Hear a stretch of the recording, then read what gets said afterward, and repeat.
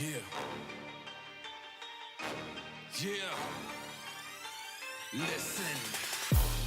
They got me cornered, I'm feeling trapped. Where can I go when I'm feeling like that? To the left or to the right, man?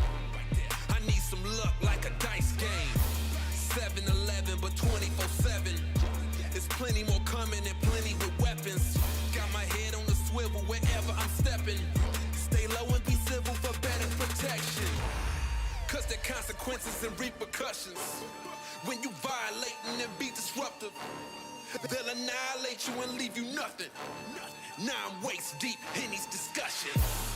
I'm waist deep, gotta get out. I'm waist deep, gotta get out. What I get myself in now? I'm waist deep, gotta get out. Man, I gotta keep moving. It's up to me, I gotta do it. Man, I gotta keep moving. It's up to me, I gotta do it. I thought I was making progress. Thought it was all part of the process. I was wrong, baby, that's nonsense.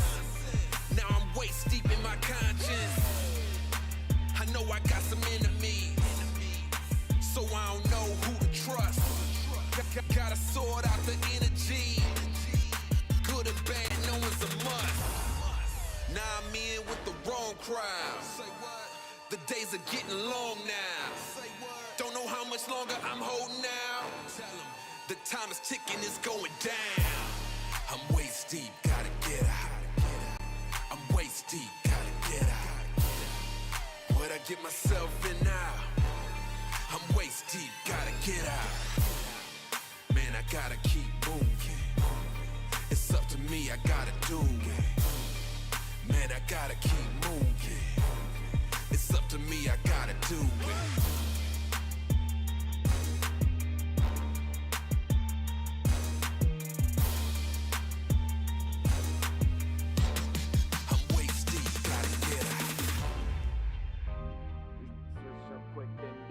Never look back. I don't take no L's, no, I don't take no. I get my chest and flip and double and style. I don't take no L's, no, I don't take no L's. These switch up quick and dip and never look back. I don't take no L's, no, I don't take no L's. Man, straight off the dub, a player ain't stopped since a player caught buzz. Haters wanna talk, so they gotta throw subs. I see them in the streets and they say it's all love, it's all love. I know better, I don't let her. I gotta get to it, I'm a go-getter. I'm a go-setter, need more feta. They just wanna talk, I'm so fed up. No L's, no losses. I'm a beast on lock with lockness. Come around me, can't be too cautious. The boy been sick, been nauseous, you know what's up. Switch up quick, then dip and never look back. I don't take no L's, no, I don't take no. Let's go. I get my chest and flip and double and style. I don't take no L's, no, I don't take no L's.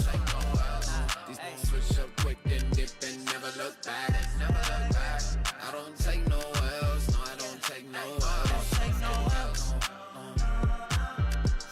Hey, don't take no L's.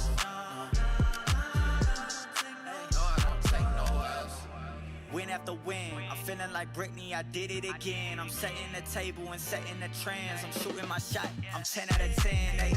They can't compete, no, I won't stop it till mission complete. Stay out the kitchen, you can't take the heat. I'm taking the dub, you taking the feet. Hey, it's no L's in a vocab. The white flag, no, I can never throw that. 2012, I wanted it all so bad. Now all I do is win, better know that. Yeah. Switch up quick, then dip and never look back. I don't take no L's, no, I don't take no. Let's go. I get my chest and flip and double and style. I don't take no L's, no, I don't take no L's.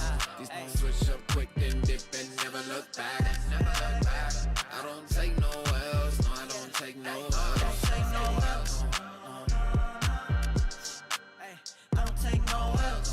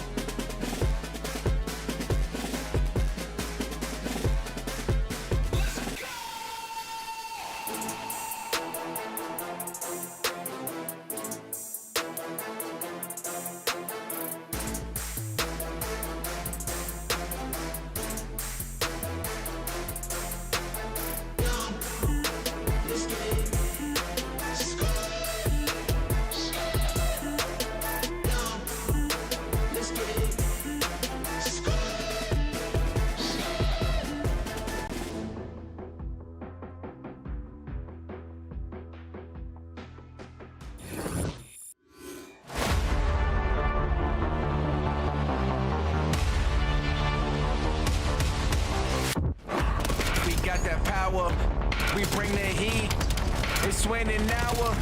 It's no retreat. It's time for beast mode. Our energy is on the leash. We in the red zone. We stand alone. We undefeated. Like, he just had a 3.0. We're undefeated. We stand alone. We undefeated. We undefeated. We stand alone. We're undefeated. We go for battle. We got no time for peace. Got them living in our shadows. Gotta give it all for the team. It's time for beast mode. Our energy is on the leash. We in the red zone. We stand alone. We undefeated. Oh my God, he just got it. We undefeated. We stand alone. We're undefeated. We're undefeated. We stand alone. We undefeated. We undefeated. We stand alone. We're undefeated.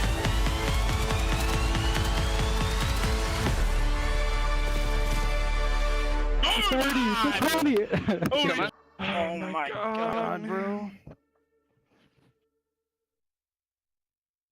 Watch out, watch out. In 10.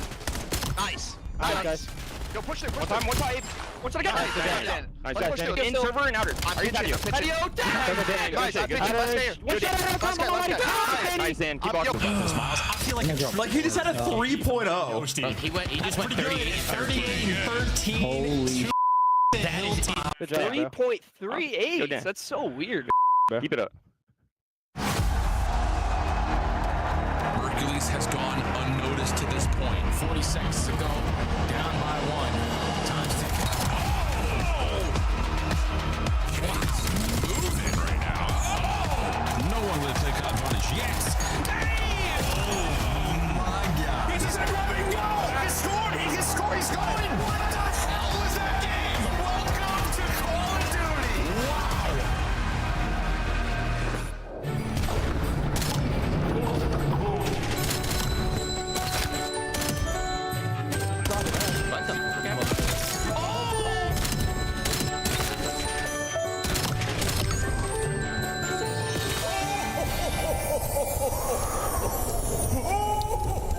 Hello, one and all. Come fireside as we set the mood in this studio for the holidays. Welcome back.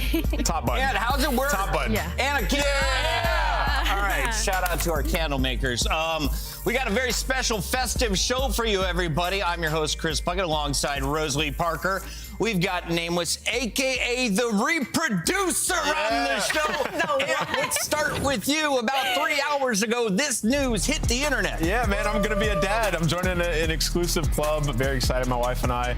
We've just been through the moon and appreciate all the kind words. And obviously love everybody in production. Thank you guys for putting this up. Awesome. Yeah, and of course, the community reacting, Allie, everybody weighing in. We've got some big names on here from, of course, Courage. We've got some Corey Dunn, one of our great producers and directors. JP, Attach, Z-Laner, Zuma, Methods, everyone weighing in, and people from all over the globe. Yeah, it's nice to feel love. Appreciate everybody. Thank you, man. And of course, Allie, we went shopping this morning. We had a little bit of free time to get some ugly sweaters, and we found the baby's first gift. So take that one home with you. Oh, this is adorable. Cute. And I know the baby doesn't come till May, so we removed most of the stitches in the hat. There's only like 4 left. You can just peel it off afterwards. Awesome. For now, we're setting the mood. He gets to hang out with you throughout My wife's the show. watching right now, too, so she's going to be hyped. We'll keep this right here the rest of the show. Allie, what do we think of Boy or Girl? Ooh, I was actually talking to our makeup artist about this. We were thinking girl. We were like, Ant would be a pretty sick I have a feeling it's going to be a girl. We'll figure out soon. While we we're don't know doing yet. the predictions, Ant, are we thinking Vegas or Toronto? I'm thinking Vegas. I loved how they looked in Search and Destroy, so we'll get into that a bit later on, but we got some good matchups today. Absolutely. We'll be diving into the whole schedule, but first, let's go through our favorite This is list. awesome. Who's on the nice list? Who's on the naughty list? Allie, I mean, is Dan Ghosty at the very top of the nicest of the nice list? He might. He's getting really close up there. He's definitely one of those ornaments you got to get on the ladder to put at the top of the tree. But for Dan, I think this was a really big statement game for him, too. It's been a while since I feel like we've just sung the praises of just Ghost being able to pop off like this. Good for him getting revenge on his old team. And you've had some questionable teammates in the past. Some you found success with, other times it blows up in your face. What are the vibes like there in the top left corner of your screen? Oh, the vibes are all-time low if you're LA Thieves. Coming into the year thinking you have the super team, you obviously dropped Envoy and Ghosty, and to lose not only to the guys that you dropped, for the guys that you picked up to not play well, in Kenny, and then to get beat like that has to be awful. But we'll get back to that soon. Moving on to the next nice list. Overload's been incredible. Yeah, I never want to see control again. If you're working at a studio right now in the state of California, please take notice of what we have on our hands right now. This may be the most exciting of the 3 game modes we're watching. Yeah, this has been electric to watch. 100%. I mean, I'm looking forward to game 3s. It's been, the OTs have been sensational, the misdirection, the crazy plays that you can make. Like, everybody doesn't have to play it the same way, which is why I love Overload. It's a unique game mode. It's been fun. Community's been loving it as well. When it comes to the naughty list, Gravity may be the Grinch, Allie. Listen, the great of Clayster, his legacy lives on, as Den has been one of those maps where people just can't keep their feet on the ground, dude. And I think my favorite one was yesterday when we saw Abe trying to cross over. It felt like he thought he had a double jump, like we were in Black Ops 4 era. I don't know what was going on, but he was not happy about that fall. Sometimes it just happens. Even our pros are susceptible 100%. To the plunder off the map. You can see these guys sometimes just trying to hit some crack movement, like that. And you're just not cracked. He got so mad, too. It's going to be okay. You're not on the naughty list forever. This guy's on every nice list possible, but maybe at the top of the search and destroy nicest players list. Might be the top of the tree. This might be the top star, because Mercules, I mean, you might get sick of us talking about how nice he is, but this guy is 1v2s galore, saving them in search and destroy, not letting any of these series get a little too mixy. We have to continue singing his praises during these holidays. Yeah, I mean, you got to remember, he's also still developing. Like, he's not even in final form yet, and to me, so far, he's been the best search and destroy player we've had through 2 weeks of Black Ops 7. So many clutches, impact rounds. Like, Mercules is that guy. Let's take a look here at a list of our own. It's our standings, and you'll see a surprise number 3 is Boston Breach. That's a surprise for everyone except for Rosalie. You saw Snoopy and crew walking away with their most recent W. Allie, do they get another one today? Ooh, it'll be a tough one. I think it's going to be one of my favorite matches on the day. I think this is going to be a true test for Boston because they're looking like they want to maybe contend for some of these top teams. So going up against Riyadh will be a really good test for them. Well, we know they handled the pressure well, coming off a reverse sweep over G2. Here's what Snoopy had to say about the win. No, yeah, I mean, we're vibing. Obviously, first reverse sweep of the season. So just amazing to be able to, bring it back. Yeah, I mean, I think Byron brings a lot to the team, to be honest. Just like every day in practice, he's 100%. He's like helping us a lot too. Obviously, he has a lot of experience. He was placing really good last year. So just having him on the team is kind of like pretty trying to like level us up, staying consistent, like he said. Yeah. And I feel like, he just brings a lot of experience and, he's a good teammate as well. So absolutely, man. Well, Snoopy, when it comes Allie, who on Boston do you have most faith in as the lone Boston chooser when it comes to predictions? I have to say Nasty. I mean, I feel like that one's like a really easy answer. But for the side of Boston Breach, I'm impressed by everybody, to be honest. I feel like everyone had their moments in this series. I feel like Snoopy battling back in it, and he's always a good interview, too, just kind of knowing where he's at himself in the game and what he needs to work on. And the fact that they were able to complete the first reverse sweep of the year as well, it just makes me put a lot of faith into this team moving forward. Yeah, I had to kind of reassess my thought on this roster. You coming in and have them super high on my tier list. And I watched them a couple matches and started to think a bit. Their floor is what they did last year. Yeah. And you look at it, right? Like a top 16 kind of got hard stopped in that area, like couldn't make a deep Sunday run. Well, you go and you get Nasty, who's now like the veteran voice on the team. And you're down 0-2 in a series. You can rally back and reverse sweep a team like G2. It just speaks volumes to what you're building and what you're hoping for with this team. So this Breach roster, they're in a great spot to kick things off. We'll talk more about that matchup when they face off against Riyadh Falcons in our match opener. But match number 2 is a good one, especially if you're a fan of the SMGs. Joe Deceives has been a ferocious force up there for Toronto. Koi on the other side, he's playing against Simp. So let's take a look here at the numbers. Who's had a better start to the season? Toronto 2-0, while FaZe is sitting at 1-1. I was about to say it's tough because we haven't seen enough of FaZe. I feel like I'm really hungry to see more of their series, but Simp was kind of having to 1v4 in their series when they went up against the LA in the first one, So, I don't know. You can go either way. I'll give you an answer. I'll go Simp. I think in that first series, they lost 3-0, but he was taking over. And then in that next series, absolutely sensational. I mean, they take down Genomates, which now looks like an incredible win, right, after what Genomates did to Thieves, right? And I agree. Thinking about this FaZe Vegas team, they look like the best search team in the game. And that is what I'm looking at in this specific matchup. Both these teams, you would imagine their backbone, just based off roster construction, is going to be search and destroy. And for FaZe Vegas, they dominate Genomates in that department. 100%. And then on the flip side, for Koi, I feel like maybe people didn't have them as high as they should have, especially with the way that Joe has been playing. He was unreal. He was literally that guy. He was just defending this like he was a star goalie. I don't watch a lot of sports, but I know what ball is like. So for Joe, I think for him to have this hot of a start in this game is going to be great for Toronto Koi to contend for champions. And also, I don't think we're going on a limb. We're saying he looks like the best overload player right now. I mean, and Koi looked like the best overload team. I mean, through 2 matches, they have obliterated both the teams that they've played in that game mode. So Toronto Koi and FaZe Vegas got a game mode to fall back on. That will be the final match of the night. Let's take a look at all 3 on the docket today. Allie, you know the question. How many of them do we get? I think number 1, we're going to go game 5. I think the middle series gets a little weird, maybe 4, and then definitely another game 5 to close it out. Yeah, I'm ready for a long one. If not, we're going home. Some beautiful snow here in Columbus, Ohio. Happy holidays, everybody. Share the cheer as we head to break. We'll be back with more here on the CDL.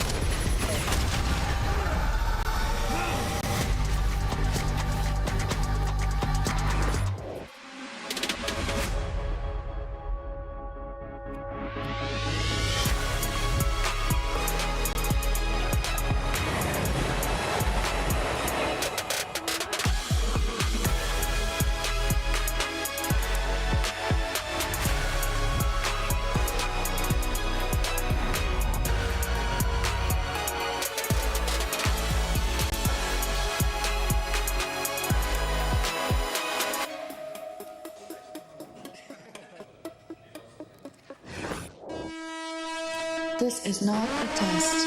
This is your emergency broadcast system announcing the Boston breach sanctioned by the CDL. All weapons have been authorized for use during the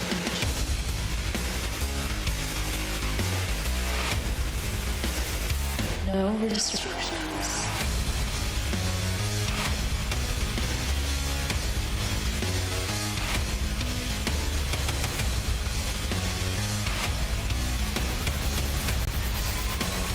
This is breach, not a test.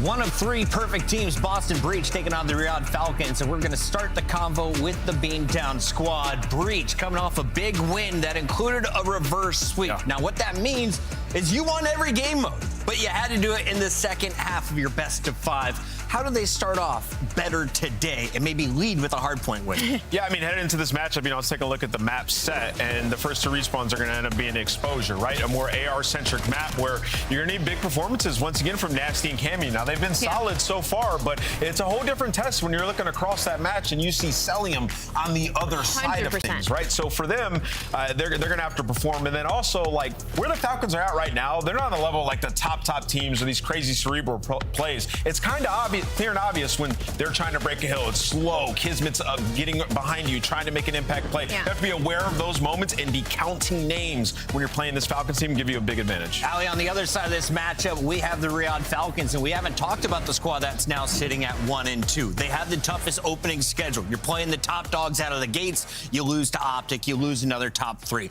Now you're playing against a team in your caliber. How do they match up against Boston today? I think they match up great against Boston. I mean, we obviously can't forget the people on Riyadh Falcons there's world champions on there, and I'm looking at Pred to kind of cause some issues because Snoopy's been having some slow starts for it. So if you're on the side of Riyadh Falcons, you're hoping Pred and Kismet get hot very early to already put Boston Breach on the back foot, right? And if with the way Exnid was performing last week and how we know Celium can perform, I mean, this is the makings of an incredibly solid team. Our top teams have had the good ARs, and Celium and Exnid, they showed us that they were great last week. Celium with a 1.55 versus Carolina. Now with Carolina, we can say that, and that's why I think this matchup is so important for them to kind of make a statement for where they stand in the league. Yeah, you want to be even going into the break, right? Coming into the other side, and looking at this specific matchup, they got to get going early because when they have the 3 subs out, they're sensational. And when we get to map 4, Colossus should be an advantage if you're the Riyadh Falcons. So anywhere you can draw blood early is going to be massive. Celium embarrassed the Carolina Royal Ravens. Today, he takes on the Boston Breach, and he'll be playing Exposure, Scar, Exposure. If we get to a game 4, it'll be Colossus Hardpoint with another dose of exposure for game number 5. And why is our least favorite map played so often in this series? Well, listen, I would say Exposure, it can just be super punishing. I think P3, probably the least favorite hill in the game right now. So whoever can manage P3 to P4 better is going to have opportunities. It can be frustrating, but you got to handle it. We got 30 seconds to game. Let's start here with the prediction queen. She is currently sitting at 14-1 out of 15 predictions. It's the final day before the holiday. Hit me with it, Al. I'm going to go with Boston Breach. I think Riyadh's just a little too shaky for me right now, and I really liked what I saw from them. Yeah, 2 of my losses on there are because I keep picking against Boston, and that ain't going to change today. They dropped Giga, so I got to pick the Riyadh Falcons. I got them taking this one. Supporting Mind you, he literally said that it was an upgrade. I'm going Boston Breach. I mean, it was an upgrade. And, of course, the fans, do they ride with Ali? They do. Boston 3-way. We've got Nameless with the Falcons. He's going big budget on the mic. Trust we got 2 big bosses. Study, what do you think about this guy joining the Papa gang? Let's go.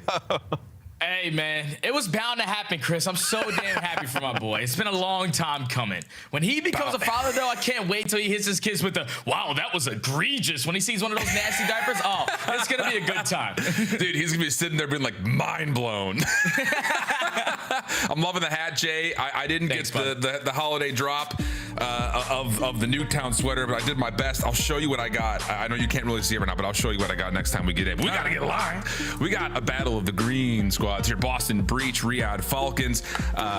This is one of those, again, like we saw Boston on Friday versus a very resilient, gritty G2 team. The reverse sweep was impressive. I would say for me, this is kind of like if Boston wants to hold on to the same favor that they built at the end of last year, they got to come out and take care of business right now. This Riyadh team is growing. They're progressing, but I still think a lot of us have them at the bottom half, at least, of the league right now. Yeah, because what? They both have wins versus one of the teams that we don't really hold to a high standard right now in the Ravens.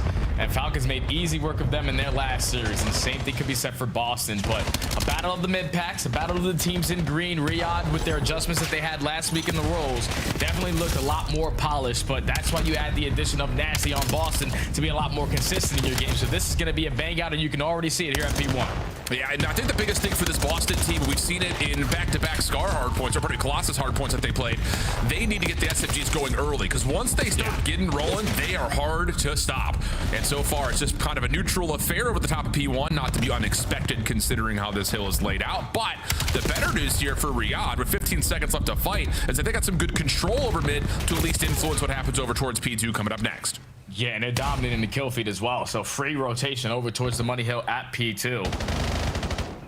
And in this game, if you allow them to chain early hard points together, the second half is so much more difficult because you have trophy systems in your setup now. But already off to a perfect start is going to be the Falcons. Extend on 3 in a row. Just something about this Falcons lineup. When they're either running 3 subs or 3 ARs, they can slay with the best of them, and they're showing it now. Yeah, that 3 AR setup has looked like some Christmas magic, to be sure. But here comes the break attempt now for Boston, as Cammy and Nasty will open things up. Snoopy to foul, and the SMGs can get onto the hard point. Beyond that, Purge will actually find Exit to create a little bit of space in front of this. So good bounce back here for Boston. Still 30 seconds to fight. Riyadh looking for a setup to try to find some sort of a break, and Purge will be the first one to drop. Now calling the attention back over to Solar. Yeah, that was just a big kill to find exited when they did, because they instantly flipped those spawns. Now Boston have an opportunity to chain the ending of this P2 to that P3, and you heard Nameless touch on it. It's the most difficult hill to try to find a break on, because you can't do it if your attacks aren't hitting because of all the head glitches that you have here. But Boston now are not going to have the lead at this end of this P2, but you're going to force Falcons now to try to find a very difficult break on a very difficult hill. Yeah, and you can see the setup right now for Boston, mostly focused on what's coming through the middle of the map. Purge unsure of where the rotation on the exit from old is coming through, but Cammy's got an idea. Finessed out by Cell, and that's going to be an opportunity for Kismet to possibly pinch this from the front. Nasty will drop. Opportunity here for Riyadh to jump into the hard point and really supplant them, but Snoopy comes forward, delivers some coal at point blank range, but Celium will respond, Exit to follow up, and Falcons will have a chance to continue to reinforce faster. Yeah, you just got to get on in. That's why you got to sell him on the lineup. 6 in a row, picking up guns, trying to find kill number 3. But even with Boston being outnumbered in this situation, they are making this P3 very, very scrappy. There's only 20 seconds remaining here. They win the gunfights to walk away with the potential junk time, and with even look like a great break from Falcons to give themselves a comfortable lead to win the rotation over towards New. No, Boston right through the front run. They'll take that away from them. So now you've got about a 20-point game rotating over to our next money hill, and we've seen a lot since this hard point has changed in the last 2 weeks. This hard point become extremely vital towards either blowing the game out of proportions or keeping it tight, depending on what stage of the game that we're in. Kismet fighting for spawns. Good opener on the first. Doesn't know where Nasty's at. That's enough to likely block the spawns a little while longer. Xnid's looking for the shutdown and will eventually be able to confirm it right as the Falcons are off the respawn. Now Falcons only down by 20, have everything cleared out towards the backside, not going to allow anyone to slip behind enemy lines, but the pressure is going to be right through the middle of the map. Boston losing the trades fights for now from up top is going to be Purge. It falls to the hands of Xnid. So you were looking for a response here for the Falcons to keep themselves in the mix, and it might be a perfect feed for to give them a nice little lead and potentially some streaks going forward. And I will say, just kind of watching this Falcons team from day one to where we are now, they're playing off each other so much better than we saw from just 2 weeks ago. I mean, the first looks at this Falcons roster, it looked like it was just 4 players queuing up for raid play. Now they're starting to really play off each other and work some of these timings together. That told, though, on the rotation to New, Boston will shut down the middle of the map and get them in for some needed time to get us back to a level game. Yeah, that's a quick break there from Boston. You fly out, you win your trade fights, and now you're dominating that mid-map control. Falcons need to find their way on in. You're looking for the opening kill, but you can't find anything. Snoopy's just going back and forth between mid-map, between long alley, and just gunning them to shreds. 3 dead in the feed. Boston still whole. Moment of pause here as the Falcons are trying to set up this 2-2 pinch. Boston have read this pretty nicely. Deal with the first 2 kills cleanly. Nasty turning with the pistol, not able to find Celium, but enough damage to allow Cammy to get the trade. And Boston will establish full control with scrap time now to fight for. Pred gives it a look, gets blasted away, and will go back over to P1. Looking at about a 40-point game here in favor of Boston, but I will say, I think this is kind of evaluating that first set of hills, Jay. Pretty 50-50 battle to this point. No, definitely a 50-50 battle, especially when you're going 50-50 at the money hill at P3. Both teams are not willing enough to give up any time there, but now trophy systems come into play on this second half. Boston have a 40-point lead. They're lighting up the kill feed again, just dominating that mid-map pressure. Now you're forcing Falcons to work that OE. Boston are running up the score. Let's go to a listening with this squad in green. I belong. Yo, he's going all long box. Not weak. I give it up though. He's behind the barrels of time. Play kills. Long, absolute long. I'm going left. I'm coming left with you. Yeah, you could be our top window maybe. One shot, bro. This guy could be like one shot. He's on time. One shot. Nice, came out. You're behind you. Yeah, heard. Exit long, bro. Yeah, yes, Kismet's going to do, I'm pretty sure. One shot top solar. Yeah, 100, bro. He should be behind you. Your side, behind you. I got time for Biko. When Cam Spawn's come up, I'm on top. I'll go the pinch. Looking at my Biko. Absolute extra pinching, guys. Extra dead. 1B to right. 1B to their side. I got Biko. I give it the pinch. They're not going to be dead. I'm absolute. One more in there. Now we got left corner. He's in the left corner. Okay, heard. I got left corner. Yeah. Exit shot. One shot there, side. You find the tag, boys. Top solar, Fred. Top solar, one shot, Fred. I got native. One shot top. Nice stretch right here for Boston coming off P1 over towards the second hill. 20 seconds to fight for it though, and Riyadh will find finally a break attempt to try to get some of this much needed time right before the game gets out of hand, especially considering where we're going next. Yeah, they were just head bashing their way over towards P2. It didn't work out for the first 40 seconds, but at least for the final 20, they're going to walk away with it. Now it's a battle off the rotation. You have Boston surrounded in towards P3. You need attack. You need a stun or a nade to potentially find an opening. While you have Celium working on this pinch through the front window. There goes Nexted with the start. Looking solid for Snoopy to at least battle back. Falcons trying to chase corner this Boston attack, but not quite able to fully find every single member. Nasty looking for the 1v1. Tough battle from this position, but his teammates are spawning close. We can keep finessing, keep getting the breach involved. Exit from the top window, still able to contest. Back and forth it goes. Just one by one, they come through the windows until finally the Falcons are able to get back in again. Now Pred just needs to stall time for his teammates to get into the play. Now everyone from Falcons are rallied up in towards P3. They're looking to secure this final 25 seconds and chain it over towards P4 and keep Boston trapped towards the back. Cammy's able to find one. Nasty with the trade. Pred still alive here and swinging with the SMG. Almost makes it 4 in a row. But you're absolutely take this if you are Falcons. You can fight this final 10 seconds. We got the rotation in them. Yeah, next they're just going to play a bit of a ratty corner to stall out this Boston breach rotation. Hardpoint opens. Pred in the back locking things down. Exnid trying to delay the attack from the front, but gets found quickly. So now you've got Riyadh on the back foot.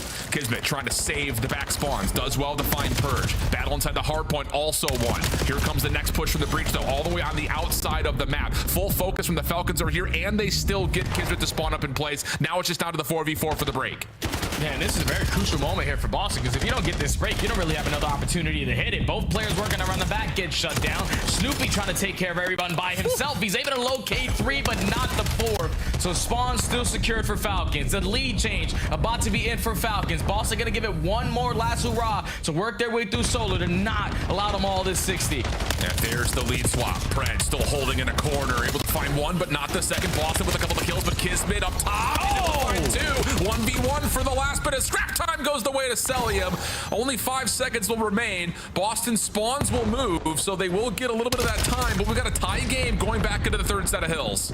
And Falcons are fully set up. You already had Pred creating an extra layer through top ring. He's able to get one, give all the information to his teammate where the pressure is coming from, but Boston are not even worried about it. They're taking mid-map away. They fly their way off the wall runs, get a clean 4 dead for a clean break. You're forcing the Hellstorm now out of Kismet.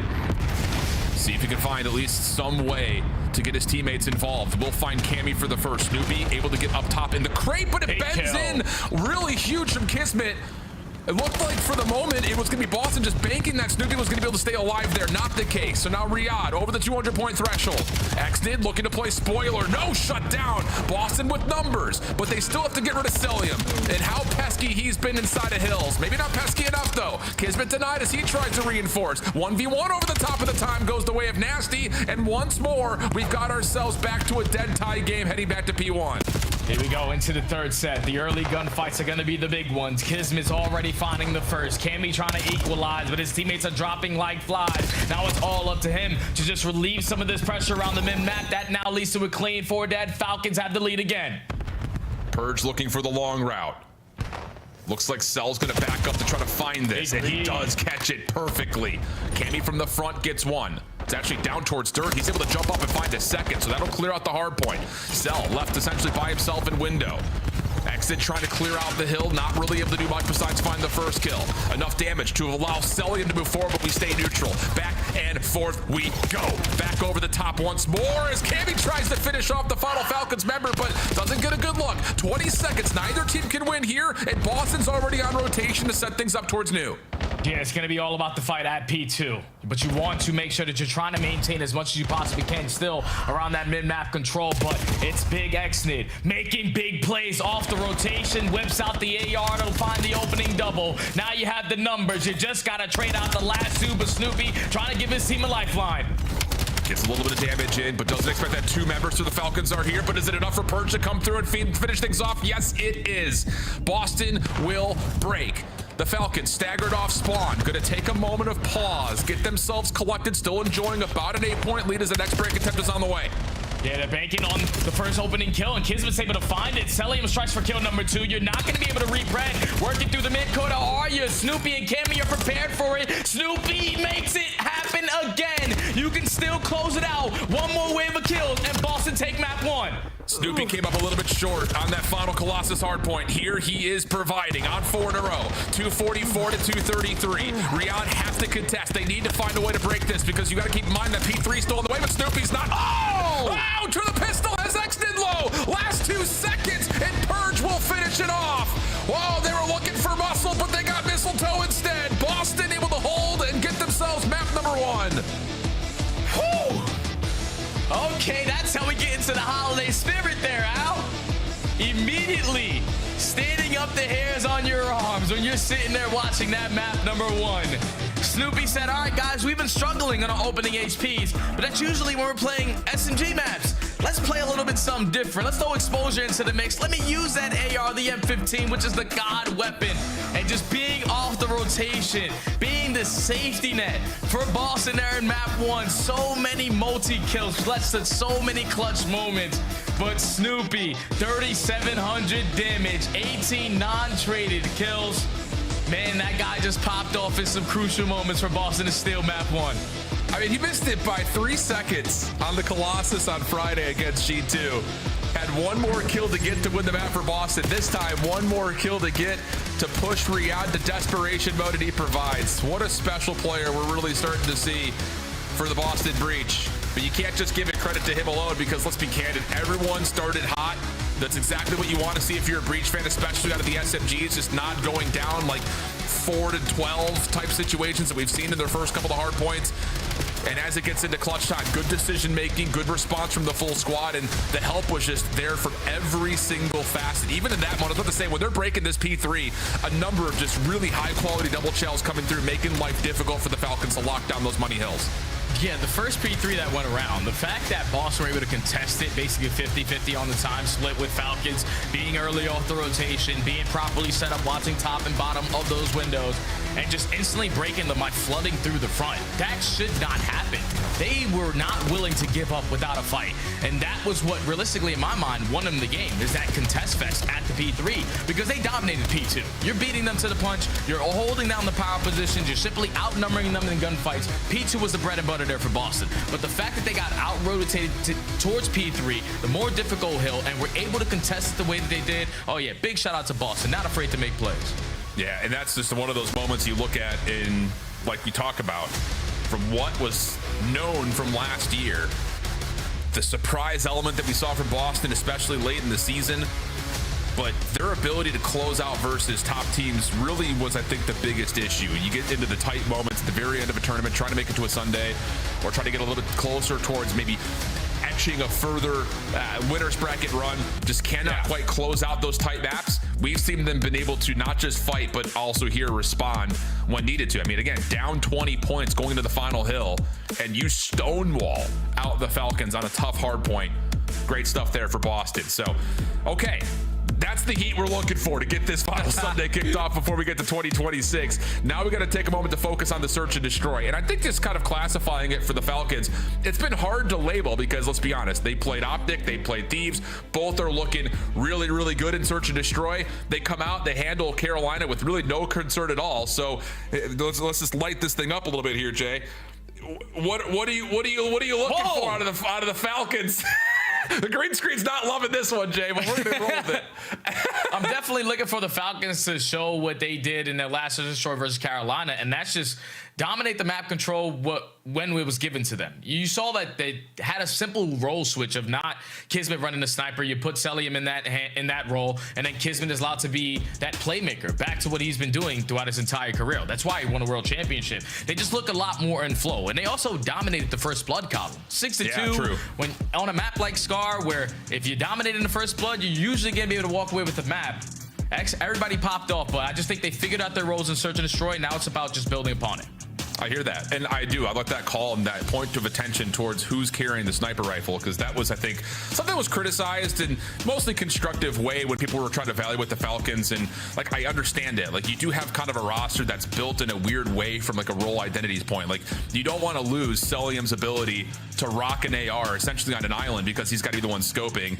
But at the same time, you also don't want to sacrifice a player who can get involved like Kismet because now he's playing back with the scope. Like, it is like a weird duality to try to figure out like which is, you know, 6 of one, half a dozen other, which would you like more.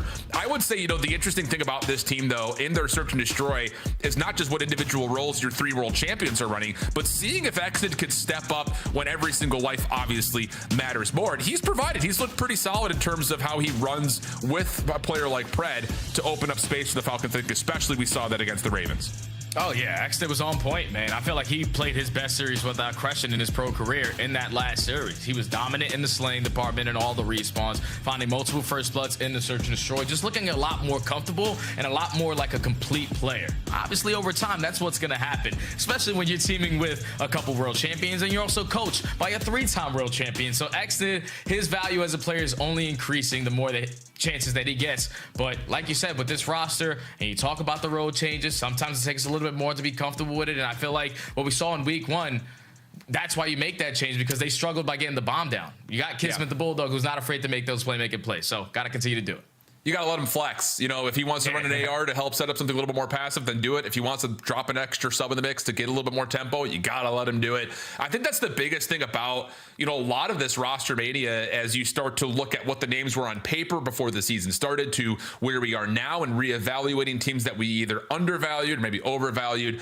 It often comes down to, are you letting players run the role they're most identified with? And, you know, I think I kind of look at a player, this is going to sound like it's way out of left field, but a player like Lunars, for instance, like has a great series yesterday. And I know he comes under a lot of critique and a lot of fire from his lack of performance last year, but I always felt that he never was allowed to play the role that he established himself as a player in challengers. And it seemed like that was happening again until yesterday a touch. So I think there are moments of that. You look to a team and say, this team on paper is either going to be great or maybe not so great. It just comes down to, are we actually seeing the roles out of the players when we're looking at them on paper? Because for a lot of these recently built teams, it seems like they've been a little bit more amiss than what our expectations were.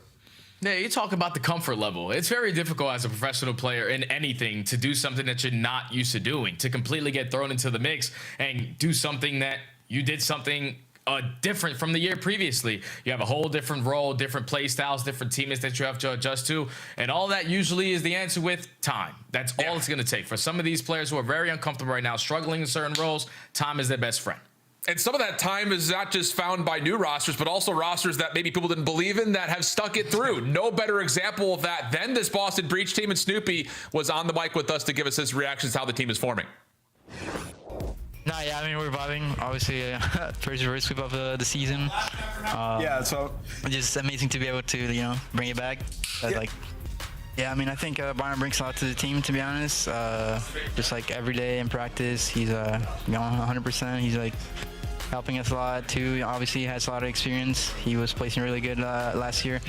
So just having him on the team is kind of like pretty, trying to like level us up, you know, staying consistent, like he said. Yeah. And I feel like, yeah, he just brings a lot of experience, and, you know, he's a good teammate as well. So absolutely, man. Well, Snoopy, when it comes. Well, Snoopy, I think, again, for those that have been following the Challenger space, kind of pops up a couple of years ago and has one of the more electric POVs.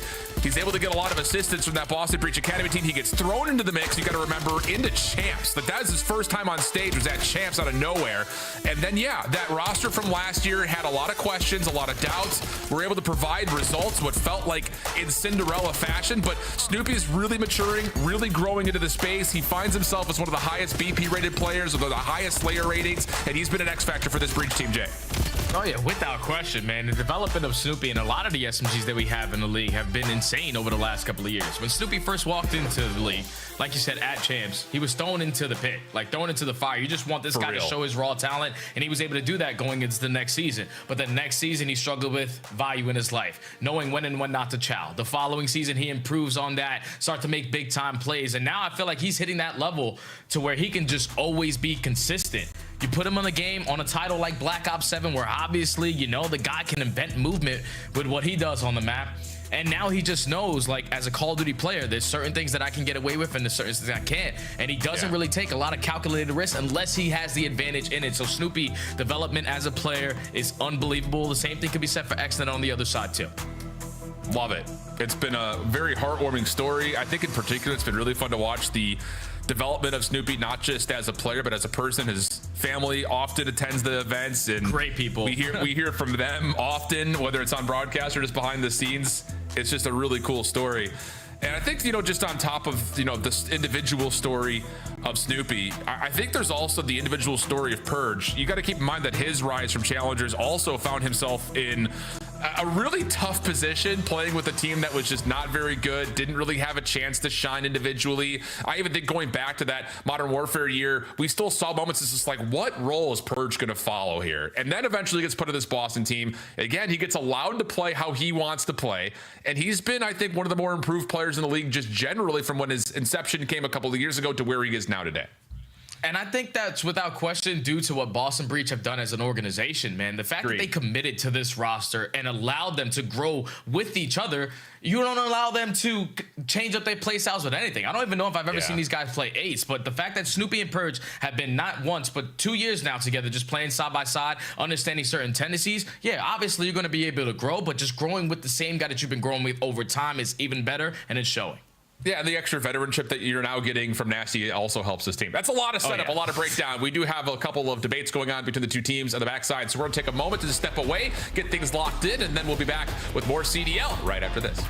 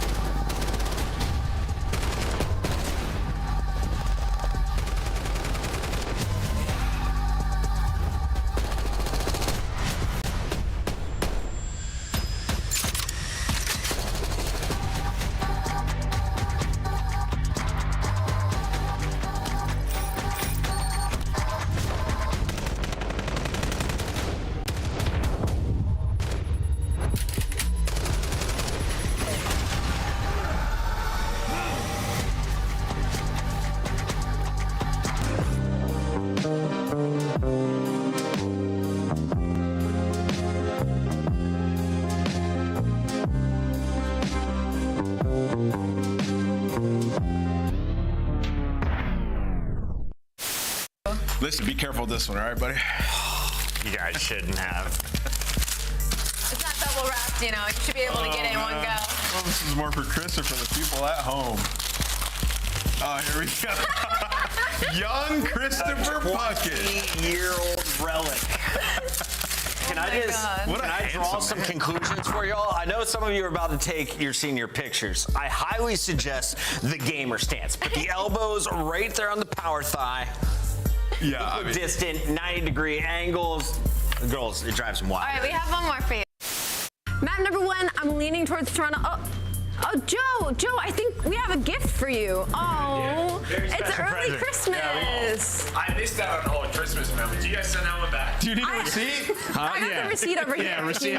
What's the return policy on this thing? I think 24 hours. Do I have to open this? Yeah, you have to open it first. I do? Okay. Hello.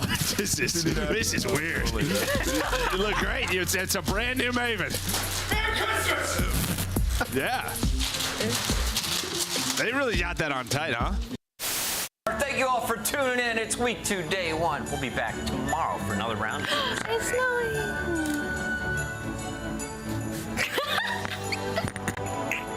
It's vibey in here, man. I'm down it.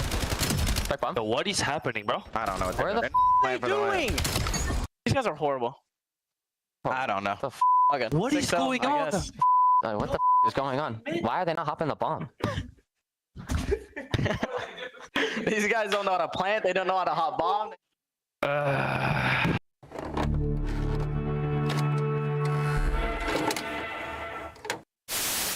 We get it? Yeah. GG! Boom, let's go. I want to say that I was not trying to curse us. I did not. I thought it was 250 kills. So when we were up 70 kills, I was like, there's no way we can lose. Yeah. Now it makes Space fans, there's a hype squad in the front row. They make it to nearly every single event. That poor guy that hit the deck today outside the venue, is he here? Saw that. That was tough. Hey! Wise. That poor guy ate concrete for breakfast. Tough one. Second tick is done. Abizi is cheesing. Abizi is cheesing. That is filth. Series isn't over yet. FaZe now a chance to smile. One tractor for sure, okay? Oh, one shot. Heard you. I'm up dead. Nice, good job. I'm up dead. I'm bomb, one shot. One bang. Nice. One square. Drop on bomb. Give me a sec. One shot dead. Nice. Last guy broken. Branding. I'm gonna hop. He's still broken. Broken weak on you guys. Nice. Good shot. Is everyone happy? They're mindful. They're mindful. Go A. Yo, next time go A, guys. Yeah, they're gonna get whopping dead. Yeah, nah, this is insane. You're better, bro. You're so much fucking better. You're good. You're good, bro. You're good.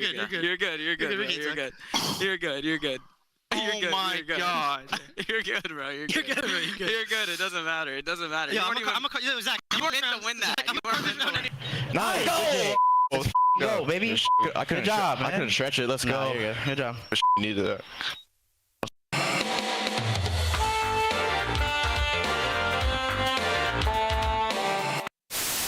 Man, Wixel, so just gonna have to slide in with ARs. Nice little deep shoulder coming through. Oh! Wow! No way! He gets the one through the drop, and then all In the corner.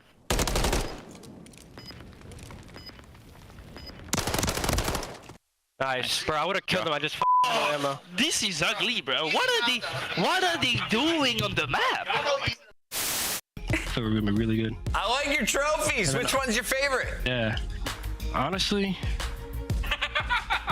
I don't know. This one seems like insane. Look at this one too. Like this is crazy. Like the golden nut, baby. The diamond nut. Excuse me. You know what I'm saying? How could I not be like? How could I not feel like I'm not gonna lose? You know what I'm saying? Like, come on. Yeah, and that's what I was gonna ask you. Is like, Sib, you're coming into a winning culture. These guys won champs. We obviously. Oh my God. Go, Go. Oh my God. Oh my God.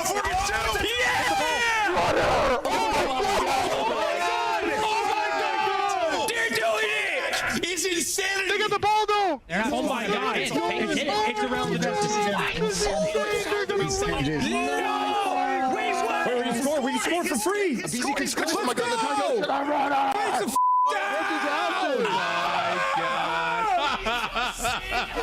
what just happened? Wait, what? Why did BZ just do that? Dude. Call of Duty. Overload's the greatest mode in Call of Duty history. Overload's the greatest game mode in Call of Duty history. Sick ladder grab. What did they do? Nice pick. Pickle's like close to on you somewhere. He's on the door. Pickle's gonna be close. Yep. Alright. Oh my God! Come on. Good game. You like that? That Dante takeover.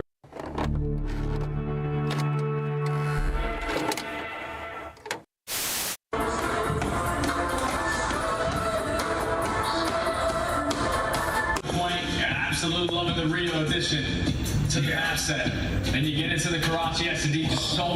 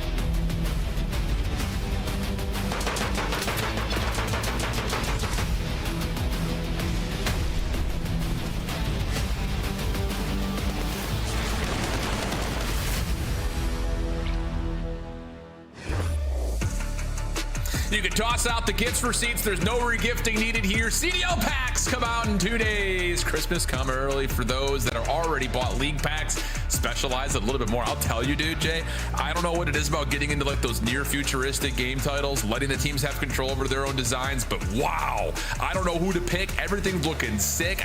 Do you have a tier list on the team packs? Who do you like? Nah, I don't got a tier list, man. When I was expecting the team packs to come out, this is why I didn't commit on doing the camo grind this year, because I know every single one of those camos are gonna be heat. So I dotted it out, and I can't wait to get my hands on every single one of them. Hear that, my friend? Yeah, those are all dope, man. And just giving the keys to the teams themselves. Yes, sir. Here for that. Speaking of things we're here for, how about a little Search and Destroy? We're back into the action after everything is all stabilized and ready to go for Scar on the Search and Destroy. It's going to be the team in Boston, heading things open for the opening attack. And Falcons, we've seen this kind of out of the Ravens, where they like to try to stack their defense over towards plane and then have the opportunity to play for an early flank. But for Boston, it's eyes towards A early, and Kismet's nade going to give some information for the setup that Purge will drop at mid. Yeah, it's a big nade there. Find that first look onto Pred. You saw Boston's approach here, which just spread the map out. Slow and steady wins the race. See what is going to be thrown at us, but nades get thrown at you for first blood, and now it's Nasty left in a 1v3. Every player from Falcons rallying over towards plane. They're not going to give him a chance at this one out. Nah, no chance. And this feels like, again, another in a long line of Nasty 1v3 moments. I feel like every time we're on board with Nasty, he's looking at a 1v3. Just catches a little bit of time. Got to get it clean. Takes us down to a 1v2. Time is going to be a bit of an opponent here, though, for him, as he still needs to collect the bomb and plant. And will work his way back across mid, collects the bomb. Exton not aware of this at the moment, but should be in a position to check the bomb here right before we get to around 5 seconds. Think that they have him trapped now? They think they have him trapped. They say no chance. Stop 5 seconds, all you got to do is plant it. He should be able to potentially get this down and get out. No, just barely. Yeah, you're absolutely right. I don't know how Exton doesn't either hear or see Nasty on that rewrap back through shops, but gave himself a hell of a chance. Crazy thing is, Al, like, once he spots out that first kill, if he just plants it on the backside, you stand a better chance. It's just, that's the unreadable setup. You saw Exton standing in the middle of nowhere outside of the yellow building. You have no idea where Celia could potentially be just based off what Exton was doing. So you just plant the bomb, hope to get out, but thankfully Celium was in the vicinity. Falcons off the first blood with the nade, secure the first round. Okay. Let's see what we get. The playbook, we tipped it pretty heavily for Riyadh when they were playing their last search. Granted, that was right here on Scar, so it's easy for us to compare and contrast from one day to another. Kismet just going to throw shoulders, looking for any intel over towards A. Pred very passively watching mid, and Celium will begin watching for any early players on this long play backside through plane. And as they commit, Purge is going to take some very valuable space away. Yeah, they're not going to be aware for Purge unless Celium is able to get the info and get the kill. If you were Purge there, you throw that shoulder, you're obviously able to trap them on that side of the map, but you have to value your life. Now you give an exit to the Falcons. You force your teammates now to make sure that the bomb plant doesn't go down at A. But Falcons can keep your head on a swivel now. They can go anywhere. Yeah, and they should know Nasty's playing up top at Broken. So you have to be a little bit cautious trying to rewrap this back through B. But look at the space that Kismet's already been able to take away. Now it's on to Nasty. Can he hit the shot? This is the first. Aware that he's under threat. Sees the toes of one, but can't do anything about it. Celium shuts him down, and the bomb gets planted. Oh, and the guy's already out of dodge. Snoopy's like, where the hell did the bomb carrier just go? But thankfully, he walks right into my lap. Cammy trying to make up for it. Big one-on-one gunfight. He is going to fall. Now Snoopy left in a 1v3. Easy read there from Pred to catch him off the rotation. And Falcons now are just picking them apart. You cannot allow that to happen there if you're Purge. He had somewhat of a play like that last week versus Minnesota, at least in his last game. But it's just when you take that space, you have to force them to work a lot harder to take you out of it. You get him for free, 2-0 quickly for Falcons. Yeah. 2 good rounds back-to-back, to be sure. Some of that, I think, just off the timing that Cell's able to catch Purge on that long wrap behind their spawn. So, cheeky ideas for Boston. Just not been able to find the success that they've designed in the play. So let's see how they go into this next offense. After those opening nades through mid is where first blood had come through. This time it stuns to lead things off. A couple of shots from Celium over the top of P1, but Purge is there to respond. Snoopy gets the read on the Kismet, and the first 2 kills go the way of Boston. Yeah, this time Boston said, all right, we're not going to allow you guys to take space away from us. We're going to be the aggressors this round. Purge strikes for the first blood. Snoopy keeps his teammate alive. 4v2. Let's get the bomb down at A. Doesn't even matter if Falcons have the info. Man up advantage. This is going to be very difficult, and Purge already finds his second.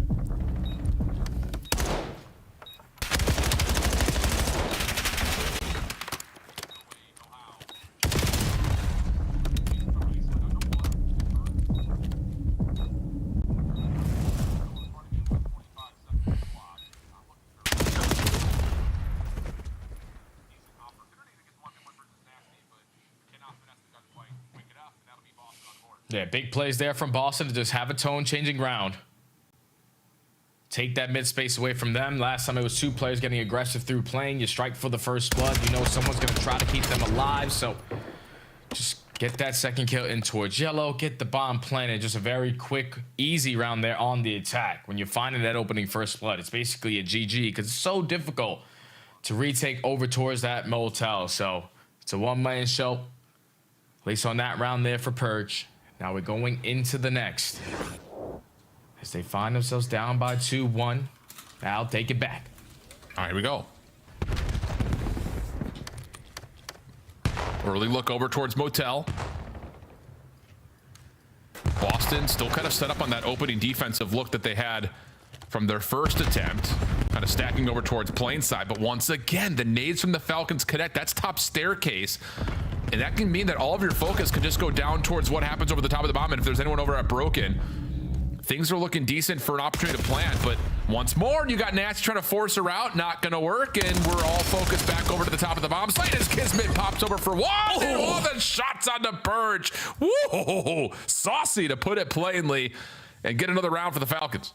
You see how difficult that is for Boston then when your first player drops to a nade, unfortunately, on the backside of Motel. You instantly have to try to contest over towards the 8 site, or someone has to make something out of nothing. And that was Nasty in that situation, trying to work his way through the middle of the map. Almost got behind enemy lines, but Celium just turns at the right time. Is able to shoot him in the back. 2v4. You know that they're going to be at the A side to try to contest you before the bomb gets down. Just another quick round based off of what Falcons are doing early into these rounds with those first bloods. That's been one of the key successes that we've seen from this Falcons team is their ability to get first bloods and still convert it. It's been really, really good, especially this weekend. Snoopy going to be under some pressure here. Cannot find the first. Kismet getting aggressive with Pred and Celium there for support. Late stuns to make sure there are no trades out of the Boston camp. Now has the bomb down in a very bad spot. And an opportunity for Riyadh to just kind of split, separate the map, and put pressure all over the place. Yeah, that's already 30 seconds gone. Pred instantly is able to find that second kill as well onto Cammy. So in a 4v2, bomb being down over towards Motel, you gotta try to work your way through the middle of the map. Looking for timing is gonna be Mr. Purge, but the wall bang's good enough. Nasty, oh, what do you know, Al? Another 1v something situation. Yeah, one of many. Gets the first 2 really cleanly. So here we go. Now down to the 1v2. 33 seconds. May get an isolation here onto Kismet. He snuck around the back. Kismet doesn't see him initially. A couple of shots up top. Nasty forced to hit the gunfight, but with nowhere to go. It's the second time, though. The Nasty's been doing his best Santa Claus impersonation. Just snuck his way down the chimney of the Falcons 7-up. Almost found himself a finesse clutch. Almost, but close to no cigar there, Al. Another round where Falcons find that first blood. Another round where Falcons keep the numbers on their side. And another round where they force Boston to be uncomfortable. They have been picking them apart in this search and destroy. It's something about Scar S&D. When they are finding those first bloods, those rounds are basically going to be automatically tallied on their end. Up 4-1. You need to be able to stop the bleeding now if you're Boston and try to throw them off guard with something. Yeah. 6 in a row for Kismet. If he gets this Hellstorm, that may just put this map out of question. A little bit of pressure established, though, as Boston stacks up the defense on the A side of the map, exchanges the opening first blood for a 3v3 early. I thought Celium would have been a lot quicker on this play. When you get the info that they're basically bombarding their way over towards A, but even if there's 3 players, one could potentially be sitting towards top green. So Still in the 3v3, 55 seconds to go. MC's able to get some information onto at least one player, but you see that bomb slowly edging its way on up. I think if Kismet gets his bomb down, he might earn himself that Hellstorm. Yeah, he'll be really close to it, if not fully earning it, as Boston's going to try for a rewrap across the entirety of the map. Is that enough score for Kismet to get it? No, not quite. So now Pred caught just behind the Boston reflank. And he hasn't seen any of it. Oh, goodness. Now Kismet coming back to the play. That's enough for the Hellstorm, plus his 7th in a row. And then, oh my goodness, the help across the middle of the map. That much better. It looked like for a moment Pred may have missed the timing on Boston pushing through, but instead everyone gets caught, try to retake the bomb site, and Kismet and Pred get the job done. Yeah, and that's just another round where even though Falcons did find the first blood and it was instantly responded, it's just like that first blood is picking them apart. The information that they're gaining early into these rounds is what's allowing them to hit those audibles. Take a look at the replay, just catching the last player as he tries to jump out of top grade. But I thought Pred was potentially going to lose him that round with all the bad COD timings that he got there. But thankfully, he got the Bulldog, not afraid to make plays. Sneaks his way up towards the B side, gets it down, and then close out the round with 2. So game point now for Falcons. And I'm pretty sure now, yeah, he's got that Hellstorm. Yep. And that should be a bit of a dagger, whether it's in this round or the next. Your choice. Might not even need it. Celium's already found first blood. I was wallbang onto Purge down the B side of the map. Oh, and Kismet in this corner should be good for 1, but Snoopy predicts it. He's the master of that corner after all. And that turns us into a 3v3 with no Hellstorm on the table here and a chance for Boston to extend the map. You're going to try to get this bomb down. Have one player next to it working on the late pitch, and Pred strikes at the right time. Has that second player one shot, and Falcons again off of the back of the first bloods do this one a little bit better than they did last go around. It was 6-2 in their previous series versus Carolina, 6-1 here versus Boston, and they tied the series up with an easy S&D. Yeah, man, I'm really impressed with the Scar Search and Destroy from Riyadh. I'd say what you will. I mean, the series versus Carolina is kind of, you know, whatever it feels like at this point. But to come out and take down Boston, a team that we've seen find some pretty significant success across the Search and Destroys to this point. I mean, the one versus G2 in the map 5, I think that was by far the one that stands out in our mind. But this is not just an individual taking over and then it turns into a wash map. This is the whole team looking really polished, really solid. 7-4 from Pred, 8-4 from Kismet, 6-2 from Cell. I mean, whatever you could possibly want out of Search and Destroy, you just got it right there from the Falcons. Oh yeah, without question. And on the opposite side for Boston, Purge, your playmaker who likes to be the aggressor, is not afraid to make plays in Search and Destroy, has 4 first Fs. He can never get comfortable. Selling was making his life a living hell over towards Broken Plain side. And that's just one that you just got to shake off. You didn't find any first bloods early into these rounds. About 10 seconds into it, you're already man down. So you just got to chalk that one up. Say, all right, they got the better of us there. Let's go on to the overload. That will be on Exposure. The 135 will continue to get us back to the sandy mix of Exposure. And of course, the biggest thing about that is Carolina. They tested this Riyadh team at Overload right here in this map just a couple of days ago, and Riyadh looked good there too. So opportunity for the Falcons to get themselves an edge, or can Boston find a little bit more of that magic that we saw that came out of the reverse sweep from earlier this weekend? We've had a barn burner, map number 1, a runaway map number 2. Don't go far, map 3 of the Exposure Overload going to grace us on the backside of this break. We'll be right back.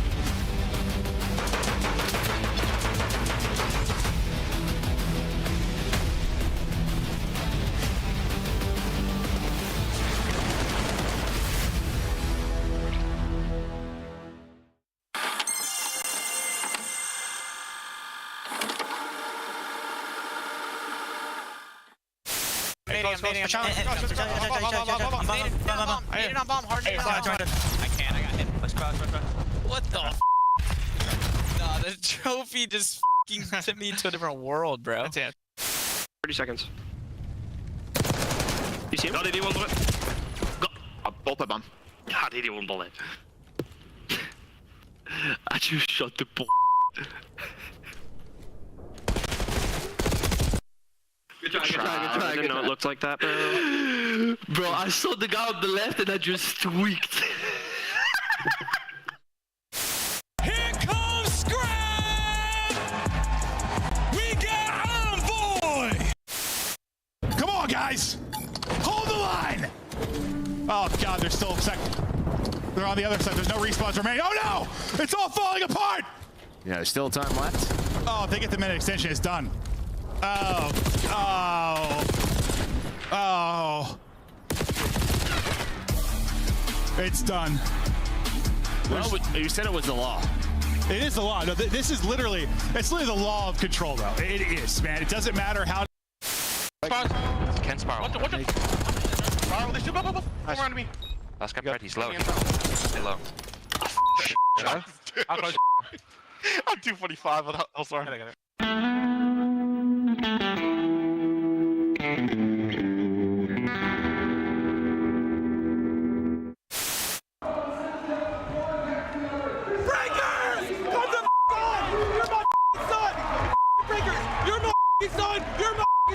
You guys suck! Get out of here! Get out of here! Watch it, I have the cross. Crossing, Joe dead. Other one, I have 65! So you have 60 for the outgo! Joe! Joe! What are you doing, Joe? That's a dog. I set up. Come on the stairs, Nice. I'm looking you. Could be outer. Outer. Nice. 3v1. Nice, Joe. Oh, nice, baby. Oh, my God. I mean, I'm trying to scam it. They won't even kill me. He comes right behind him. Oh, God. Purchase drop. Beans is the clutch god. And he's got a message. Monster Energy, the official energy drink of the CDL. Scuff, official controller of the CDL. Start the season strong with the 2026 Call of Duty League Pack. Grab yourself the CDL operator by scanning the QR code on screen or check it out in the Call of Duty store in-game now. Welcome back, everybody. Hey, you happen to find yourself in college right now, full-time student? You want to play some competitive Call of Duty? Well, why not join the biggest collegiate Call of Duty experience in the history of Call of Duty? CollegeCon 2026 coming back in the spring semester, starting mid-January. Full-time students can apply to play. $25,000 in prizing. We had over 150 schools, 13 total weeks worth of action, and you can sign up now, between now and the beginning of January, essentially. Got a couple more weeks of that. You can find more information by heading to discord.dg by /CollegeCon. You can do that. CollegeCon.com. Also a good spot for more information, or you can always just hit me up. I'm one of the people on staff there, and we can get you settled, ready to go. It's a lot of fun. Last year it was epic. I mean, really the last handful of years have been epic. We had a Game 7 Round 11 banger on land to determine the CollegeCon champion last year. You don't want to miss out on your chance to play if you find yourself in college. Jay, let's talk about this series. I was gonna gas the CCL a little bit more, bro. I was gonna say you can get an education. You can get an education by playing your favorite game and make some money doing it. Oh yeah, just do it, guys. Sign for CCL. I'm in there, dude. We got players like Fame who's been there. We got players like Ghost who's been there. Trakes has been there. Noisy's been there. I mean, the list goes on and on and on. So get yourself involved if you're looking for that extra little boost, especially for somebody who's trying to compete challengers at the same time. But let's talk Overload. Let's be honest. I think we all, like Puckett had kind of alluded towards the beginning of the show, we are all vibing with some Overload right now. We're going to get exposure between these two squads. And as we kind of framed up before the break, hey, these Falcons looked really good there when they're playing against Carolina. What were some of the things you noticed about this Falcons team that have got them cooking a little bit in this map 3? Oh, well, obviously the sling was there. Excellent whipping out that third AR at times, even sometimes a fourth. They were just able to outslay them to bits, dominate the map control, dominate time of possession, and always had that lead blocker taking space and value in his life when he needed to. that was a perfect recipe of success versus a team like Carolina, who looked like they were a little bit all over the map. You're playing a different beast now in Boston, who have some structure in their gameplay, and players on the opposite side like Purge, who love themselves some game mode. It's definitely looking for a bounce back after a struggling search and destroy. Hear that. And look, I think it's kind of, looking at this Boston team in the respawns, it's kind of the, same story, different chapter. Can the SMGs get you going early? When we've seen them play, early in the first week when they were playing up against Carolina, it was a mix fest on Den when they had last played there. But looking at what they were able to do versus G2 on Friday, the game that we had casted on Scar, I thought that they were able to establish some really good tempo, maintain good map positioning, and it gave them more just general opportunities to score. That is obviously kind of step one, it feels like right now. The next is how do you finesse that space to create better scoring chances. But for now, it seems like Boston, if they can come out, control space, they're doing a nice job of being able to find opportunities to at least attack and possibly get some early advantages. It just comes down to, can they do it consistently, I think.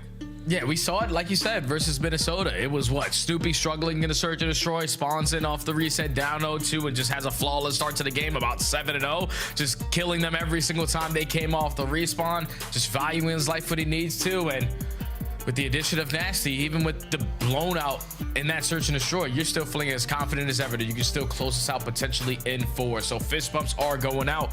That's going to be a good sign. We're going to load back into exposure for a second time in this series, this time for some overload. Who's going to be the best lead blocker? I'm looking forward to it. I'm here for that. Decision making also going to be key. We've seen a couple of teams really get punished on this map for not really respecting the potential of a counterattack, where you're just dumping all your resources and trying to score, and then all of a sudden everyone drops and it's well, GG. It's so tough to regain in this map sometimes, depending on where you spawn at. So let's get things going again. The EMP device will spawn middle, and then it will move between 2 other spots as we continue to pick it up and try to score with it. And we'll jump on board with Snoopy first, the only Boston member still alive in the middle of the map, and that is a heck of a start for the Falcons. They clean up mid, they've got Kismet on a route, and they just need to deal with Cammy before they can possibly grab the EMP and take advantage of that position. Oh, but off the respawn, Nasty, head on a swivel, knows, okay, I just want a little bit out of the play at that A site. Someone has to be pushed up on it. Wins the one-on-one versus Kismet. Now you slow down the play core here for the Falcons. You're trying to trap them in over towards long, but neither team trying to budge. The first kill is so big in a game mode like Overload, and his Predator strikes first. But Snoopy clears out one player at mid. Purge still playing a bit of a ratty corner, but shut down by Pred. Now you can get on your horse, make your move over. Snoopy able to get some damage, but can't stop Cell, who still finds the kill with the pistol. So first score is in for the Falcons, and now we rotate over to our second drop location up by P2. Yeah, you already have 2 players out of the play if you are Boston, so you just have to play keep away from this point on. Cammy does a great job of winning the one-on-one versus Kismet. Teammates are not in the play. Back into another stalemate. No one wants to be the initial person to fall, but here goes Exton. Just gonna set the tone. Strikes for the first, sends in Pred for the trade. 2v2 still a battle for the map control. Yeah, but trades are abound. Kismet, last one standing for the Falcons, trying to get up towards tank where Nasty meets him. It gives Boston a chance to not just look at the objective, but potentially grab it depending on how this next wave of kills go. But Cell, nade over the top, slows down Boston just a touch. It looks like the Breacher just trying to get a read on where the Falcons are before they make their next move. All right, that's a big nade, though.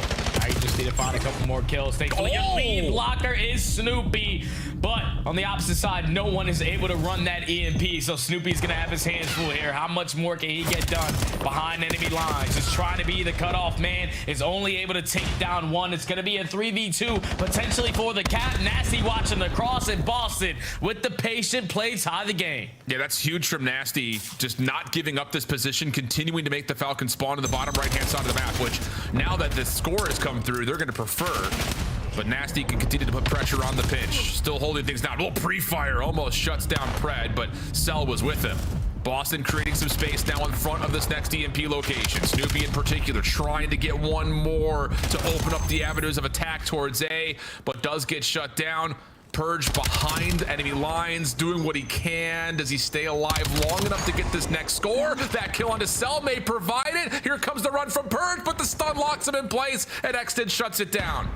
And now Nasty just wants to play keep away, still maintain this window control. And just force him to be uncomfortable in the back of their spawn, but Kismet is able to get on out. Snoopy Hill's trying to still contest it, but he's going to get chopped away. And now Falcons have control of the EMP, starting to take some space over towards Dirt, but Purge not going to make it easy for him. Yeah, trying to follow up on the damage he had found, does get punished.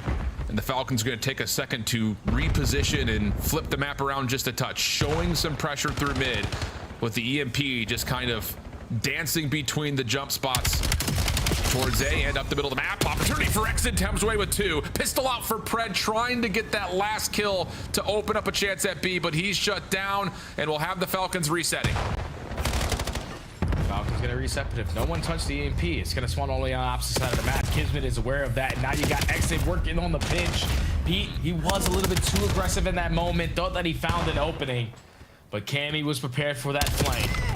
Another play gets shut down by a great defensive hold there from Boston. Still a minute left to go on this round. EMP should reset, and Nasty right now is in a position to play it. That's exactly what he's trying to do, making his way over through Zig, but Kismet gets the read. Shut down though as he tries to come back over towards the EMP site as Cammy gets the kill. Stun goes toss his direction, and now Snoopy is the player trying to get through the pitch. Not gonna happen. Objective taken though. EMP now making its way over for Boston towards A, but the kills of the Falcons just a touch too good. Celium shuts down the carrier. Nasty by himself. Good second, and he's got help with the middle of the map. He could actually get off the regen here with a little bit of help. They know Kismet's playing at mid, and here come Boston on the attack. And you can already see it. Purge is taking space over towards B, so let's not contest them anymore at that A point. Let's wrap it back. Purge A has to get a couple. Lines up the first, puts a couple shots in towards Kismet, and he should be here potentially for the goal line. Stands, but Nasty with the pistol wins the big one-on-one. Boston up by 1 now. Right at the buzzer. Still an opportunity though for possible extension of this half. If the Falcons can clear and grab the EMP, they will do just that, but Nasty puts it right back on the ground. Another pickup comes through. Kismet, though, has to drop it immediately, and there's no extended time. It's going to end a 2-1 half for Boston. And it's unreal how, like, the new guy on the block is making plays like this. Nasty was technically in a 1v4 situation for the map control. Wins the first gunfight, makes it a more manageable situation, but prepared for the second one onto Exnit to stall time for his teammates to get back into the mix. That eventually leads to a 4-dead, with Purge already taking space, which eventually leads to that next capture. Nasty just continues to make plays, man. Good stuff out of him there in that early round. Even with Falcons striking early for the first score. Just after that, when it was a stalemate for the map control, Boston always started up with that first fight and had better affection on those trades in the pinches. Very, very tight affair here though, and I'm here for this, man. I mean, Overload has just been such a joy. So we'll swap the sides and go again. 16 and 11 in the first half for Snoopy. Holy cow. 15 and 8 for Cell just behind him. Exit over the top of the M15. Clean opening shots. Has a chance at Snoopy, but denied. Is a little bit late to the gunfight as Boston will have the alleyways around the midpoint. Pred working on clearing that out. Good for 1. Nice stab to Cammy for a second. And now a chance for the Falcons to grab and go. Yeah, where are they going to take the EMP? It looks like they're going to rotate it back over towards B, but Nasty is ready and waiting. Finds the opening kill. Now you're going to slow down the approach here for the Falcons. But they aren't even worried about that side of the map. You're already taking space. If you're Kismet over towards A, you're setting up the pinch, trying to line up a double. The pistol good enough for the second. But now it's on Pred. He should be able to get this one for free. Tie game. Yeah, Boston already rotating over towards the new location. You can see Nasty in particular already into P4, but Kismet gets that read off screen. And that makes life a little bit easier for the Falcons to stop an immediate grab and go for Boston. Looking for the next wave of fights are the Breach. 3:50 on the clock. Lots of patience for both teams. Neither squad wanted to make the first mistake here. Yeah, Riyadh. But as we move, want to make the first mistake. Snoopy gets there goes 2. Snoopy lining up a double. And we're going to go on in, see if the Falcons deal with this as we get to a Riyadh. Listen in. Get that pinch, dude. You have a ring pinch? Yeah. They're gonna wrap back. They're wrapping back. Yeah, come to the outside. Look. Oh, shit. He's back up. Come. I left. Can they pinch? You right back. I left. I have on the right. The ball's going left. I left. Pushing out low tower. Nothing tower, guys. Pinches, guys. Inner, three.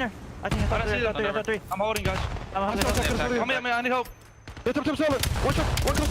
Stay here, bro. There's 3. 3 here, guys. Yeah, one more. Go. Shift. It's right now. We're down one. Yeah. Alright. I'm gonna play left. Default for a second, guys. I'm looking long. Yeah, one's long. Server box. One low right, okay? One right. Server box. Cammy. Right. Dead right. Silver box, absolute Kemi silver box. Silver box as well, guys. Nice. Nice. One shot per. He went con, he went out P2, went out P2. MC, where are you? I'm right.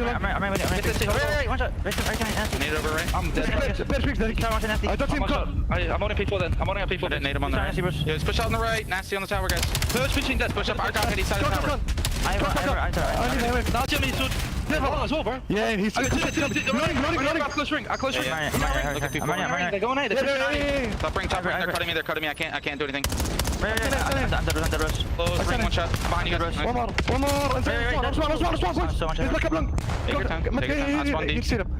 Yo, P4 dead. Nasty dead. Grab it, I'm running. Back into the mix in a goal line stand for the Falcons, right when it started to get big, CJ. Yeah, that's a big goal line stand because basically the game would have been done and dusted because Boston had been playing the slow and steady approach, just working really about the map control. But now Falcons have an opportunity to tie the game, but they just get shut down in their first 2 fights. Now Cammy on the pinch, making big plays, taking space away. Kismet trying to work his way back into the mix. He's able to line up a double, gives his team another lifeline. Well, here we go. First score. Trying to find the kill beforehand. It was Purge. Maybe got damage. Yeah, sure did. Snoopy there to follow up on Purge's damage. Not just once, but twice. Clean stuff is Snoopy. Oh! Able to clean everything up. Cammy right behind it. Cell stuck in a little bit of no man's land as Purge is there to try to follow. And we're going to be stuck at a 3-2 score at the reset. And now Boston, with a minute left, just need to try to hold on to the map control because time of possession right now is being won by the Falcons. They have all of mid-map to work with. They find the opening kill onto Snoopy. The rotation over towards the B point is going to keep Boston on their toes. They need the opening kill.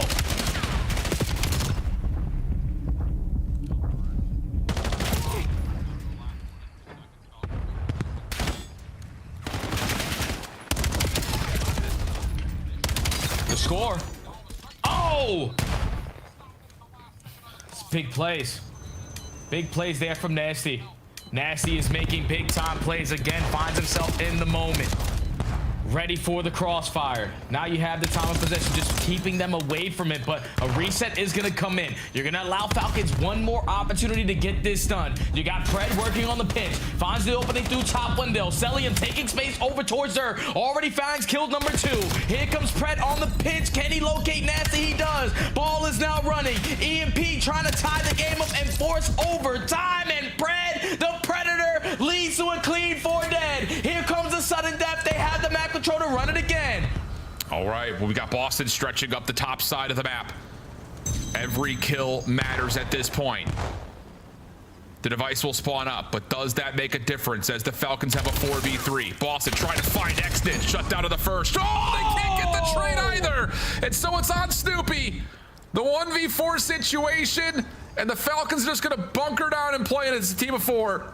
What? I'm grabbing this rock and I'm gonna go score it at B. It's a 1v4. The round can already be done. Snoopy needs to stop them from scoring, and the Falcons in the final 15 seconds. The Predator makes a big time play on the pins, is able to line up a couple in a row, tie the game up, keep the map control on their side, and then Exnid with the finishing touches lines up a double the sudden death round.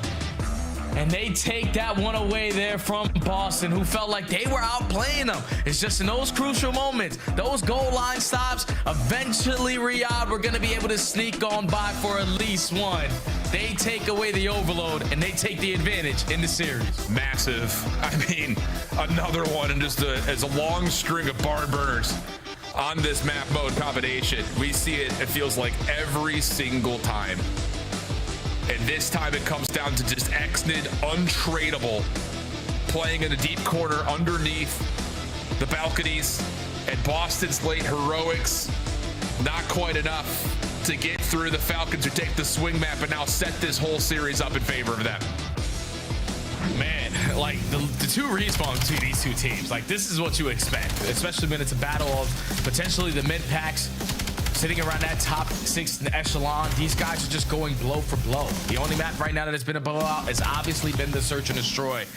But we saw Boston at least in their last matchup. Their backs against the wall, not completely bleed out of it. They're going to go up into a Colossus again where they have an opportunity to right the wrongs of their last series versus Minnesota, and that's just simply winning a couple rotations. You do that, you're going to be able to force this game number 5, but just the way that Falcons are playing, the confidence that they're showing on every single POV for all of them sitting on that screen, they're on point right now. So you're going to have to out-rotate them and to bring a little bit of slang at that too.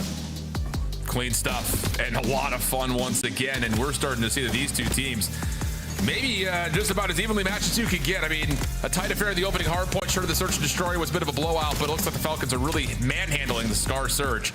But here on Exposure, a last-second chance to get to overtime, and it's this play from Xnid to lock things down and give them the final as well. Yeah, let the young man pop off. Love the energy from it, and the Falcons now up 2-1. Good plays, man. It's good plays for the Falcon. And you got to think, like, these guys started off their season 0-2, play versus some of the best teams in the game. You now go up into this week versus Carolina, now versus a better team in Boston, and you are making them work for it. You are showing that you can compete with the best of them. Ice in there in that overload, an opportunity now to close it on a Colossus where we saw them play this versus Carolina. They dominated them out. They won a majority of every rotation, and I think it was due to the fact of that role change that we saw. Yes. Kismet now being the playmaking SMG, hitting those long routes, giving them more opportunities at the game. You allow him to do that? Yeah, it's over with. Well, we've seen heroics on Colossus come through. We've seen some heroics on this series in particular as well as we head to our scuff play of the game.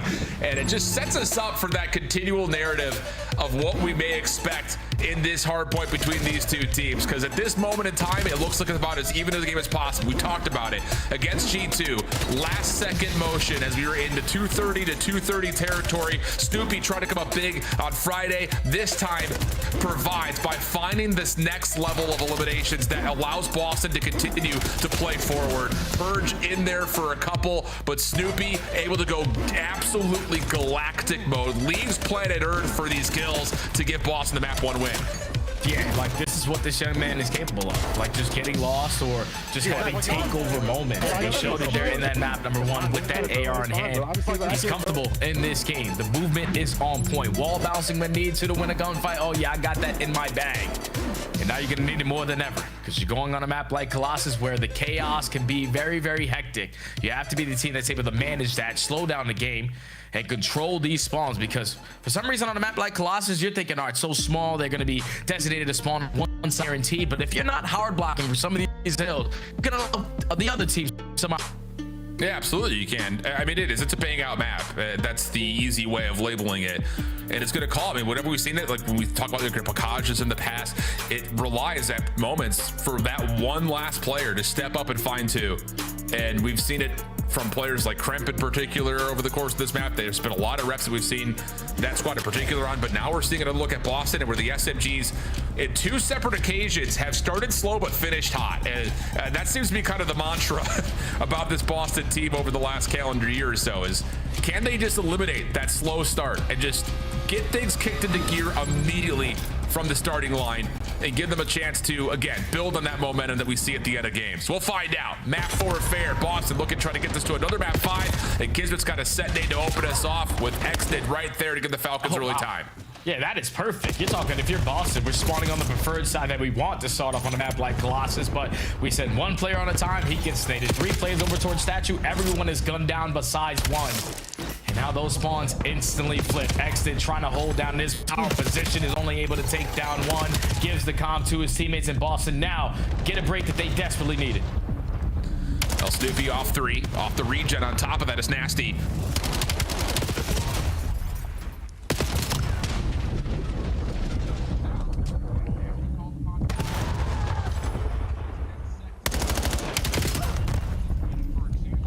Rotation is won right now by the Falcons. Final 5 seconds here for the Falcons. You're able to clear your way out of top mid. Pred, Celium, and Xnid already combining for 3. So fully set up now to dominate this P2. You don't have any trophy systems to work with, so the nades need to be felt if you are Boston from the front side. But Nasty is trying to hold the outer angle, hoping that his SMGs can open up a lane. Here comes Snoopy flying on in, but he gets taken care of. Pred, the cleanup man, lines up a double, and there's no need to eagle chow onto Cammy because you shut down their first push, and they're already dominating on the setup for potentially a full 60. Well, we've got Celium off 4.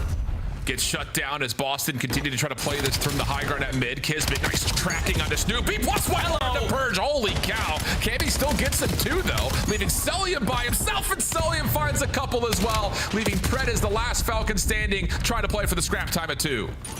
Yeah, now it's a rotation over towards New with this exited a big one-on-one gunfight and gets the better of Snoopy when he was caught off guard. Now the nade and a couple of shots takes care of Cammy, single-handedly winning the rotation for the Falcons over towards P3. Now you allow your teammates to just fill the gaps, run up that score line a little bit more, someone pick up the pinch, but here comes Boston from every angle. Now Kismet in some trouble here, down to 40 HP, still puts damage down to help Celium get 2. Oh my goodness, where has this Falcons team come from all of a sudden? This is not even close to what we saw in the opening weekend. They are absolutely humming right now. Cell up top, power position, just raining hellfire down onto P3, but can't get enough damage to allow his subs to move forward, at least not as of yet. Opposite side, Nasty doing the same, and Boston with the moment here over the top of the last 20 seconds. Yeah, that's a big wave of kills right there for Boston, because maintaining that side of the map that you want for P4 is exactly what you're looking for.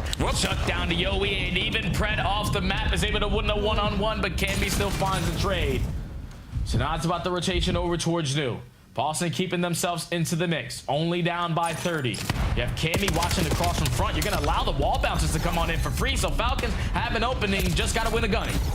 Cammy able to get the opener. Here's the follow-up from Boston, leaving Pred by himself, and he's got nowhere to go. Full clearance coming through as Boston get this thing back to within 20 points with a chance for more. Purge taking the super long route around the back, but Exton gets the read, shuts it down, and now all of a sudden the Falcons can focus purely on their break from the front. But Snoopy, Cammy, able to combine for a couple. Over the top, nothing there from Exton. A little bit more holiday cheer than holiday clear right there from the Falcons, and Boston will lock things up, getting us back to a tie game. Yeah, I don't know if Pred just lagged out there or something, but he was just camping top mid, expecting someone from Boston to work on that pinch and allowing his teammates to try to break through the front in a man-down situation. That's what allows Boston now to still hold on to this HP for basically a full 60. Final 10 seconds, your last push here for Falcons to not give up all this time. And you're going to be able to at least get them off of it for now, but just a little bit slow on their approach there for the Falcons, not hitting certain routes, just trying to funnel their way to the front. When they have trophies down and your attacks aren't working, yeah, we got to do something else. Nice moment here from Pred as he gets the second onto Snoopy. Boston know that they have him weak and will chase down the kill. Exit cannot support that enough, and Purge actually somehow on the exit finds a second. So numbers now for Boston. Good stun, locks Exit into place, and a chance for Boston to get close, if not over, the 100-point threshold here on P1. Oh, and Purge is moving now. Purge has struggled the last 2 maps, but on 4 in a row, does get shut down by Kismet, but just created so much space and the information gained by his teammates to hold down this P1 the way they have been. It's all about the stats you control. Pred trying to locate where Cammy is able to find the trade and give me kill number 2. With the final 20 seconds here, you want to maintain this side of the map, and even though Boston aren't in P1, they're rotating over towards the right side. Pred trying to lock down the overextension. Snoopy trying to hit a route. It goes high.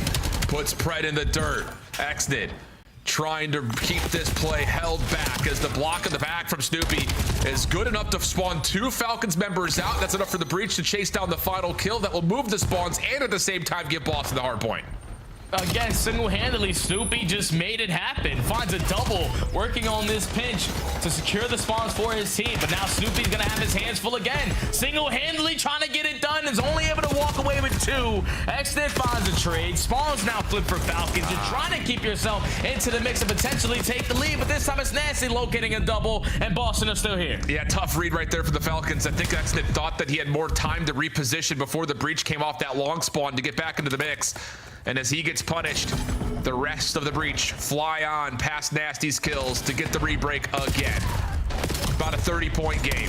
Cammy trying to clear up this last 12 seconds of scrap time. Has help nearby as the Falcons are still trying to finesse this, but Cammy, with the help of Nasty, shut down Cell. Scrap time confirmed, and we head our attention back to the outside of Colossus to P3. Let's go over towards P3. Kismet gonna be here early on. Set up here for Falcons, not really looking at full strength, especially with Purge being on the player on the bench, finding the opening kill. Now you are surrounded by the squad in green, and not your shade of green. A clean 4 dead there for Boston. A very quick break, and if you don't break yourself right back in quickly, yeah, this game is gonna get out of hand. Very well made. Big win for Purge. Keeps one side of this hill safe. Focus for Boston. Now immediately back to the front and onto that mid-tunnel pitch, and everything is being read. Nasty just keeping Xnid at far range. Can't do anything with it, but as Purge trying to find that kill, Xnid finds an elimination. That allows the Falcons to get in for contest. Cammy by himself. Now with the pistol out. Not quite able to get the win as Celium finds the final 2. And that's some pretty key scrap time for Falcons, who can now also fight for rotation. Yeah, it's key scrap time for Falcons, especially Celium finding that double. Alleviates the pressure over towards the new HP and allows your teammates to technically win the rotation, but you're not checking your corners. You're not watching the proper angles. Boston walk right through the front door and lead to a clean 3 dead on an early break. This is the hill that they found struggles on previously. Just head bashing their way through the front. We have to have a different angle of approach. We have to find an opening, and Xnid and Kismet, they combine for 3 in the feed. The break is good. Falcons are in. This clean 4-man wipe. Pred trying to track back. Get behind this next break attempt. Kismet doing the same from the front, just making a mess of the setup for Boston. But a couple eliminations do come through. Spawns are going to move. 25 seconds to fight for. Pred scrambling to get back into the mix, able to find one, not the second. And Boston now in time. And I don't know, Jay, it feels a little too cute right there from Riyadh. Yeah, that's way too cute there if you're Falcons, especially if you're Pred. If you're not giving the communication to your teammate, I've already taken a lot of space. I'm on their side of statue. Someone be in a position to hard block. You don't, and then your teammates also lose a couple of those gunfights. You basically give Boston an opportunity, and they take full advantage of it with those back spawns. Now, basically up by 60 as we go into our 3rd set. Purge having himself a field day. Not really pretty in the stat line, sitting at 23 and 20 with only 20 seconds, but he has made big-time play after big-time play, and now they only need 49 seconds to force map 5. Oh, and a little bounce up finds him now on 3 in a row. Reed to Pred, a little bit of damage that's in. It's enough for Cammy, Snoopy to follow up, find eliminations, and now the goal line is within reach for Boston. And they continue to just find individual win after individual win. 210 to 141, and the Falcons are scrambling. Yeah, they're scrambling. You can't allow this time to get away from you, but you can't continue to funnel your way all through the hop up. You try to work towards the statue side, you get cut down by Cammy. Final 20 seconds, we are now forced to jump our way through top mid. You're down by 80 points. You need the entire kill feed to currently line up white if you want to stand a chance. But Boston playing it safe, keeping the better side of the map off the rotation for themselves with the numbers advantage. Yeah, a little heat check right there for Cammy with the pistol, and it sets up Snoopy to follow for the trade plus an extra.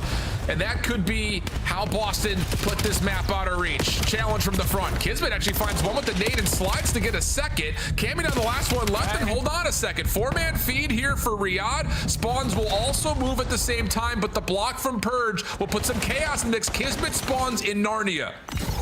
Again, just Purge making big plays. He's the only player on this side of the map. I just gotta win one-on-one gunfight, hard block the spawn. Okay, now we have the advantage, and now we can potentially still close it out here at the P2. The Bulldog trying to keep it alive. Cammy there with the AR to take care of him, but here comes Celium, a guy that's very difficult to try to take care of, especially on the map. They're staying alive on 2 in a row. Good team shots coming through. The Falcons going to give themselves a lifeline. Keep your eye to the minimap. Xnid already moving to new. So this is all about surviving, trying to make sure you get all the scrap time as Celium up and over. Oh, huge double.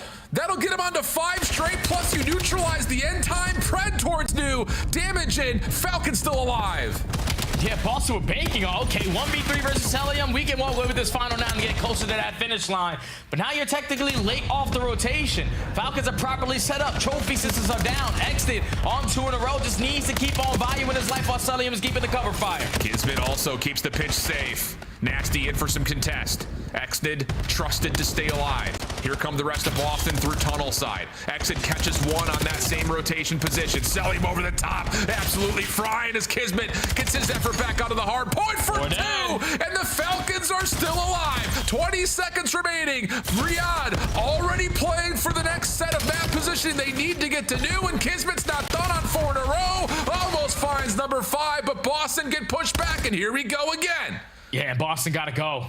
You got to work your way through the middle map and not try to contest your way through that old time, but it's Pred in a position over towards Statue. You're looking for some trigger discipline or at least a multi-kill. Is only able to get one. You set up your teammates. Let them know a couple of those players are going to be weak. We line up 3 in the feed. Falcons in control. Another 4 spree for Cell. Exton calls the Hellstorm. He's the general now, calling out where Boston's coming from. First shot's there for Pred. Follow up in the middle of the map, trying to make its way through. And even though Kismet will drop to the Hellstorm, it'll still be the Falcons spawning up. And Exton didn't get dropped on the tablet. So now he's on 7 in a row. And the Falcons have some clearance to get more time. And now Purge is working on that route, but instant gets picked up by Pred. The last push from Boston is going to get shut down. Exton on 10 in a row. Give me kill number 10 towards Statue and need 10 seconds. He's got the pistol, but shut down. Boston have to go. They need to find a way to contest from the front. Pred not sure which way to look. There's the contest. Can they find the kills? Boston push back. Cammy the last one left. Nasty able to find one more. It's a 1v1 versus Cell. He gets shut down as Exton was spawning close, and the Falcons will get over the finish line. Some way, somehow, they make one of the more dramatic comebacks occur here in Black Ops 7 early. Just wow. Just a big old wow with the performance there from the Falcons. Backs against the wall. Breach only needed 18 seconds to force this map number 5 in this series. They won the rotation at the ending of that P1. They were trying to be the team early on into that P2 to start off with the initial time. But then when you got to that halfway mark, it was Kismet who gave them opportunities, high flying his way into the objective. But then Celium just going on a 4 streak. And that was where it sort of turned there for Boston, because you're thinking, all right, we got the back spawns, we don't really have to contest this time, but we're also not going to rotate, because if we get closer to 250, we're going to stand a pretty good chance of just looking for 8 seconds around the map. But the fact that Celium goes on a 4 streak at that old time forces his teammates now to be early off the rotation anew, with Boston being late. A flawless setup at the P3 for no one scamming, trusting your teammates off of the crossfire, and then winning the rotation over towards new for the first time there at the P4. Falcons have world champions. You best believe they're gonna make some adjustments and then make up at the crucial moment to steal game number 4 and to steal this series away from Boston. Jay, they only got 7 points and 4 hills in that last crazy, rotation. And I think just off that 10 spree, what is that, the largest individual respawn spree I think we've had so far this year. I'm sure a lot of people are going to be on Twitter hitting us with the, damn, Exton, sorry, man, I wasn't familiar with your game. It's my spin. And that last moment, wow, we got 2 banger hard points in this series and overtime in the Same overload. score. And the Falcons find themselves a 3-1 win for back-to-back series wins. Is that the first time we can say that for the Falcons franchise? Back-to-back series wins? Feels be. like maybe it was. Yeah. Got some world champions. Yeah, that's bound what's going to happen sometimes.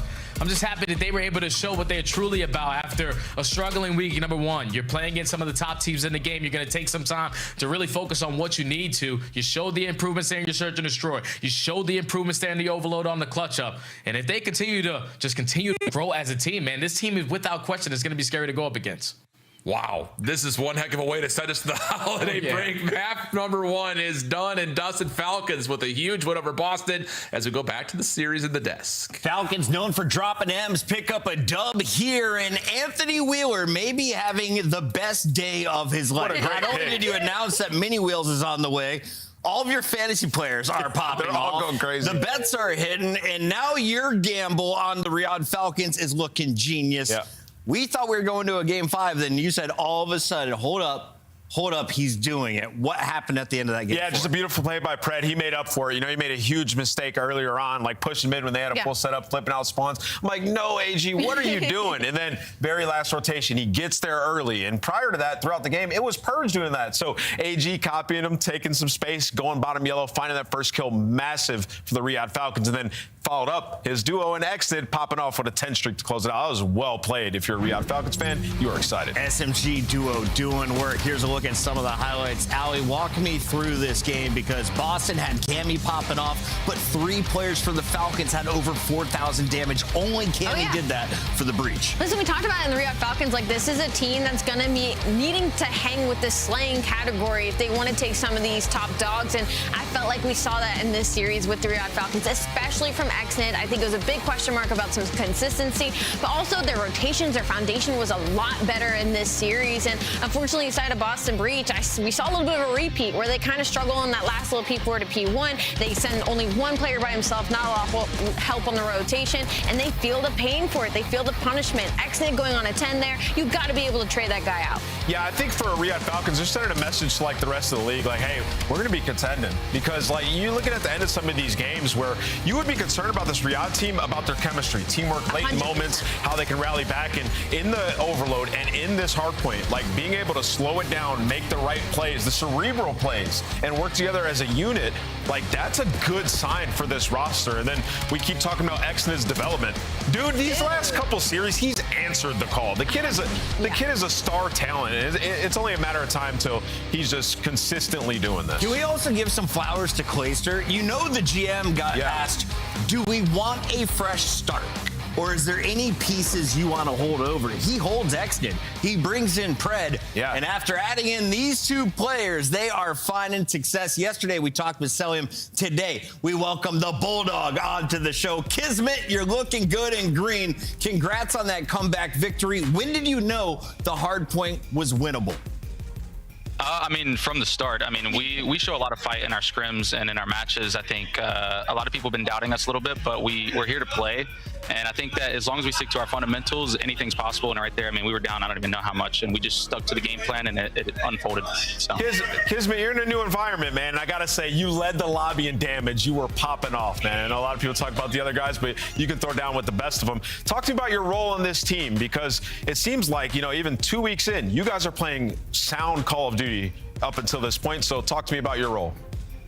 I mean, my role is a flex. I mean, I'm looking at it more so as like I'm just more of a vet now. I mean, I'm 26, so I'm just trying to figure out how to make sure that these guys can, you know, showcase their talent and their ability as best they can, and I'm trying to fill the gaps. And I know whenever it comes down to it, I can win a gunfight. So just my role really is just, I mean, obviously the flex, but just making sure that I can, you know, lead these guys as best that I can, and, you know, they do their part. So that's basically it. So expound upon that, like in the film room, what is it like with Xnid? Because he's playing the best we've ever seen right now from him. I mean, Suit in the film room, the thing I like a lot about him is he's kind of being a student of the game. He's, you know, he talks when he needs to, but like I've been trying to work with him and talk to him a lot, and so is everybody else, Clay and Mateb and Denz and JP. They've all been talking to him, and he's just been, you know, meshing really well with us and learning, and I think time will tell with him, and he'll just continue getting better and better. I mean, you know, it's only his second year in the league, so it takes time, but he's showing a lot. So I know this is stuff everybody loves to hear, Kiz, not only from you, but to hear about Xnid because of the path that has been for the Riyadh Falcons for the past couple of years. It's been a slow build up these past 2 weeks for you guys. Do you feel like now, is it a thing where like scrims just didn't feel like they were translating, and this was kind of the series that really showcased what you guys were capable of doing? Or has it been kind of a slow stacking of like, okay, we need to fix this, this, and this, and now the fruits of those labors are showing on screen? Yeah, I would say it's like, I mean, it is stacking. Like our scrims have been decent, I'll be honest, but we just started off with 2 really hard matches. I mean, you gotta say LET and Optic are very good. I think that at the beginning, we just kind of lacked a little bit of direction. We were really focused on just trying to prove everybody wrong rather than just focus on our camp. And I think after those first 2 losses, you know, we brought in Mateb for S&D, and we've been really working on that game mode and just realizing that we win the game ourselves. We're not trying to catch up to anyone else or play anyone else's game. And I think now that we have direction, it's been showing a lot. So so happy to hear. Kismet, congratulations on the win. We have 2 more matches to go, so unfortunately we have to let you go. Anything you want to say to the fans before the holidays? Merry Christmas to everybody that's celebrating. I'll be live on Twitch. You got to come show some love, and, you know, let's get some dubs on the board.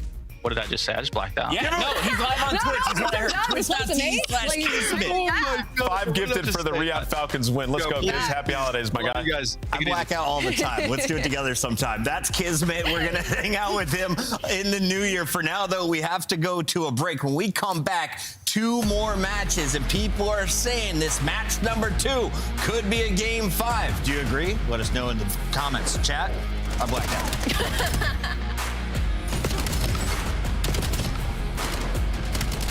Vamos, va.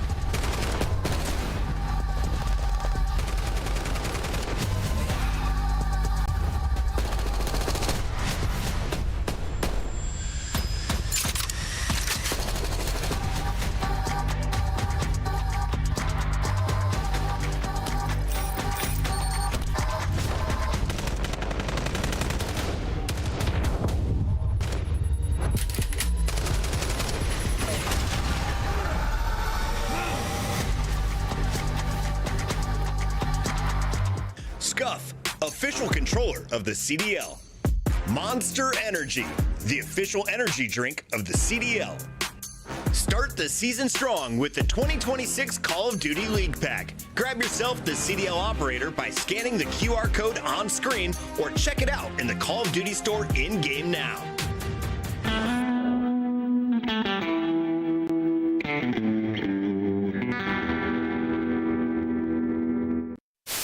Play sound with a very quick listen in.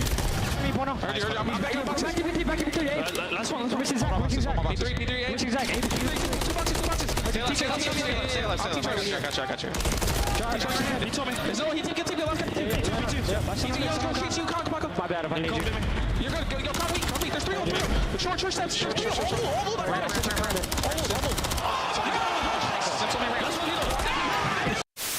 What do you want to say to the fans out there that's been supporting you guys? Fuck Optic, fuck the Greenwall.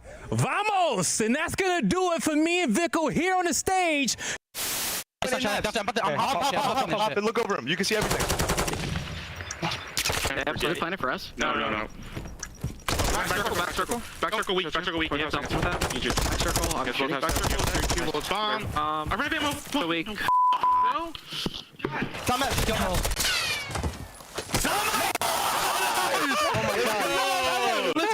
Let's go. Oh my god, my bad, bro. Oh my god. RCXD out. Yo, these RC cars, please. I don't care if you get a fucking RC car, you do not call it in, bro. Ignore the thing. Do not call that goddamn car in. Scrap sitting back. It just doesn't feel good. They've been able to clean up one. Scrap is just waiting. No way. Oh my god. All right, well. Oh. Chat, don't clip that. Don't fucking clip that. We can't call them all. This one, I don't know which way to go. It's Miami Heretics taking on New York Cloud9, and Cloud9 has been representing the Big Apple quite well as they 3-0'd Vancouver. Before that, though, it was a Game 5 against Minnesota. On the other side, Heretics, rough start to the season, a strong bounce back, but you're sitting at 0-2 looking to climb. Yeah, I mean, there's moral victories in that you win Game 5 against Koi and Optic, right? And you played Optic very tight. And you look at those series, you're like, okay, Heretics is in a good spot. You're still 0-2. And you need to make winners bracket, right? So this is a must-win situation if you're a Heretics fan. If you're a Heretics player, you have to show up. And, you know, Rencor and Super, they are duo. They sure did show up in that last series versus Optic. And I'm going to tell you what, the past couple of matches, it feels like all the teams have been doing well. It's been the AR duos putting in a lot of the damage, which we don't usually get to say about games usually. And so when I look at this team, I expect them to be incredibly well with that duo of Rencor and Super. I mean, we almost look at them like the duo Rookie of the Years last year. They are incredible at controlling the game and playing at a very high pace. That is Miami Heretics' specialty. And honestly, from the side of Trakes, I felt like in their last series, we saw a lot more out of him. He stepped up to the plate, he stepped up to the call, and that's what they need him to do, because putting that on Metals, he has that pop-off capability, but that is just not his role on this squad. So for Miami Heretics, I'm hoping to see a win from them today. We know that Rancor is going to continue to put up the numbers. Who will join him in today's fight? On the other side for Cloud9, Vivid has been one of the most accurate players since he got into the CDL. He's been one of my favorite players to watch since he's joined MAC. Let's talk about this squad, Allie, and what they've accomplished, because you called it early. Back at the launch event, you said don't sleep on MAC and Vivid. You think Beans and Afro are complementary pieces. Absolutely. Definitely. I wouldn't have thought of this roster, but once you see it, it makes a lot of sense. They all fit their roles incredibly well. And what we saw versus Vancouver Surge, granted it's Vancouver Surge, but we saw what we needed to see, and that was everybody pulling their weight on this roster. They are 3-0 right now on Hardpoint, all three within 30 points, so they they've been keeping it a little bit tight. I think it's just about getting them all on the same page at the same time. I think we saw a couple of solo chows, a couple of situations where they didn't really know what they wanted to do, and I think that's something that will just come with time. Yeah, I think that series was way too close when there was a guy on the opposing team that had like 3,000 less damage than everybody else in the lobby. So if you're Cloud9, still leaving a lot to be desired. You look at this team, though, all the hard points, like you said, 3-0 in that game mode, and Afro is top 7 in the league there, so he's been popping off in HP. And we're taking a look at the maps here, and that Scar hard point, if we get to that game 4, Cloud9 preseason and until now 3-1 on that map, so feeling confident there. Other than that, pretty much a wash. Can I give a shout out to Zach in production? He's our button pusher today. Normally I have to wait on graphics sometimes. He's ahead of the game. He's like, fuck it, look what I got for you, baby. We got a double dose of Den after that exposure opener. So, Allie, do we get to a game 4? And if so, who wins the series? I think we do. Actually, I think this might be a Game 5 situation. I think both these teams are pretty equal right now. I think a lot of it depends on how Trace performs. I'm going to go Miami for my Scuff pick'em. Just going Miami. Man, this is such a hard one. I'm like... I feel on the perfect day. Don't ruin it. Miami should win, but I'm going to go Cloud9. I like what I saw from Beans and Sniper, and it's just like a gritty team. They're going to win. I got Cloud9, but I'm super confident in it. My strategy to follow Allie let me down. I will now follow Wheeler. Let's go. Big wheels. Let's ride blue. Vivid and Mac, it's time to do the dang thing, and the fans will side with Rosalie as they stay in front 12-4. We go to our casters for this one. Miles, guess who's joining the Daddy Club? Oh, we got the same sweater. Let's go. I know, we're rocking the Black Ops 6 gear. That's right, we didn't get any 7 updates, but that's how it goes. You got an update on the family there, mate. Congratulations. That's awesome. No, that's huge. And that also makes Ben J a grandfather, or at least soon to be. So a lot of new families sprouting out in the CDL.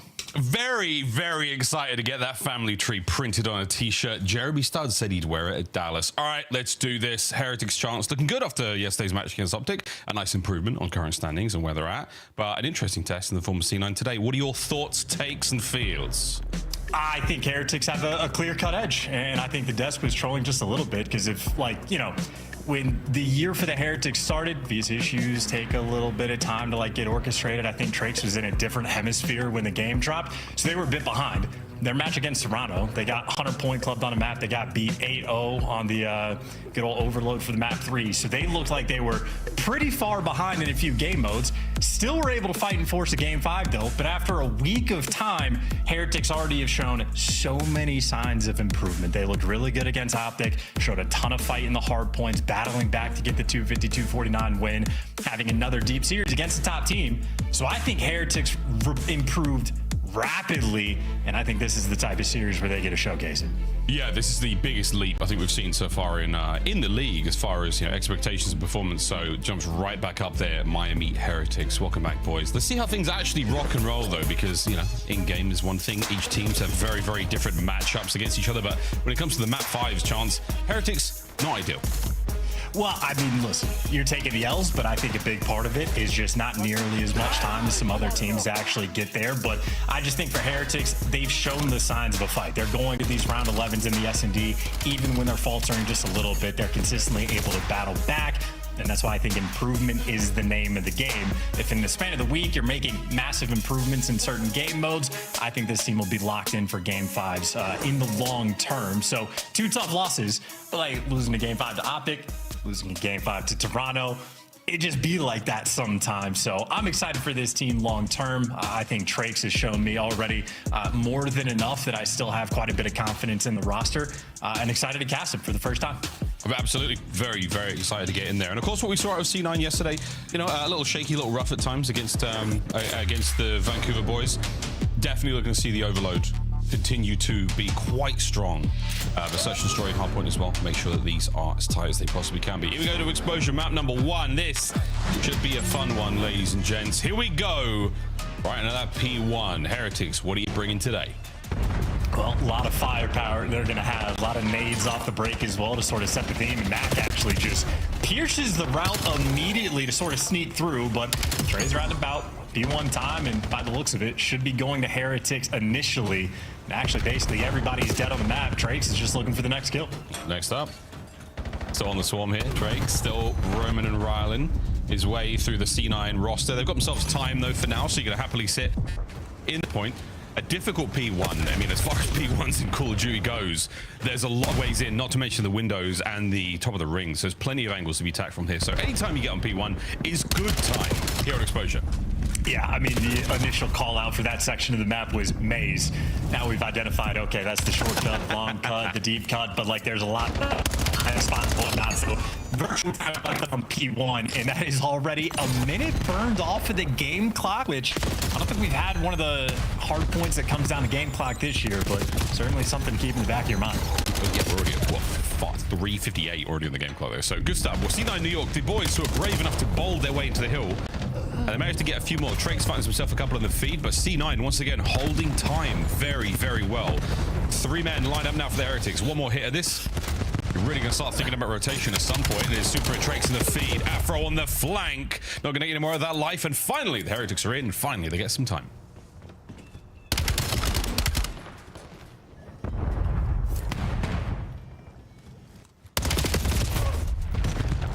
A lot of people pause there off a spawn, Miles. Just like myself, I think everybody making sure they swap to the right weapon depending on where you're going to go. You want the sub, you want the AR, could be a little bit mixy. Nonetheless, Heretics at least have stabilized. Very tough P1, tough start to the P2, but now they battled back as is tradition for this team, and they set themselves up on the new time. Afro, though, does just find the route to break it down potentially immediately. Heretics, they're going to be dealing with the pressure. Did he have active camo? What was going on there? He walked right on through a two-man setup. Vivid not able to make it to the gap on the back line here, but back right through the front. Here we go, ladies and gents. Trying to find a couple more. Afro through the front door. Metal says, no thanks, mate. This is our time. Heretics looking fantastic so far. Wrinkle, a big part of that. About to get himself a Hellstorm trophy in play. That could get it done. This is beautiful stuff from the Heretics. What a turn around. You needed that one, brother. Afro gets 2. No Hellstorm for the Heretics. Yeah, there was a little back spawn that came through that sort of broke that one down for Miami, so not quite heads up about it, but unfortunate more than anything else. You'll take the gift if you're C9, and hey, you'll take the clean 4-man wipe as well. And talk about a big moment. That's a 4-man wipe with only 10 seconds left on old. It means you are free and clear on the rotation to the brand new P4, and this is a P4 that has been a money hill. This is a massive opportunity in this game for C9. Huge. Afro watching the back line here. Someone's got to go on time there. It's going to be Beans to elect himself into that position. The rest of the squad making their way round through the outside, which is where Afro is. And he is way out of spot now. Massive pressure and an instant entry onto the hard point. The kills are looking good from Trakes, and the break is not quite done just yet. Beans still on the dance. That's a big win. All coming down to Super now in this fight, and a little bit of back and forth. But it is going to be C9 still in control. Yeah, hey, it's a little bit awkward, right? You don't necessarily want one of your SMG players to be locking down the back spawns, but as awkward as it was, they deal with it perfectly. Clean house, get the time, push out the right cut. You got mid control, and if you're going to be funneling these guys in through the left side, then Vivid's posting the back. Beans knows where to look. You're sort of jumping out of the hill, look for the time, and as good as the minimap looked, Heretics, again, as is tradition for this team, battle, they make it mixy, and they keep things close. They're in. Yeah, we've still got a decent chunk before they pull that lead back. 21-point game and climbing. Afro down. Hardpoint towards the bottom open side of the map is now in the hands of the Heretics. How long can they hold, though? Can we see a lead change? Can we see a shift here before we get into the second set? Well, no flanks rolling through. You got the middle of the map covered. Easy kill for Trakes, and then falls from mid-cut. Super's there for the trade. Doesn't get it, though. Vivid able to get you 2, and that means you lose the middle of the map, and that means time collapses as well. Beautiful break there for C9 off the back of Vivid. Man, a lot of flexing around here from the C9 boys. I'm seeing Vivid with a sub. I'm seeing Beans with a sub. Everyone is swapping over, depending on the situation. It's a very flexy look here from Cloud9. They've been stretching. Hardpoint still in the hands of the Heretics. Kills going away as well. This has been a great hold. They're still unable to take the lead back, and it's not going to happen just yet, but here comes another hit.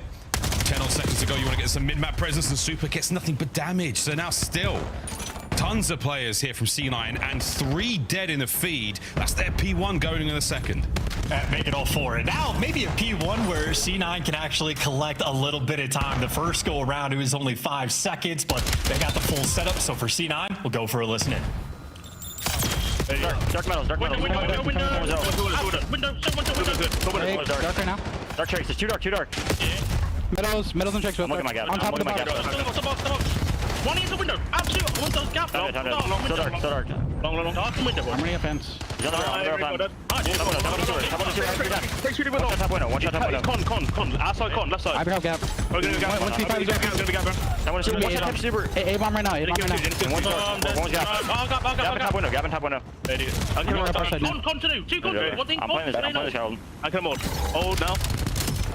I'm playing for one our side. Top window. I'm holding her out right now. Listen, what's On the tank ring quick. Two shits for me. I'm mainly okay. Yeah. I'm pitching it. You're in her. I kill the tank. In her. Ringcore was on the tank. One shot. One tank. I'll tank. Tank. Nice. I'm putting your side. Our con. Con hit once. I'm ready for mid. Right corner. He's tricked out now. I'm done. Tell me. Con. I'm pushing for Three round time. One hit con to me. Yo, one's our long. Hold up, boys. Ready. Long, dead. On the tanker. I can check on him. Better check on him. They're top. They're top. Great. Super down. Give us that. Give us that. One spawn with me. Spawn with me. In a one shot. Straight up. Nice big one. I sent him out. I've crossed it down. In a one shot bells, okay? What's the top end? It's in the holder. Oh no. I'm the tanker. Outer and top. Outer and top. I'm playing English. I'm going straight through. Free. Lock you dead. I'm good. She was gonna spawn out there, right? Yeah, one mic for sure. Any metals. Not on you. Let's go. I want that fuck. I'm gonna metals. Not bad comms, a chance of good awareness there from the C9 boys. Going to get the break onto time. Max, the only man with a horse in this race, and he's down and out. So, Heretics, right back at it. Yeah, there's awareness and communication, and then there's execution. Beans super heads up about the two players spawning out. No one executed to actually get the kills, not Heretics. Holding the time from a very tight setup. C9 soaring from quite literally every single angle, but the coordination was not there. Super gives you 2, and Heretics hold on for dear life and maybe hold on for an extra 30 seconds. An extra couple of 5 kills now for Super as well on the way to a Hellstorm. Can he pick up the pieces where Rencor fell a little earlier? And a wonderful turn of events right now. Heretics with a lead change. 5 for Super, 4 for Metals. Rencor starting to roll as well with a 2. What a great bit of work it was. Final 10 are going to go back to C9 New York if they hold another lead change. And this will be actually, well, we talked about the first time, for C9's opportunity out of P4 to do something good. This time, Metals is going to say, hey, boys, you got all the time in the world. I sent everybody back towards spawn. We'll have a mostly free and clear rotation, but the one guy Metals doesn't kill was Vivid. He made his way towards the back, and even though he falls, his teammates have managed to get to P4 first. And his teammates are in, but they are not winning the gunfights. That's it, cleaned up. Mac and Beans gone. Look at Afro and Vivid now trying to make the front run, and they were going to wait for the boys, wait for the reinforcements. Metals finds a corner as well. So what a hold right now from the Heretics. A wonderful turn. Again, lead change. And round open as well. Afro's made his way towards the back, so Heretics a little bit of a leak in their setup, and there's the impact kill. The rest of Heretics deliver though, so Vivid might be in the back, but every other one of his teammates dies. That is a perfect hold. That is final 15 seconds secured, and for Heretics, this is going to be the largest lead they have had all game. Not a huge one, only 30 seconds, but if you're set up on this new time as well, C9 maybe running out of steam. And again, just as good as they've looked so far. I mean, the kills department have been great. Heretics now finally starting to run away with it. Another rotation one, another hard point held, and a 4-man hit right now from Old, from C9 New York. They're going to wait inside. It's a shelter more than anything, and it gets bad real quick. Metals finds 2, threads the needle, and now the Heretics, under the cover of a Hellstorm, are going huge here on bottom time. Yep, nothing more awkward when you got to hang out with your entire team in a small little building, knowing you're getting called out, knowing the other team is going to set up a trap, and he gets 2 kills with the Hellstorm. Anyway, a painful moment, and that small 30-second lead has now been extended quite a bit up to nearly 70. I mean, Heretics have woken up, and Metals has been that guy. He was struggling in the kills column early on. Well, look at him now. That's what he does. Rencor still fighting the way through top mid, trying to keep these players at bay. Heretics are not quite done here yet, but C9 have absolutely run out of steam. Here at Exposure, it's starting to get real tough. Chance 2 minutes to play on the game clock as well, and at this moment in time, I'm not too worried about that, but hey, better late than never with a turnaround from the Heretics. Yeah, I mean, this is going to be a game. C9 entirely run out of steam. They just get bullied out on Exposure. They had him in the first half, not gonna lie. Second half, it was nothing but Metals, nothing but Miami, completely running him over. Yeah, wicked stuff. Couple of streaks and a perfect turn. Man, at some point, we've got to start shooting down these Hellstorms, folks. I mean, it's not easy in this game. It's not easy. It's not. You've got, I mean, these are the best players in the world, Chance. Give them a shot, for God's sake, when there's 4 ARs running out of that tiny little room. Let them have it, boys. Give it a shot. That was a tough one to watch, but that was, quite literally, the perfect Hellstorm. Absolutely perfect timing. It bought them so much time and space, and it essentially pushed that lead from, what, a 10-point lead to a 30-point lead. Good stuff. Miami Heretics are in Exposure. I mean, for what it's worth, on the note of the Hellstorm, it's not only not easy, I haven't seen it done successfully a single time, so I'm still questioning if it's possible, but what is possible is for Heretics to run it up. That is all 4 players down the line. I mean, 3K damage plus. I suppose Super was playing a bit of a different game, just sort of locking it down, but I mean, good hill time across the board. you outslayed by a decent amount. That's a 2.0 KD there from Rancor as well. So those guys absolutely taking care of business. Yeah, massive work there. Good stuff from the non-traders. Good stuff from the assists. And the highlights now. A little bit of love there from C9 in the first half, as you said. But second half, all Heretics. Brilliant takeover there on Exposure. We don't see too many of those. I mean, again, small sample size, start of the year. Final day of play before we take our holiday break, and so far a spicy one indeed. Double Hellstorms there on Exposure, and if you've just joined us, a big win for the Heretics. And I would say on the flip side for C9, they had plenty of opportunities, I suppose. Quite a few 4-man wipes, but even when the mini-map was looking great for them, never quite able to lock it down and secure in a really efficient fashion. Certainly part of that is just Heretics. I mean, this is a team that battles time and time again, even from difficult spots, but nonetheless, the second we lost it, I mean, 130 to 120 sort of in this moment on the scoreboard. From that point on, C9 scores another 10, 15 points. Heretics on the flip side get about 120, so really just an effort on an endurance race almost. And I know being sort of on the receiving end struggled from start to finish. Yeah, that's tough. Again, C9, we saw the kills were even if they were lucky, and then they were losing out in a lot of the KD department, and that showed in that second half. Once you managed to get the run going, look at that climb for the Heretics, P3 to 5 in that second set.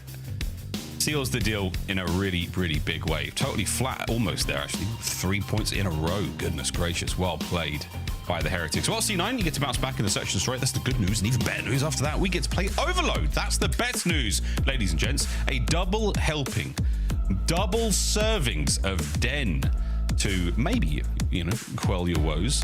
Hopefully everything's all good. But for now, that S&D is coming up next. Chance, quick take on where you think these two teams are at. Well, it's certainly a map we've seen C9 have success on. They got a win yesterday against the Surge. Beans did have one or two sniper clips in the mix, and ultimately a very well-played map. Maybe a small point of concern for C9 is Afro did get caught out middle of the map, first blooded a few times, but ultimately get the win. If that's the problem you're trying to solve, it's absolutely not an issue. And of course for Heretics, I expect greatness. Super has been a superstar S&D player. While he was maybe a little bit flat in map number 1, he was doing his thing. He was hanging out. He was enjoying himself. Maybe looking for the pop off in map 2.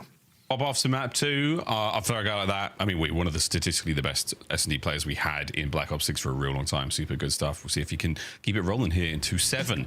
Don't look at our sweaters. They say 6, but just pretend that we've got the festive gear for the new game.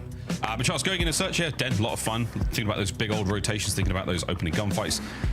I've got a lot of faith in C9. We saw some good stuff yesterday, saw some fun yesterday, but right now it definitely looks like the Heretics have enjoyed themselves a little bit more. And I think that sort of confidence they're going to be walking into map 2 with, very beneficial on the teamwork front. You're going to be trusting everybody's comms. You're going to be trusting everybody's play calls. And even if they're down, again, a team that has brought a ton of fight. Nonetheless, the S&D, we brought up sort of their map 5 woes. It's not a game mode they've completely capitalized on just yet. So certainly an area where they need to see signs of improvement. But I'd say at this point, we got plenty of VOD to watch, steal some strats from other teams, learn the nade spots, get everything well orchestrated and grouped together. So faith we have, and off the rip, it's going to be C9 already getting first blooded. There's the immediate impact of Super and S&D. Yes, they'll be in Super head-to-head, and Mac has fallen off the map. So it is, I mean, what a great map so far from C9. LOL WTF. Vivid and Afro are going to back on up, grab the bomb. One step in the right direction right now. But against the Heretics, you got it. You got it all, boys. And now Super, he's got another one. Afro, 1v4. Here we go. I mean, yep. He's going to die. Well, seeing how modern science is going, Chance, it looks like we all will. But until then, round 1, Heretics. Yeah, unfortunately, sooner rather than later. And for Mac, maybe earlier than anybody would actually want. I mean, there is the section of the map, just in front of where Metals is here, where if you just mantle over the ledge, you just kind of get booped off of it. A ton of deaths in that place, but Mac falling off on the top side of the map, so that's just kind of on him. Oof. In the meantime, Super just making the snipes look nice and easy. Yeah, that is a very common peak from the top window. We've seen that kill several times this weekend now from different snipers. Start to mix it up, fellas. This is how the snipers are pre-aiming that spot.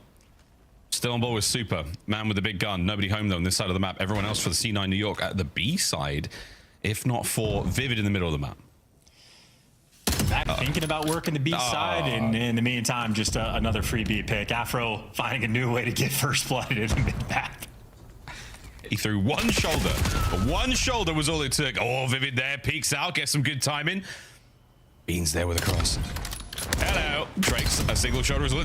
Nice slide again from Metals. Ryan and Vivid, he finds himself another one. It all comes down to Rencor, who's not going out without a fight. But he spotted 2 players. Isolates 1. Beans is definitely in the right spot here. And still remains to be in position. C9 back on it. Yeah, Beans loves that angle as well. I mean, that's the 4th kill in 2 days we've seen him get from that exact same spot. So it is his bread and butter. Predictable at this point, but nonetheless, if you've got the reaction time, extremely difficult to deal with, and Beans clearly has the reaction time. I mean, this is the first shoulder thrown. Afro's like, nope, no one there. Oh, yeah, that's tough. Oh, I'm dead. No, sorry, bro.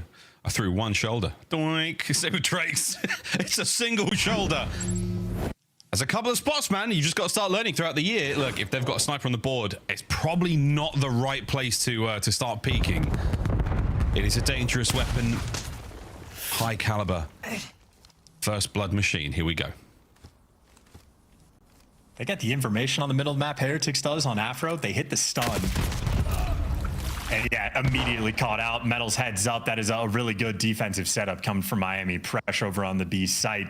Now C9 forced to recollect, reposition. The A site is open. Rancor may be waiting to see if he can catch somebody pushing through. Metals is going to be doing the same. So the site's open, but the man advantage happy to play a retake. And they're on it. A couple of tags in there from Beans. Enough to get the bomb down, but we are going to see the Heretics now reshuffle towards the back end. Trakes, he's going to be the man on the flank. Are they going to account for Vivid here? He might indeed, but fight now towards the site. That's no Vivid problem. For C9, Trakes complete 2v2. It's going to be much more difficult now. Frontman's Beans, and he's got the sport. Vivid's coming nearby. Beans bow maybe does not need it. Shreds a guy in super. Last alive. Yeah, last alive with a snipe though. He's trying to bait out anything. 20 seconds. Gets himself an M15 as well, and I don't think he's going to be going too hard here. Wait for it. It's a classic spot. You're not going to check it though. 10 seconds. He's saving. Yeah, saving it. I like it. 5 seconds on the bomb, and it's going to go boom. Congratulations, C9 New York. You've taken the lead. And saving the op, putting the extra emphasis on it. Super wants to maybe use that sniper long term. And in spite of that first blood rolling through, maybe credit to Vivid, just nice and patient towards the middle of the map, picks up that extra kill for the freebie, trusting his teammates on the other side of the map to execute in their post plant. And Beans absolutely does. So good trust out of C9, good timing, good rotation. No complaints on the round.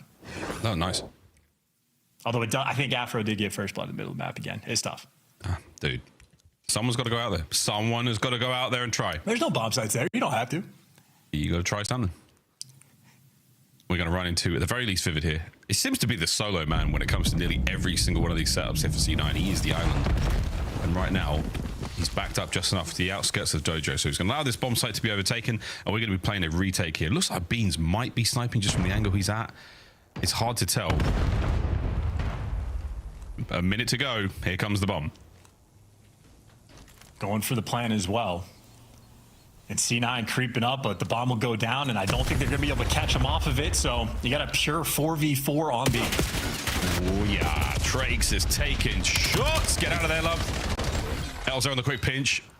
Trades are good. Rencor gets involved as well. Metals. Oh, has he caught a freebie short hands alongside Trakes? Beautiful. The round is done. What a fantastic hold after the plant there from the Heretics. And it's perfect execution. Super ends up getting caught by Beans with some poor timing towards the middle of the map, but that's because the noise and action was already going down towards the site.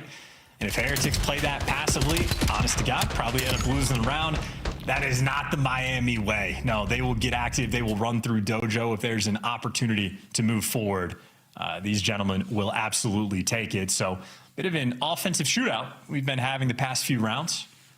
Maybe Heretics want to break that mold on defense, but nonetheless, the onus is going to be on C9. They've toyed with a few different ideas on the attacking rounds. This time it looks like mostly grouped up together. 3 players over towards B, 2 players there on defense and a missing Rancor. Beans drops him for the first blood. Good stuff. Get the first blood finally, C9. Are you able to take advantage of the situation you find yourselves in? Yeah, you are, Vivid. Another one on the field. Big flank here from Metals. He's going wide, and oh dear God. Oh no. Oh no! Okay, we'll take the team kill. Mac, he's down. Afro technically has 2 kills, if you think about it. Hey, shots from Trakes, gets away with his life for now. On the dance, Beans is still going. Whoa, Trakes, keep running, son. This 1v3 is not over yet, and he's going for it, Chance. Hey, these are good shots, but he's also getting tracked the entire way, so Beans head up about the pinch. Good shoulders, and Beans just gonna run for the hills, but that's because you want the teamwork, and everybody's there for assist credit. Well played out of C9, good decisions on the wrap. The ever so slightly awkwardness of Afro getting the team kill, but it's way more important to make sure Metals doesn't get 2. So great execution on the round. That's really how you want everything to happen. You get the first blood, you catch super, so maybe an extra life down on that front. And making sure you're grouped up together. C9, that is a well-oiled machine of a round, and offense continues to reign supreme. Yeah, Den offense so far, great. Bean Snipe was looking good there as well. First blood certainly helped. The follow-up there from Vivid, though, I think is a real decider. We're seeing plenty of these first blood snipes on Den. There's so many of these angles to worry about. Another dirty little one here. Big stack over by towards the A-bomb site right now for C9. Heretics on the slow approach, and it looks like Afro might be getting a bit antsy. He wants to get involved. But everyone retreating together here. Are we going over to B for the defense? They're waiting for somebody to make a play, and Metals is going to be that guy. Oh my God. Straight he let it rip. Yeah, he let it rip. They know where he is now. That could have been disgusting, but 4v4, you've pushed C9 back even further. Here comes the bomb over towards A. C9 maybe halfway prepared for the pressure. 2 players floating around this site, but unfortunately the outer lane super ever so patient gets that first blood. He's found another. The opposite of Beans right now, from the window into small room. Oh, and Beans with the sub in hand now. Is he going to swing and check this? Man advantage for the Heretics, and the bomb planted. Tricks to the middle, down. Beans. Oh, he's got some suppressing fire into that man on the outside, and now Rancor finds himself alone on the inside of the bomb site, and a quick run around. Vivid out of the play for a moment. Can he get involved? No need. Beans is there. The clock goes red. Heretics get dead. Round to C9.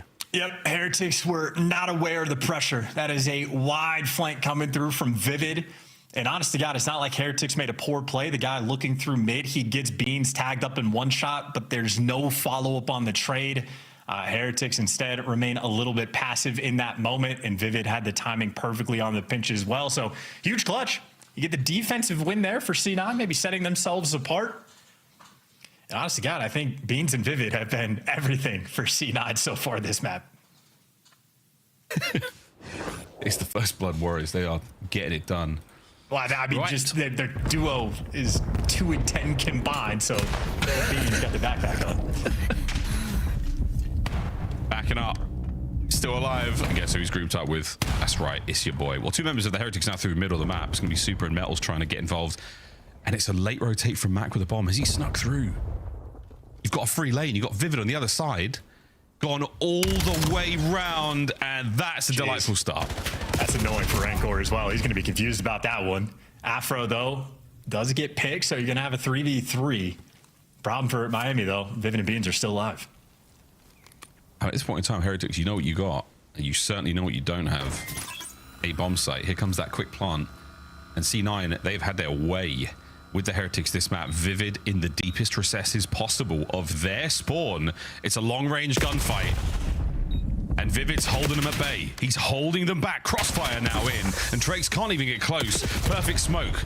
Take care of one of those angles. Allows Super to fight his way through. Matt gets himself involved as well. 2v2. And the clock's starting to get dicey. But Beans, he handles it nicely. It's a 2-piece to close it out. Map points C9. That's gorgeous. And such an awkward mini-map as well. I don't know how many rounds, if any, we have seen develop quite like that. But a lot of credit to Vivid.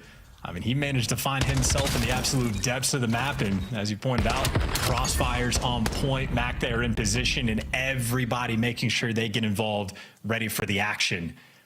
I'd say the most important round, probably the previous one for C9, where again, from a man disadvantage, Heretics just slightly dropped the ball on not trading out a guy that's one shot, and the little things right now are the biggest difference makers. C9 a round away from tying the series up. 6 spree from Beans. And the old Snipes back at it again. 1 and 6 for Afro. I'll take it for a dub. 3 players from the Heretics thinking about that mid-map hit. 2B, 2A, and a sneaky Trax just got very much into a good spot. I think Afro's ready for it. He's first blood. A bomb site we're going to commit right now. The Heretics, they're making their way forward. Where we're going to overwhelm. Bad news, boys. The 3-lane map. You might have a presence on one. The spree comes to an end. Afro trying to save it. He's in. He can't see a thing through the smoke. Max there to help out as well. Bomb plant. Heretics are trying to survive.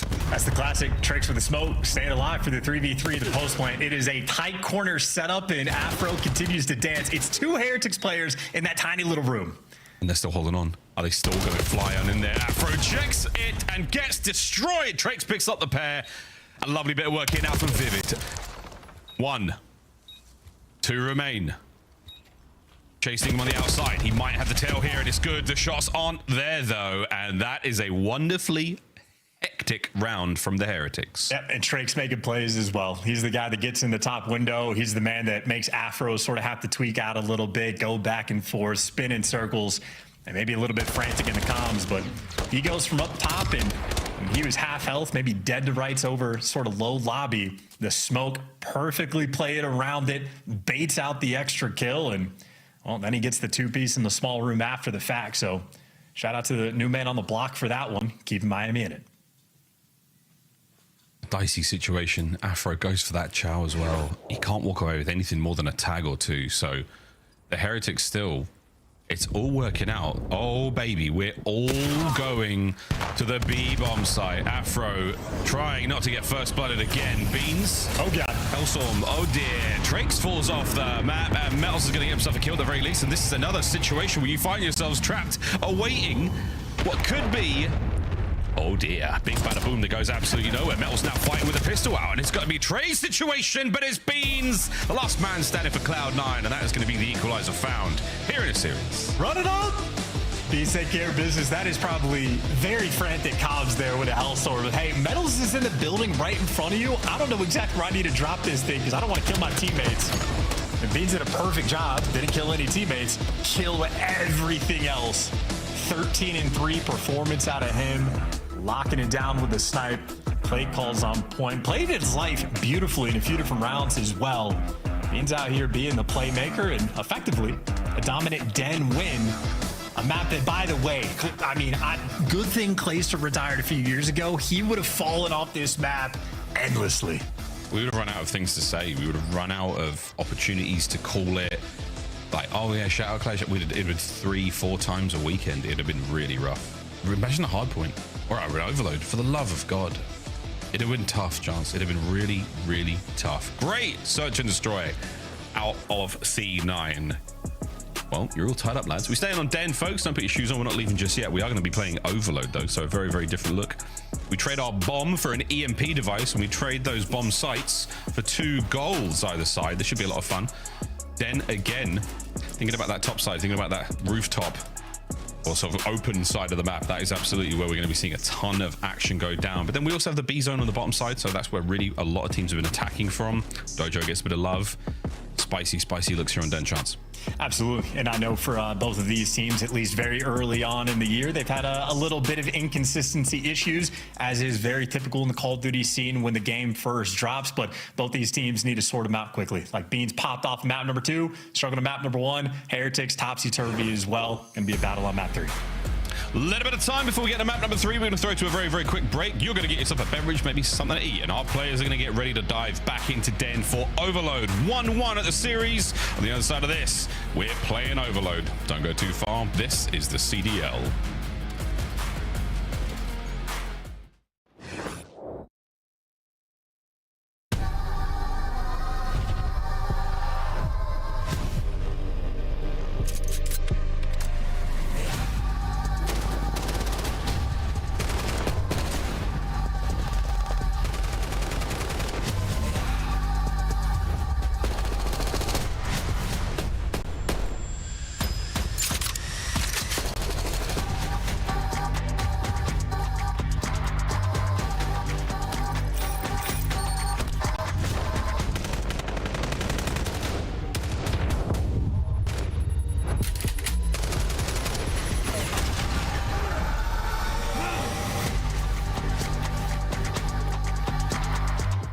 Scuff, official controller of the CDL.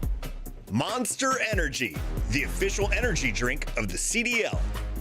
Start the season strong with the 2026 Call of Duty League Pack. Grab yourself the CDL operator by scanning the QR code on screen or check it out in the Call of Duty store in-game now.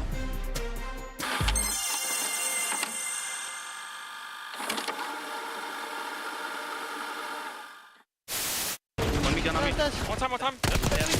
One more behind me. Time. That's that time. He's left. Nice. Just so shit. Let's go, bro. Yeah, we'll run him. I told you we'll run him, bro.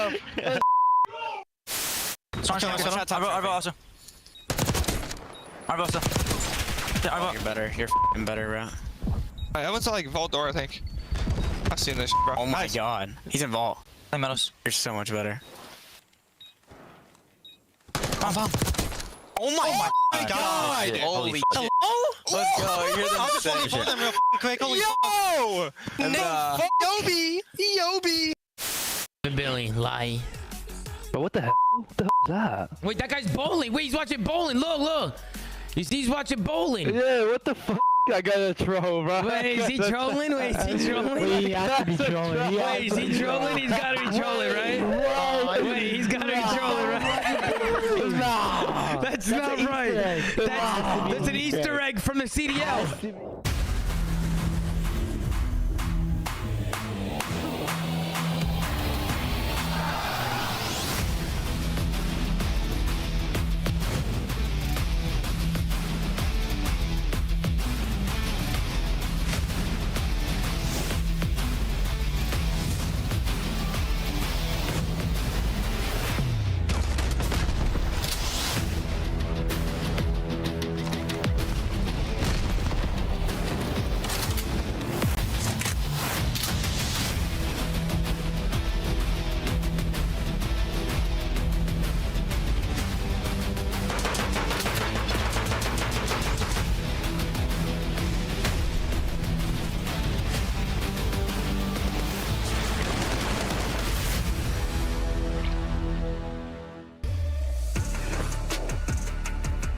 Welcome back, ladies and gentlemen. That is the team packs available in store December 16th. A couple of absolute hotties in there. I can't lie. I'm very, very interested to get our hands on those. Shout out the teams. You have me on Twitter. I would love a DM. We're excited, though, to get those in store and get them on broadcast as well. As much as I'm loving the generic sort of CDL home and away, get me them colors, man. Get me some of those good skins. Excited. The Boston one's got a crazy face on it. I love it. They did a face last year, actually, in BO6. Shout out the Boston team. You guys are taking risks. I like it. I like it, Chance. You know what else I really like? What's that? Overload. Yeah. Map 3. I'm stoked, really. It's been a lot of fun having it in the league so far, and it very, very has, well, shaken up the status quo of things. How do we improve upon it? That's a question for another time. For now, let's find out how good the Heretics are. Is their first respawn pretty solid? Nice comeback on exposure. S&D? No. Well, I mean, saying S&D no, you certainly lean towards Heretics. Afro, though, did go like 1-8, so if he played well in Overload yesterday, maybe he's looking for the bounce back game here and try to pop off, take over. Or I thought that was going to be him. I was going to say first blood in the middle of the map. This time it was Mac. That's like C9 teamwork. Take turns getting first blood in the mid. No, I really like that opening run, that little route that Trace takes. Yeah, that's a couple down. Now options. Where are we going to go? Watch those arrows for C9 New York. How are they going to shuffle this defensively? This is the lineup they've got. One man worrying about the B hit, worrying about that flank. And for now, Metal's still that front man. Not able to get much happening there. Right now through the lobby, we're going to send it. Drakes once again. Oh, baby, can't get anything out of that. Mac holds him down, and Rancor has to back on up. We should be looking at a turnover there. That is right. The EMP will change hands. Possession now in the hands of C9, but Super is still about. And there's also so much pressure on this EMP device. They're trying to run for the hills. You're tagged up weak. That's 4 players nearby. Super gets to call out. The Metals in position. There's 1, there's 2, there's 3. And that's going to be the cap unless Afro could do something obscene. Unsuccessful. That's going to be a score. Heretics doing it differently. That is disgusting. To the top side of the map we go. We've got C9 with the numbers, but Super, he's bringing the goods. He's bringing the gunning. Here we go with an opportunity to bounce back C9. What a fumble that was. Metals with a ridiculous 3 right into the capture. The man is soaring. Big kills, though, as we should be seeing an opportunity towards the A goal. Heretics turtle up. Over to B we fly. The race is on. Anyone able to get some stuns or nades in the way? Here comes Metals. First man on the defense. Backs up from a big 2 from Beans. And he's trying to get it in. Super's there for 1. No more to be had. Rencor. And it's a sneak goal from C9. 1-1. Oh, we're playing bully ball. Shout out to Beans with the absolute peach of a grenade to make sure you can get that one through. Now you got Afro behind enemy lines. A couple kills towards the middle of the map. You're still worried about the pinch. So a couple players head on the swivel. You might be prepared for it, but Afro is still a nuisance. Yeah, Trakes is trying to find kills up front. He gets 1. He's dancing. Metals walk, quick recovery, and he's taking a safe route to get away from this one.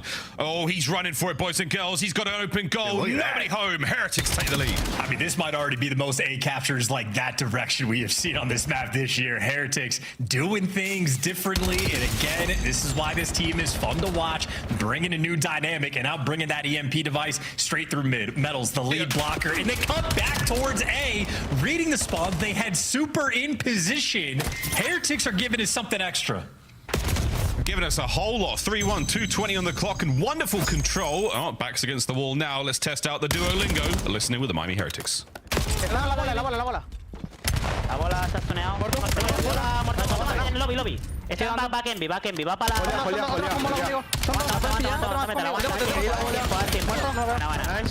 Pilla para derecha, cuidado. Pilla para derecha, pilla el lobby. Dos mid.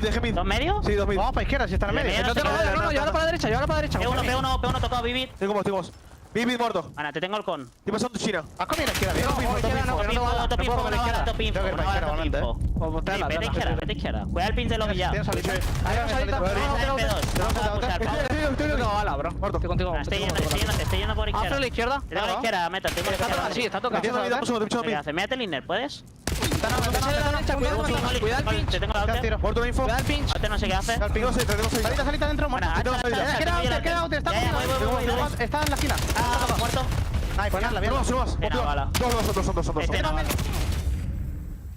Man, there's something about that Metals pistol, man. He might be one of the best I've seen do it. Dashy's up there. Metals, very much a contender for a naughty man with a sidearm. Quick recovery now and an oscillation over towards the bottom side of the map. We could be making a run C9. 1 minute to play. Can they at least make it a 1-goal difference before the half? Well, they're not entirely grouped up together. They're still having to be worried about the pinch. Heretics have so much pressure on this map, and now Beans... Gotta stay on the map. Now it's a little bit weird. You got the identification of the corner. You get a couple trades, but you lose the device. And now it's dangerous because you've already seen Heretics. A couple different ideas. Maybe to go towards A. And they're just going to keep you honest. Even trying to keep that pressure towards mid. But as everybody's falling, getting pushed back, C9, honestly, now with the advantage. No, not at all. It's looking a bit rough for the pistol work. They're not going to happen. We've got some legs. We've got a little bit of space. 22 seconds. Metals on the defensive prowl. Has he been sniffed out? He has not, and we're making a move. Can we get towards the goal? Oh, the slide was there, but Metals, good work. He and Rencor through the back. Not going to let anything get happening there. They're going to not touch the... Oh, we are going to touch the device. We're going to go to some extra time here with possession. A possible charge forward, or because they have the lead, it should just end. Not in a massive 30 hurry. seconds. Yeah, 30 seconds to work with. You got players working through mid. Super's in position. Everybody else grouped up together on the top side. And it looks like defensively, C9, they're ready for the pressure. Oh, yeah, last hit. Last opportunity here for this. Man on the outside Beans should be good to stop this, but wait, we've got an opening. Here comes Trakes, 1 step closer. No good. That's half time. Brilliant start, though, there from the Heretics. Man, back to back, the A captures on the bottom side. Whether they're running it through the middle of the map or finding those kills. Metals 3-piece. This is it. This is unbelievable. You dither just enough. You allow those players to stay close. The possession is still that close to your goal. Afro might pick up those kills, but Metals just runs it home. And the next goal now through the middle of the map. Again, Trakes getting on the board as well. Charles, it's a wonderful mastery so far from the Heretics. And C9, it could have been 3-2. And now their backs against the wall, quote unquote, good side. See if they can make it happen. Yeah, and Metals, of course, like that 3-piece is just sort of like a haymaker. Just a tough blow, get to the point, it feels tough. But after that, Super's the guy that gets in position, stays back patio, and then moves towards the back lobby and forces those spawns out and opens up that A zone. So Super just living there for like a minute straight, really able to facilitate those captures. So Heretics again doing things differently. Now Metals on the pinch, 18-9. Feels like he's a guarantee. He's ridiculous, man. Absolutely ridiculous. I could have been 19 there. It's going to be 20. Who knows? Timing goes his way. Super's managing to just pass intel. His boy's now lining up on the defense. He's going to find a few more kills here, but towards the dojo is where the battle's going on. And Trakes, nice wall bangs, forcing the player out through mid. It's a change here from C9. They're trying to battle their way through the front. On board with Trakes. Oh, and he's going to get both. Grab that and run with it. Account for the man in the middle? Possibly. He's a dot on the minimap. He's an opportunity to send it, and he's going to get it. We are looking towards another possible goal for the Heretics. And where does Trakes want to take this? His team is not in position towards that B zone at all. So they're going to take their time. And if you got the 3-1 lead, you are not in a hurry. Super still roaming towards the middle of the map. Doesn't quite pick up the kill. He gets traded out. And that just means Heretics have to continue to take this slow. Yeah, we ran way back from C9. I love that. They don't let anyone get forward.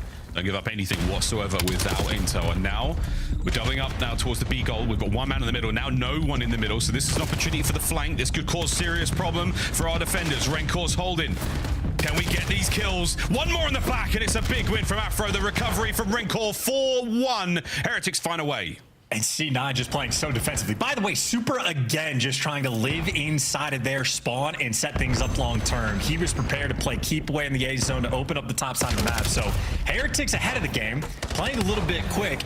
And I think the passive nature of C9 on the defense right there is really what cost them. So now it's a pretty big lead you're having to work yourself out of. Oh, they're still trying. Breaks with a pistol, finds himself a little bit of damage. And the next man's 3 minutes on the clock, and we are still looking for number 5. I like this from the Heretics. You talk about their aggression. And they let him out. And they let him out. They're willing to take risks. They're willing to back on up. They are constantly moving. It is very fast overload right now. Mac, good awareness. Right place, wrong time. Gets gunned. Breaks down for the point. Oh, it's a big win. It could be another goal. Heretics now forward. EMP in hand. What a stop. And the recovery gone. C9, big save. I mean, it's a goal line save, but that's still an extra 45 seconds off the game clock that just gets burned because C9 just not aggressive enough to take care of the device carrier. So you're going to have to force this one through quickly. You got the lead blockers. Beans, first man in line. Beans got to get one. Intel's good. Nade. Oh no, he doesn't even trade with a nade. Afro now alone. How's his pistol? So far, pretty good. Another man hit. Coverage from his teammates. One man on the outside for the Heretics. Last man on site. This could be a goal with 2 minutes to spare. He doesn't check the corner. Trades are there, and here come the spawns. Oh dear. It's fallen apart on the attack for C9 and Metals. Last kill now with the device. Just a little too slow, and now Heretics, that is all you need to do. You are in no hurry, you are in no rush, you can juke as much as you want. Gotta be a little bit careful, because Afro is through the middle of the map still getting kills. You don't want to drop the device near his zone and give him the points, but I think Metals knows this. He's halfway worked himself out, and they're getting all the kills. I mean, this is just gorgeous overload gameplay. Oh yeah, with 28 and 15 from Metals. 2 more left. On the outside of B, Metals throwing them shoulders. The shimmy's good, but the kill's not enough. Over to Renkor. Brought down. We get a fast capture here for C9. Get rolling. Looking for 1 kill onto Super, and he just says, no thanks, lads. Trakes gets his. Vivid looking for a second here. He's got to get himself the device. He doesn't have the teammates or the manpower to get the job done, and that is it. A minute to go. Heretics are looking like they are taking the lead in the series. Yeah, GG for sure. And that's a really good example, by the way, of C9 trying to force it towards the A zone. If you don't have players in position, it's such a difficult thing to do. So the fact that Heretics managed 3 captures on it, extremely impressive stuff. Maybe C9 playing for sort of last-minute heroics, but it's the exact same corner that gets them. Now you're just in too much of a hurry, and Super there to seal the deal. Man, check that corner. Got to do it. It's now the day 1, or at least the week 2 of overload here on Den. Run through the middle of the map. We could be looking at that 5th goal, and at this point in time, it is simply for the stats. Metals finds that. We're going to still fight our way through this one if you're C9. Keep the guns hot going into the next hardpoint. But this has been a show from the Heretics. They have absolutely run them on Den. Great work on the attacks. Great work defensively. Beautiful stuff all round. Miami Heretics take the lead. Yeah, and make no mistake, when I'm being critical of C9 being a little bit too passive, it is extremely easy for me to say when I can see the mini-map and exactly where all 8 players are. In-game, it's just a difficult moment. Like, if you're playing defensively over on, like, that B zone when you're spawning left side, that's just, like, the standard way Overload is played for the moment. And I think Heretics just did a fantastic job of playing off that expectation and sort of trying to develop just a little bit. Like, we're at the baseline, we know the standard way to play. How can we just advance and look for, like, these little small tweaks in the gameplay? Well, Heretics find a few, and they find themselves a nice 2-1 lead. That's a lovely lead to have there. Going to be comfortable after that one. Stats looking fantastic for them as well. Metals 31 and 20. He was the man on the hard point, and he was the man on Den Overload as well. We're going to do another hard point now. For Chance, as far as I'm concerned, that was a really good look from the Heretics. That was superb, aggressive gameplay from Super in particular. As soon as the capture is gained, immediate attack towards their spawn, immediate goal line possession, setting yourselves up for the next one. You know, if he captures A, he's right up to the B spawn. He's desperately trying to make sure that no one on C9 has any mid-map position. And if they do, they get shot in the back anyway. Great stuff from the Heretics. And the highlights, I mean, a little bit of love for everyone, but it is definitely a Miami show. Yeah, and they're also just fast enough as a team that even when C9 was doing good work, in moments like that, juking back and forth, throwing off the defense, Heretics just respond so quickly. So pretty on point. And maybe on the flip side for C9, this is also 3 maps in a row where they just have a singular player that struggles. Even in the map 2 that they won, Afro goes 1-8. Map number 1, it was close for a bit, but ultimately towards the end, Beans is about double negative. And here we are on the map 3, and it's Vivid that ends up struggling. So inconsistencies as a squad right now for C9. Got to make sure you're grouped up together. All 4 players have to be involved. I mean, another big issue they seem to be facing is moments like this where you just got to win a 1 against Super, who's coming out of spawn and finding himself just on that goal line defense here. Checking corners as well doesn't help, but the winning the 1v1 fights with Super was all over it, man. I mean, Heretics right now, it was a little bit of individual skill, just enough to get the dubs, and when you certainly needed it, moments like that. Rancor as well, big pistol plays from Metals. Everyone locked in. The ones were won by the Miami Heretics, and in a mode and a map like Den, really, really helped. Yeah, and lovely again to see Heretics pushing the map forward, but enough for the swing game mode. Back to Hardpoint we go. And I know C9, at least in the pick and bans, making sure you get rid of that Den Hardpoint. That is where Heretics have seen the most success. Scar is a very interesting look. It was the first map Miami played in the CDL this year. They got a 100-point club by Toronto, and honestly, they look terrible. That was the first map we saw Trakes play. That was like, is Trakes a good pickup? That didn't look too fantastic. But since then, absolutely incredible gameplay. I know Heretics are going to bring a lot more firepower to this map, and if you get 100-point club, that's going to be a focus point in Scrim. So I know Heretics are going to be better. Whether or not it's enough to take down C9, they'll have to prove it on map 4. We're about to find out. We go to a couple of Scars. Chick digs Scars, right? Chance, they like the Scars. We like the Scars. I like Scars. I know you're a big Scar fan as well. We're going to be playing Hardpoint, and if we have to, another game 5 back-to-back. I mean, it's possible. Let's face it. It is possible. We're going to see what C9 New York are made of. Can they bounce back after what was a tough one? It wasn't quite Germany-Brazil, word to LaRue, but it was a brutal, brutal display from the fast-playing Spaniards there against C9. Into Scar we go. We trade the rooftops of a Japanese castle for a dirty little wet, snowy town somewhere in the continental United States. Let's get it. That's a little bit rude, but I understand. I'm not Nonetheless, for Miami Heretics, again, the Scars always remind you that the past is real. So if you get a 100-point clubbed on the map, you got to make amends. And I think Trakes will be the focal point for me. And of course, map number 1, incredible performance. 31 kills for him, 32 there from Rancor. Rancor, obviously, incredibly consistent in the slaying category, a near 2.0 KD. You know he's going to be a force on the map. Mate, this town has seen better times. Come on, there's a crashed plane. There's 2 mech things that are on fire. Cars are exploded. I mean, Chat, I think it looks lovely.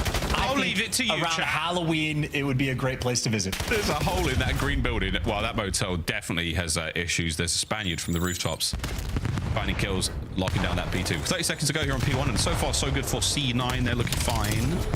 More Vivid. Oh, able to get the second man, and you're going to look now towards a bit of a Hardpoint flip.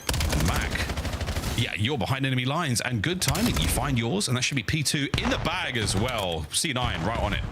Oh, yeah, they're on top of the spawns as well. I mean, number 5 even worried about the back blue spawn, so you get a 2-2 split there for Miami, but I think C9 completely heads up, and you've got players swarming around the new time, so Vivid just put in some serious work off the break. I know he's only 3-2, but he has put his teammates in position around P2. You already got a 30-second lead. This is beautiful Scar gameplay.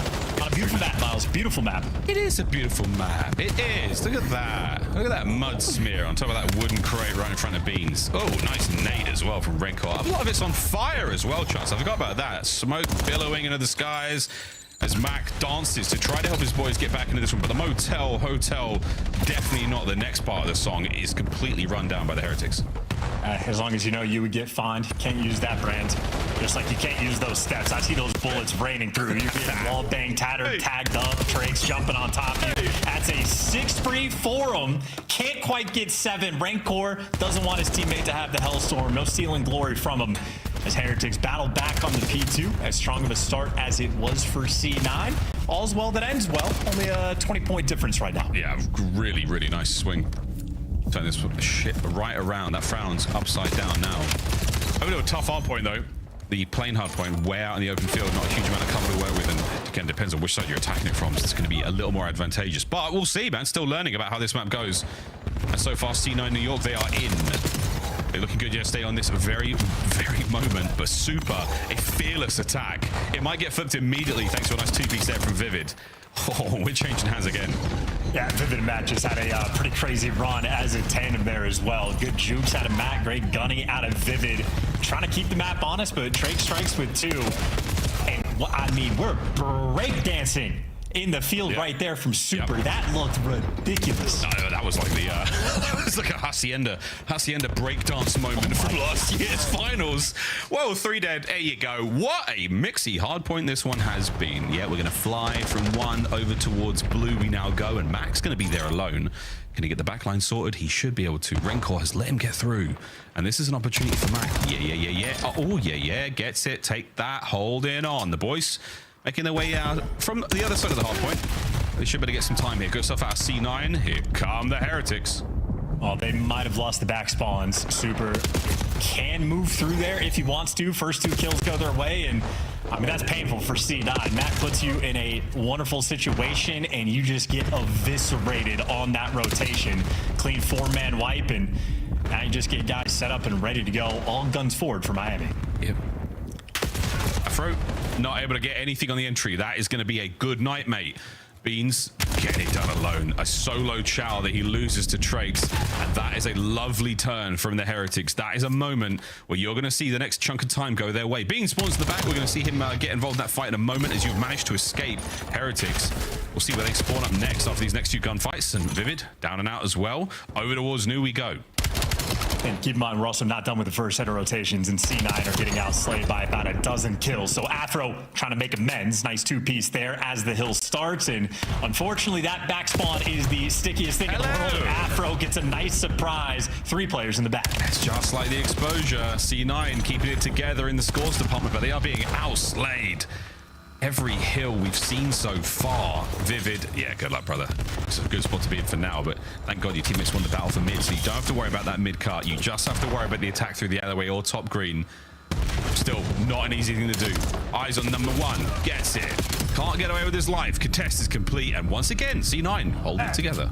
Yeah, and Mac, I mean, listen, Afro on the 4, he picked the perfect time to heat up, and Mac also just made some monstrous plays towards the mid cut as well. If that back spawn is going to be sticky, you got to be worried about that mid-map rotation, and Mac had it under lock and key. So, hey, calling about the kills column, they immediately make up for it on the P5, and after our first set of rotations, C9 got the 25-point lead. 25 points, not huge, not huge. They're going to want to see that change. P1 open for business. C9 are in. They lost the rotation to 2 in the first go around. So we're thinking about holding on to this one and seeing how the bottom side of the minimap looks with about 15 seconds to go. Spawn awareness still pretty solid. Lovely exchanges here. It is going to be the kills now being traded out. Super and Metals getting theirs into time. Vivid on the quick turn, and he doesn't see that next guy over the top, but still hard point time for C9 good. Yeah, and you had a moment, by the way, on the mini-map for Afro and Super. They bump shoulders, walk past each other, and Afro turns that into a 3 spree. So he's really heated up, had a few big moments, and how this lead has continued to grow. 60 points now. You don't have a rotation over towards P2, but you got plenty of time to make it happen. 15 seconds on hold. Afro knows there's 2 players that direction. It looks like Heretics are doing a good job of playing keep away. They're more so set up around the new time. Yeah, Beans is now finding his way through the back. He's going to catch 1 player potentially on this row. Oh, now maybe 2. Gourds, these are yours. Spotted out. Dealt with. Eyes front. Renkor's up. He gets himself into the fight, but Afro's there with his gun at the ready. Over to Trace now, trying to cut his way through 18 and the shop front, and he's getting great damage. No kill. Beans has made a tough stuff. Backline now from the Heretics has made it into time, and they're going to find what they can in this protracted gunfight. Yeah, Super in the power spot. Do a little dance around Jens. He's got every single one of his teammates looking over. Trace responsible for the pinch. Easy gunfight there, but no trophies on time, so Mac makes it weird. But either way, Heretics get all the kills. Anyway, Vivid cannot pierce the setup. He even falls before his teammates get back in the mix. This is looking like a final 20 for Heretics and a huge P2 to get themselves right back in the game. Yeah, man, that's an essential 20. This is a pretty even keel going across the map towards that broken plane once again. Because the last time it was an absolute slugfest. Both teams trading very, very effectively. But now we go back at it again. This hard point could come down to the wire. Here we go. P3, open for business. You've just lost the bottom side, so Mac turning his attention that direction. Beans had the middle of the map, knows there's 1 player rolling through, but Mac on the heady. Efficient work. Now they read the spawns. The moment number 8 spawns out, everybody has to turn the head on a swivel. So it's ever so slightly awkward, but Afro jumps into position instantaneously. It gets top green control, and now you got to read the spawns again. Number 3 spawning out on the flip side. Number 5 turns inside the hills. The C9 bouncing back and forth. And as weird as it's been, they've handled it, kept it under control. Their comms must be on point. It's totally different to where they've looked at the map so far. Good stuff. Flip, flip, flip, flip, flip, turn, Gunny, get it. Oh, no. Bad news, though. This is the new hardpoint. And Heretics, they've got a free and easy hold of it so far. Trade's looking good, though. And wait, Beans on the slow approach. Can I catch any more? I'm going to see all members of the Heretics up, except for Renkor. Spawns behind. But again, perfect awareness from Mac. They know something's up, and they're able to now attack this point down a man. Yeah, Renkor spawns all the way out as well. You get this break. If you're C9, you get the game. Oh, we're going in. Metal's on time. Gives them a great big bullseye to focus on while his teammates try to find anything. But the Heretics, they cannot buy a kill. Metal's from inside time. He's the man getting it done, but he's fighting for his life alone right now. The boys have spawned outside of the hard point, outside of the back position, and Metals is still swinging. I mean, still though, it's C9 in time, so the kills would have been great. Doesn't even get it. And already C9 has done enough on this hill just to make things mixy. Trake's trying to work his way through the back, but all of his teammates are falling. Has to get a 2-piece, cannot deliver. And C9, they punch on the P4 exactly where you need. It's Mac there on a 4 spree. He heats up at the exact right time. 4 spree, no more. Teammates can't fight their way out though, so you're still kind of trapped over by this old hardpoint. Long journey across through the middle of the map, which has got Heretics players watching it. Renkor trying to make sure that no one gets out of time. Failed his mission. The rest of the boys are now going to make their way forward. Here we go. Bottom side of green. That little, was it a deck? It's a hellhole. It's a tough hard point to keep a grip on, and we are going to do it, Heretics, aren't we? Unless you want to go to a game 5. So judgy. Heretics, though, have shown the ability to make a comeback before, and I don't think they're going to show it right here. Yeah, they just get run over, spawn in the back. You get rid of the trophies as well. Afro on 1. Started out the map very slow. He's going to end up finishing positive as C9 run you through the blender. Taking care of business on Scar. And that is a happy C9. Back-to-back game 5s here on this sensational seasonal Sunday of the Call of Duty League. We're staying on Scar for a game 5, and chance C9, they're a Scar team. Is that a good sign for their looks towards the search? It's a great sign, I would say. And maybe, you know, I was a little bit dismissive of the potential game 5 O's from the Heretics, but I suppose now that we're here again for the 3rd time in a row, we could truly identify if it is an actual factual problem. If they have ice issues, or if they break down in the final moments. C9, this is a huge opportunity. This would be a great 10 CDL points for them to get. They had a bit of a slow start to the year as well, but off the back of their Vancouver Surge win yesterday, they could even up the odds and really end their sort of year on a high note. A high note to end 2025, rolling into 2026 with the 2026 season core. They would love to walk away with an extra 10 just before the holiday break. A lovely back and forth Hardpoint, incredibly close towards that second set, but 81C9 got it going, man. They turned tables and they absolutely flipped the script on the Heretics here on Scar. Exposure wasn't nice to them.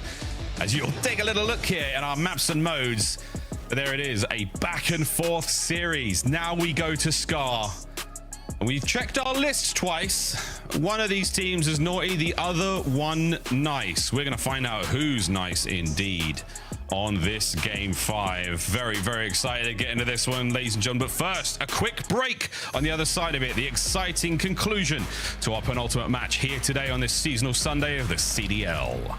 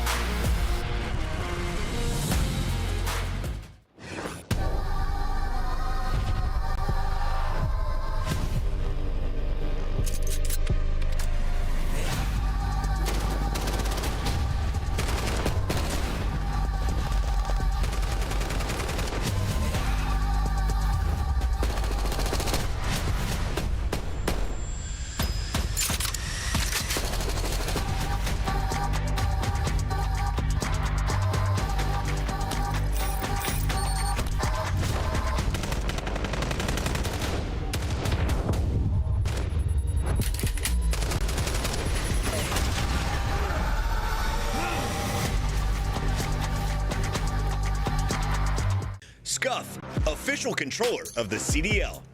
Monster Energy, the official energy drink of the CDL.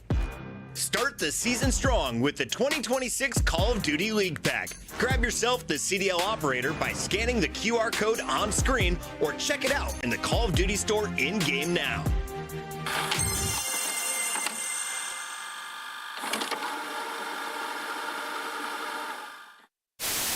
As well.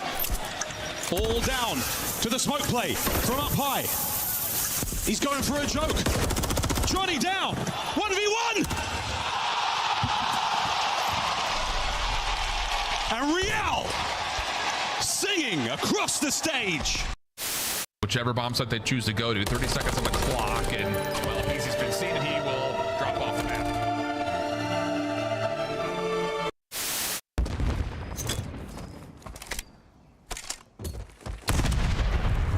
Iron Doge does it all now. Go big. Unicorn. I'm buying one. Top one now. Frosty dead. I'm in their spawn. There's gonna be another one on me. I'm pressuring. What's Rooks or Jay? One's on me. That's two. Nice. Let's find the shit. Yo, come B, come. Or you go. We have it. You guys are good. They're gonna spawn dead. My God, Caesar. Okay, Frank, I'm just trying to throw them everything. Let's get all four. Oh my God. That was dirty. But like good Caesar. Just no, I was working picks, bro. I was working picks. Here come the thieves. They cannot allow this to slip now. And there is snaking going on. Octane and Envoy have broken through. Can find one. Finds the second 1v1. And it's placed up. Looking for the last. And it's 10 seconds. 10 points. The comeback of the CDL year. Can they do it? The thieves are moving. But they are moving into the kill feed. And Legion have just made the greatest comeback in Hardpoint you will ever see. Man, if that was a tickle you pickle, I don't know what does. 13 kills to the 2 of the last section of story match we saw. Beans was the man on Den. On Scar, though, is he still made of that stuff, Chance? Yeah, nah, he has not changed in the past 30 minutes. His DNA, it takes like 7 years for your cells to completely like restructure themselves. So see if they're cut for the same cloth on the game 5, something that has haunted Miami Heretics so far this year. Granted, 0-2, it's nothing crazy, but 0-3, that really puts the seed of doubt in the back of your mind. Look for Rancor maybe to try to pop off, take over, but Beans, he can dagger him, and when he does, he talks trash. He's very fun. He's very fun. I reckon Beans has got a bit of Spanish in there as well. Not quite the way that Scrap learned Spanish in order to effectively talk trash.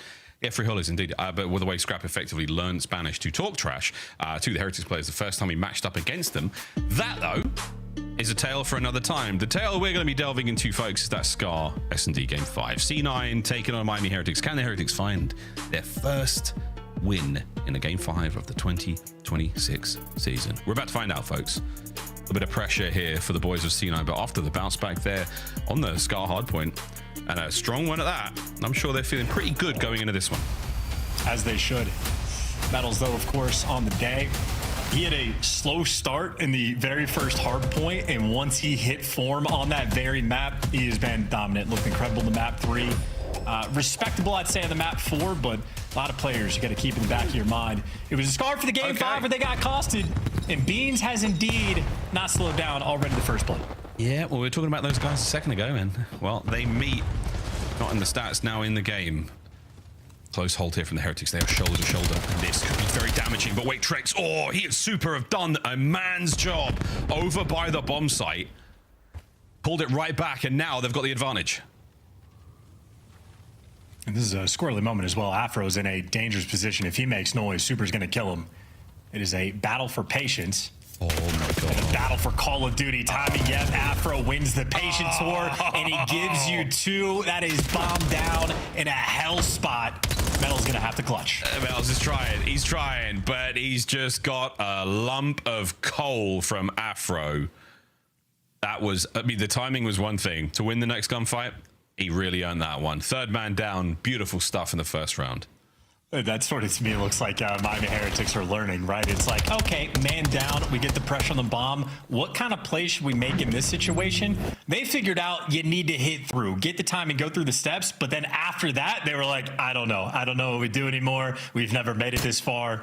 We haven't adopted this sort of like learning strategy yet. So Afro ends up picking them apart, has a very strong round number 1, and clutches up for the team. Heretics need to adapt and evolve. It was adapt or die, I think Magneto once said in the Danger Room. Quote me on that one, chat. Somebody's got to get me right. The Master of Magnetism has got nothing on these two teams right now. He's got magnetic attraction to one another to find that first blood. B-bomb site plant, and Beans with a deep nade. I don't think Trace is going to worry about that yet. He's going to see it. No damage. And that's just a lethal and a tactical now used. It's a novel round as well. You don't see B plants too often, let alone with a full 4v4 setup. Afro still lingering on site, but Metals does find the first blood. Did you have to let it linger? Did you have to? 25, Afro in an easy corner to check. That's right, Metals gets it, and the smoke has taken care of the man on the plane heady, so he's out of the play. Now we're on the defuse. Get in there, boys! It is nearly done. Beans, can you check it? Can you check it? No, you can. That is that. Not an eye on the bomb whatsoever. Heretics happy to take that. Yeah, and I think both of these tribes right now on a quest to find that like step 2 part of the strategy. It is a novel thing to get the bomb down on the B site in a pure 4v4. So it's wonderful that C9 able to pull it off, and then they went, I don't know what to do anymore. Like, this is just weird now. And as you pointed out, that smoke was absolutely perfect to block off the line of sight, sort of isolate Afro and put all the pressure on C9 to try to check that actual bomb. So massive retake there out of Heretics, tied up 1-1. Yeah, love that. Oh, I love a good smoke. A cool drink search and destroy when it's good. It's very good. It's muy bien. Here we go. Afric's been tough stuff so far in this search and destroy. And nearly spat out my monster if you hit that one. Great nades. Putting pressure on both Super and Metals. Nearly got a 2-piece there off that. And a little bit of pressure on the pinch as well. Vivid and Afro maybe toying with the idea. Rancor is going to be there. In the meantime, Super still looking for the snipe. We'll see if Beans gives him a shoulder to deal with. Oh, here we go. And Super hits nothing but the woodwork. And now Beans. He came back for a second. You brave man. It gives Mac the first blood on a trace, though. Still, you've got Mans on the bomb site now for the Heretics looking for that plant. And last time Heretics tried to push through, but Metals now does not have the support. So he's going to go for the bomb plant. He's going to trust his teammates to get the extra kills. He's got Super looking above him. And they got it. Rancor on the flank. And Super is so close with that snipe. Oh, Beans. Not the third time. No, he's going to stay low. Here we go. Potential for the retake. We're waiting for this. And Rencor, they've gone all the way around the outside. All the way round. Rencor, is he going to see this man? He's not. He's now gone back through mid. Afro's lost him as well. Oh my god. It's the blind chasing the blind right now. They've got no idea. Can somebody put a bell on these cats? God. Wait, Afro, what was that round? Boys and girls. What the freaky deaky? That is the dictionary definition of Call of Duty timing. Rencor literally slips out the mid door as both the C9 players converge on it. I cannot believe they didn't spot him. And then once you chase a ghost, well, the nightmare takes over. That is every single kill, snapping the position. Super there to get two, but every single player winning their ones. Great stuff there in the 3v4. Again, Rencor has the angle down low to call out the cross for his teammates. They just have to look up top. And then once the spidey senses tingle about that flank timing, could not have timed it any better. The first man to the last took 3.5 seconds for the C9 roster to fall to pieces. What a shot from Beans off the boat right into the first blood category. And now I know how Traix feels about him, because I'd be salty too. I'd be salty too. Oh man, the sodium levels are rising here on Scar. 105 on the clock. Cut down in the middle of the map. We're looking at an equalizer, and Vivid is shooting very well indeed. A possibility for a bit of sniper magic here in the 1v3. Super, do you have what it takes? Evidently he does, but we're going to find out if the COD gods bless him. Okay, you know what, Chance?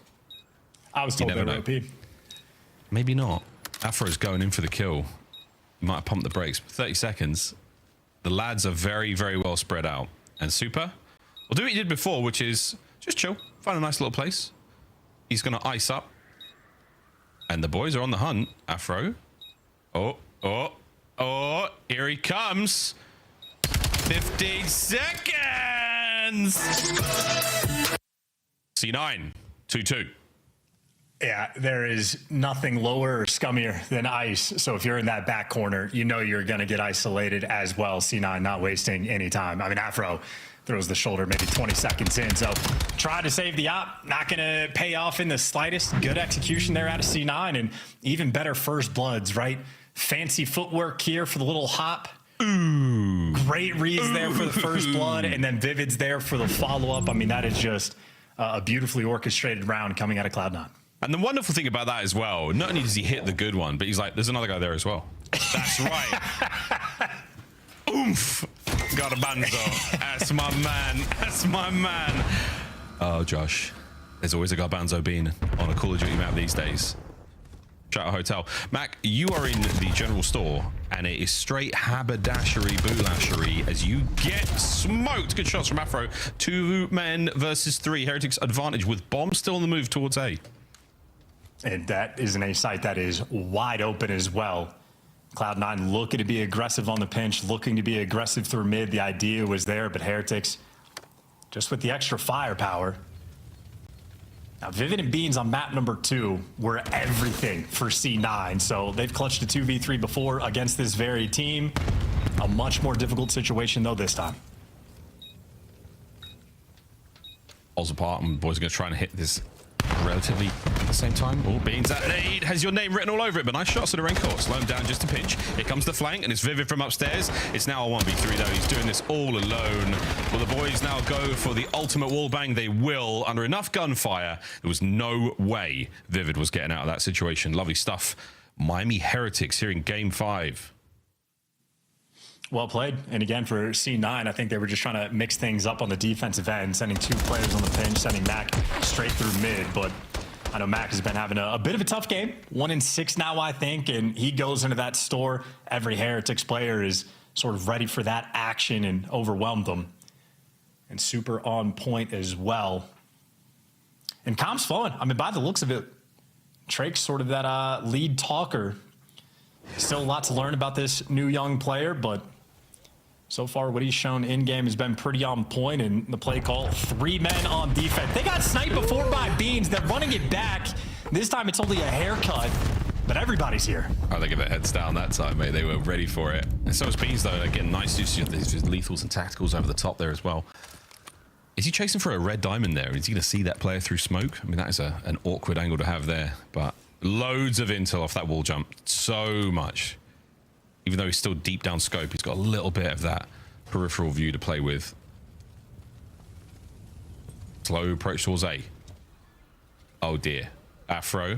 Just go outside, Afro. I dare you. Can you smell him? I'm sure you can smell him. Oh, that is a wicked first blood. And I was about to just erupt if Afro doesn't walk away with that one. But big wall bangs against Shop. Not safe at all. Has to get away with his life. And now he's gone to the roundabout way with the bomb plant. 3v3 for the equalizer. 8 HP with 7 more than Afro needed. Not even close, and Beans making plays. Love the aggression with the sniper. Beans typically on point with it. Nonetheless, still a 2v3, but now you're getting funneled into death. Rancor gonna have to go crazy. Yeah, he's gonna try it. And this 2v1. Backs up. Eyes on Afro. Love the quick reposition. Afro with a single shoulder is all he needed. 20 seconds. They planted that bomb. They're checking it twice. Rancor's down. That was nice. C9 find another equalizer. Merry Christmas, everyone. Happy New Year. Sleigh bells ringing on this one. Or maybe the sleigh bells of around 11. The gong transition might be the novelty. Either way, though, back and forth battle. Similar-ish to what we saw on the map number 2 as well.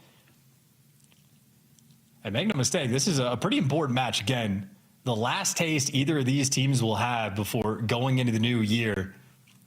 Whatever happens in this series, whatever happens on this map 5 will be their final memory for the next few weeks before we gear up again. So let's hope that nothing horrendous happens, because yes, the boys will be remembering this one in their sleep for a time to come. Here we go. Snipes are up for Super. Will he be just that with the rifle? Over towards the A-bomb, and the lads are all here. Well, the idea to get the nade pick is there, but Vivid wasn't. Playing a bit more passive, and nades exchanged on both ends. And how about that coordination? Mac and Vivid, the duo there coordinating up, and then Vivid just finds a brand new angle to die from. Yeah, fantastic. Beans was shown for a second there. Super is not going to give up that line. Or they have to, though. But nobody's home. Beans with the... I mean, if he pokes through that, good luck, mate. Super has got this one. Can't wait to get endlessly sniped in rank play. Coming in season 2. Here we go. 3v3 on the retake. Call of Duty timing still got him. 3v2. Mac, 1v2. He's not giving up the flank, but he has given up the high ground, and they're both upstairs. They've lined up for a moment. Oh, Super finds it with the pistol. And there was a chance. There was some chance. Well played, Miami Heretics. That got dicey. Dude, never in a million years am I challenged this with a pistol when I'm tagged up by a guy with an AR, but that is trusting the one-shot call out, and Super and S&D remains on point, has not lost a single step from last year. You give him a pixel, he'll take you off the map. Oh, Season, you're... Wow. And that last kill might be the most impressive one. He was so tagged. So tagged. Heroics from Super. A 3 spree to give his boys the lead. His first to 6, though. We are not out of this one yet. My gosh. That's a great trophy. Look at that trophy. There are many like it, but that one, oh, I got that trophy too. Dude, these trophies are out of control. Super. Careful, son. Uh-oh. Taking a couple of love taps from across the way, and he's somehow the COD timing his way to allow another player to not fall into his scope. Mac dodges it, though, and you'll take that. Cool, mate. Imagine putting FMJ on in this game. You're causing some serious problems. A lovely dance. Ay. Mac. Ooh. No bomb. Plant just yet. He's thinking about it. Here it comes. He's got some high ground to work with. Still worried so much about the top deck. The neighbors upstairs are making a lot of noise, but they can't quite get the hotel management to help out. Chance. Here we go. 4v4 straight up retake. Oh my God. He's on the bomb. I love it. I love it. He's doing it. He's doing it. Checks the bomb. Oh my goodness. Vamos Heretics. Oh, it's too good. I don't even think Fike knew what was going on. That was crazy. Beautifully called. No way. I mean, he literally just walked straight in, prone crawled up to it, and then, of course, the first man going for the check. Metals knows exactly where to look. Oh, I mean, that is hilarious, that Heretics. I mean, talk about, like, sort of pushing the game forward as well. That's a brand new idea for the retake on that side. They had a couple new ideas as well for the overloaded. Yep, Josh. Yep. Josh remains on point. Can't be beat. He's killing it today. Josh killing it. Good job, team. Speaking of killing it, Afro. Ooh, you almost caught wind of that one. Of a supercalifragilisticexpialidocious start to a round, and that is an unfortunate nade. But Trax takes a ton of damage, and the car blows up, doesn't kill him. Good stuff. Lucky man. Truck. Thank you. God, Mouse, come on. Oh, excusez-moi, monsieur. Excusez-moi. If you're not wrong. A little rattler gunfire by the A-bomb site, and we are going to creep tiptoe our way over there. Oh, no one saw Vivid mid-map. They saw Mummy kissing Santa Claus, but now down a man. Heretics, you've got to commit to this BIM site. And they need this around the way. Heretics get the dub. Trax, though, sniffs him out. So that evens up the odds. That is a man that should not have fallen. Heretics an opportunity to win it here. A delicate moment for the bomb plant, but he's got the right spot. Mac doesn't check it. And he gets the bomb down, and he gets out with his life. Yeah, Mac, don't just go for the defuse. Don't. There's no way. They're definitely looking at that thing. Yeah. Oh, Raincore in the back. Front line work from Vivid, though, looking good. 2v2. Oh, the smoke on the bomb, you naughty man, Mac. That could be huge. No one has taken the bait, though. No one moving from position. Mac through smoke. Couple of tags, no kill. Raincore catches Vivid, and this is the series. Drakes gets it done at the Game 5 curse. He's already broken for the Heretics. Happy holidays, boys. Vamos, they get the dagger, they deal with the snipes out of beans, they deal with the funny business, and they bring out some creative strats of their own. A 4v4 sneak defuse at this level is unacceptable. Miami Heretics are built different. They have the vision. And again, week one, clear signs that this is a team that needs to improve. They just started a little bit behind. Trax again started the year in a different hemisphere. After their week one performance, they showed massive improvements week over week, and now they get a long break of happiness to learn even more. Heretics, I think, are going to be a force to be reckoned with come the new year. They always are. Let's hope they don't slack off too much in that break they've got. Wow, what a fun series. Very, very much back and forth. Big highlight for me there, of course, the Den Overload. A lot of learnings there for the way that you can play those A attacks. Both sides, to be honest. Great stuff out of the Heretics. And the Hardpoint, pretty solid indeed. Scar, a little bit of work to do there. Search and Destroy, though, super. He was a serious pain for C9 to deal with. I mean, you can make it up to C9 by buying their skins in the T-packs, or you can buy the Heretics ones because they're also really, really nice. That is December 16th. Those will be coming at you soon. You know what's coming at you right now, though, folks? It's the desk. Happy holidays, everyone. Can I get a code, Miles, please? Commish? Yes, sir. Thanks, man. Miles may have just had his best performance, especially as an Activision employee. Let's take a look here at some of the highlights. And Allie, walk me through your team's victory, because I thought Anthony Wheeler was going to have the greatest day ever. Unfortunately, the perfect predictions come to an end.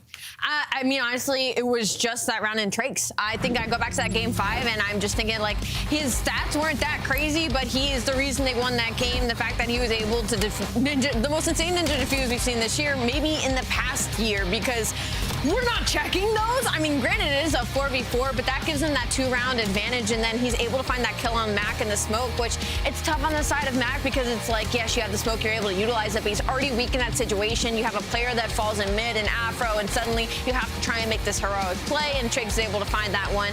Honestly, for Miami Heretics, I think just was a testament to being able to keep themselves in the game. This play from Super kind of turned it for me as well. You saw it was first blood, some great nades coming in from Cloud9. The snipe comes out, evens things up. What did you see, Wheeler? What's the difference between these two squads?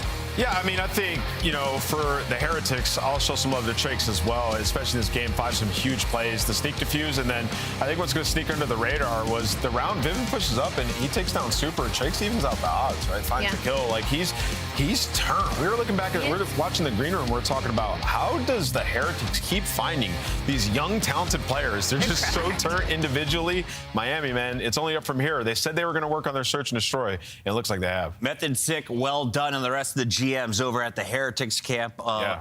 Seriously. Going for an Argentinian. Never saw that one working out. It's working out quite well. For now, though, it's the Spaniard, the old man on the lineup, Metals, who earns your Scuff Play of the Game. And Ali, Listen. oh my God. Look at this 3K to score. Take a look at some of the big plays from the Heretics. I mean, this is the ghost of accuracy. They line up. They line up.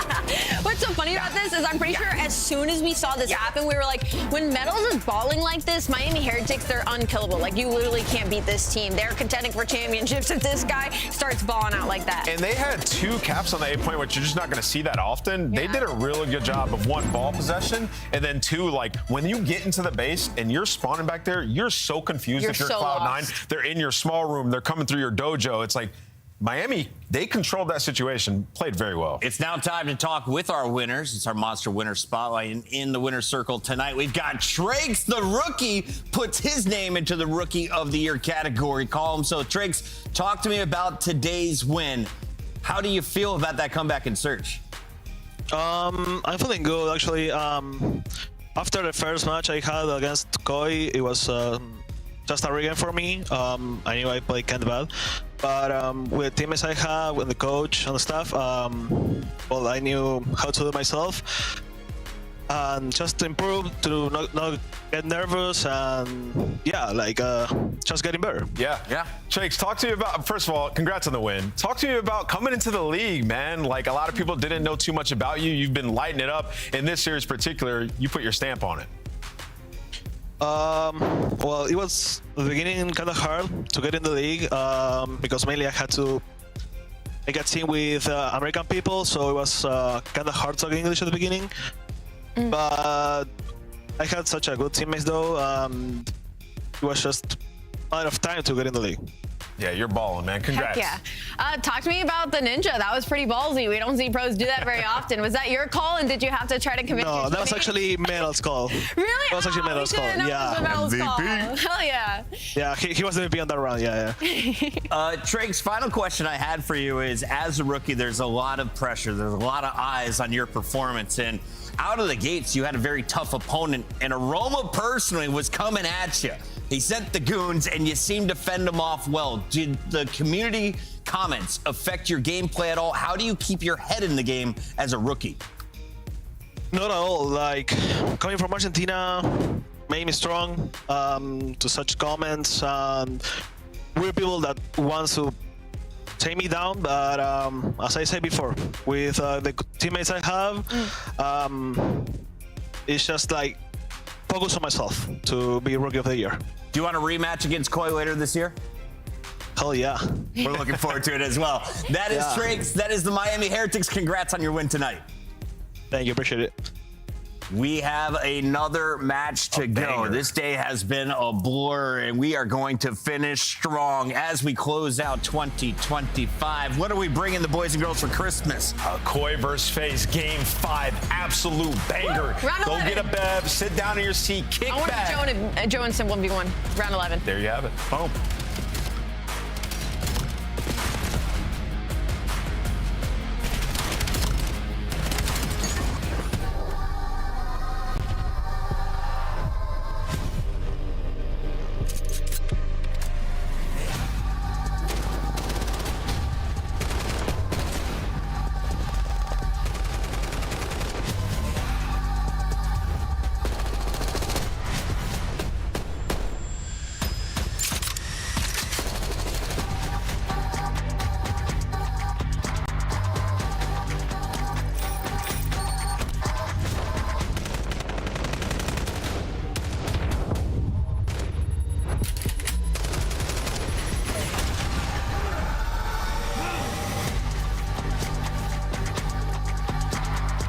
Scuff, official controller of the CDL.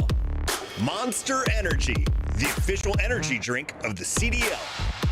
Start the season strong with the 2026 Call of Duty League Pack. Grab yourself the CDL operator by scanning the QR code on screen or check it out in the Call of Duty store in-game now.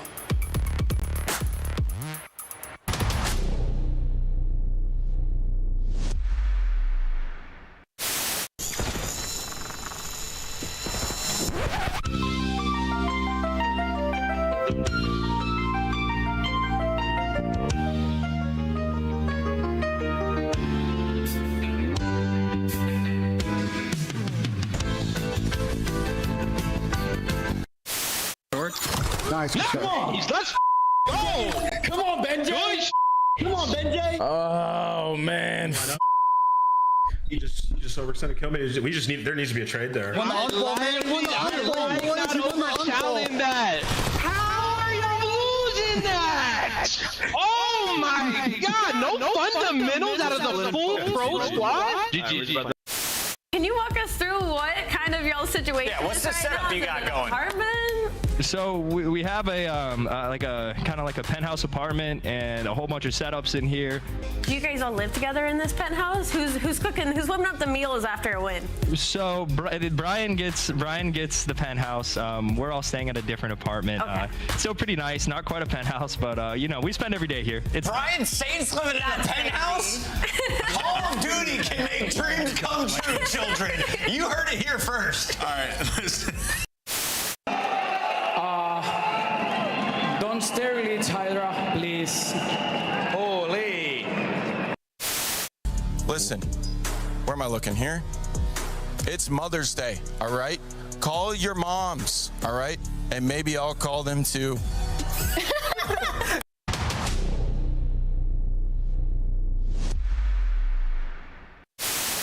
I mean, big there. It's like both sides. Watch out, he might be ironing you. I think he's looking for you. He is. Low boat. Nice! Oh my God. Good map, Ken. Holy God. He just took us home. Took us home. Oh my God. Bro, I can. No way. Oh, man. Oh my God, I should have. Joe, bro, yet she should have thought he won that. I actually thought.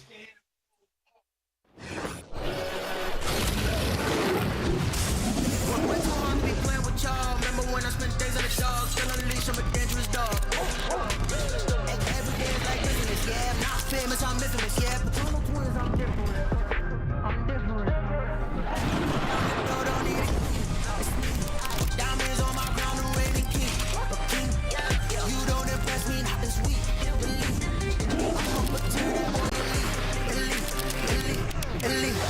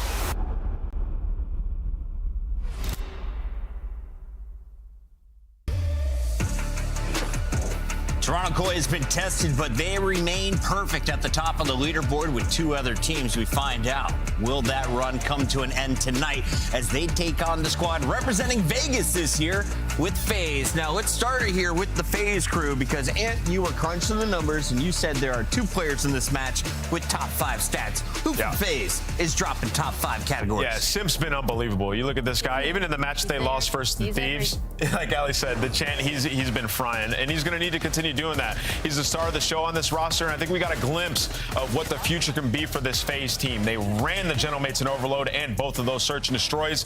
The key place where they'll need improvement, you can see in our Monster Energy pregame, it's the Hardpoint woes. A minus 82 average margin. Lost both of the HPs in that win versus Gentlemates. Lost both those Hardpoints by over 100 points. So that has to be the key emphasis for them going into this matchup versus Koi. Listen, Simp has a 99 Slayer rating. He was genuinely trying to 1v4 in some of the matches that we saw from them, and it's got to be on the ARs. That's why I'm looking after this FaZe Vegas roster, because we talk about these good teams. We just said it earlier in the pre-show that the ARs have been pivotal for a lot of these teams' success, and it's shocking because we know what Abuza's capable of. We know why Draza got to stay on this roster. So now it's just a question mark of like, when are they going to show up? And I just feel like they haven't. I feel like the fans had it out. Game 5 they did. Let's put it that way. But they turned up and they got the win. That was a huge. The win versus Gentlemates now looks way better after what they recently did. But to your point, in the Hardpoints, I 100% agree. Let's take it over to the other side of this competition. Toronto Koi have invested heavily in a Spanish star, Riyadh. Now joins Joe Deceives, and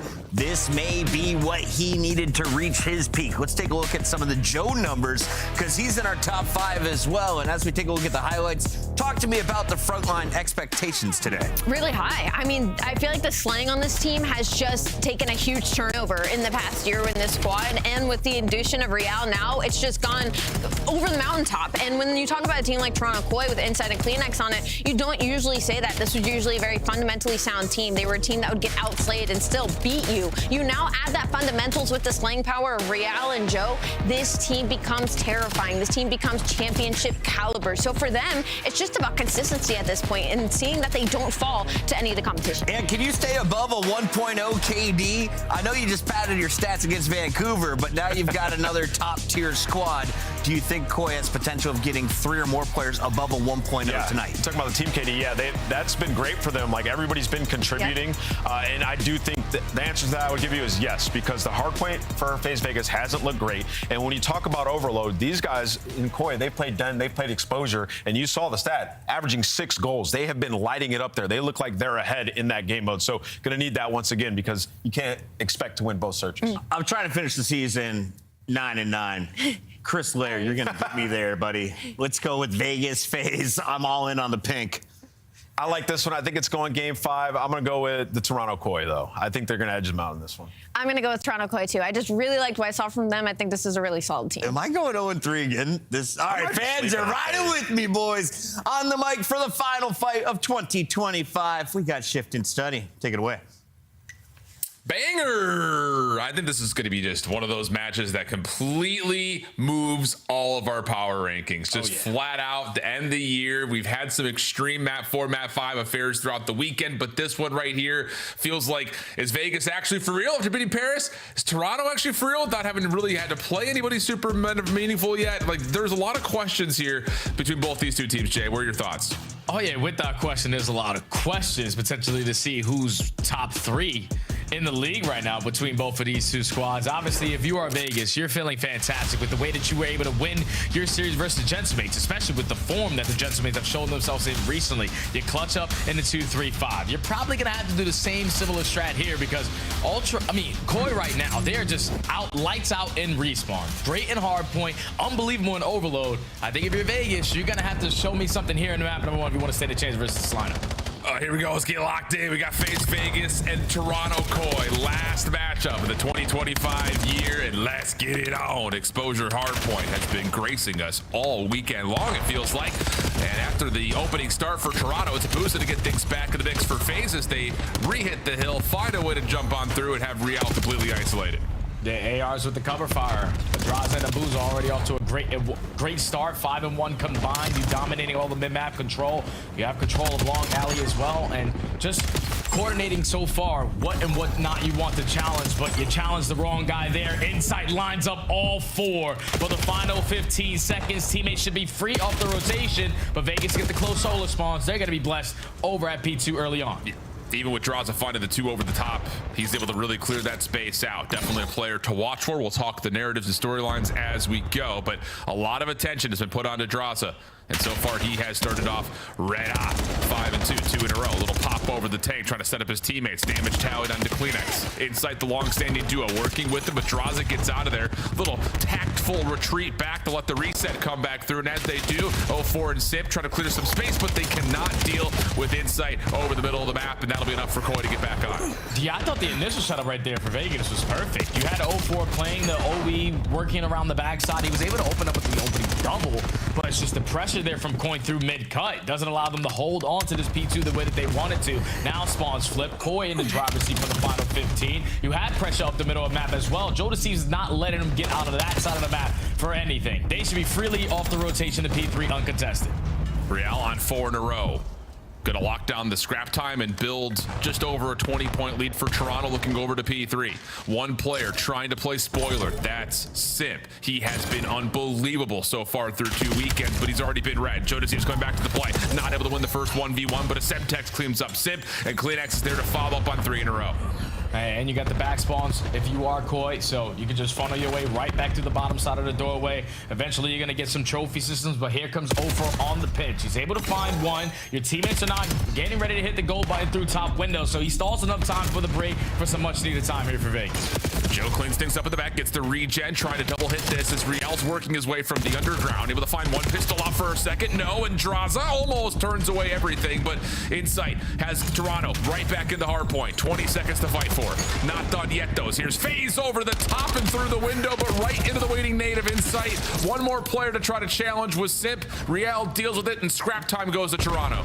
And now there's only one player from Vegas who have the spawns that they want for the next HP. You're trying to chase him down, trying to locate where he went. Insight is able to spot him. Can he win the one-on-one versus Draza? Oh. He does not. So Draza, your job now is to just buy your life as long as you possibly can. But too many angles to watch. Joe Deceives sneaks behind enemy lines and spawns in favor of Koi, but Vegas in the HP. Yeah, I'm just going to wait for Riyadh to spawn up before Toronto tries to break this hill. Joe finds the opener. Riyadh making sure no one plays on the backside of this hit. And he's gotten a lot of damage in, but still falls. Simp from inside the hard point did his job and then some. A double leaves to now the AR's left standing, and FaZe will clean things up. 30 seconds to fight, and Toronto are spawning really far away. Yeah, Koi might not even have an opportunity to contest this again. You might just have to forfeit this and set up at that P5.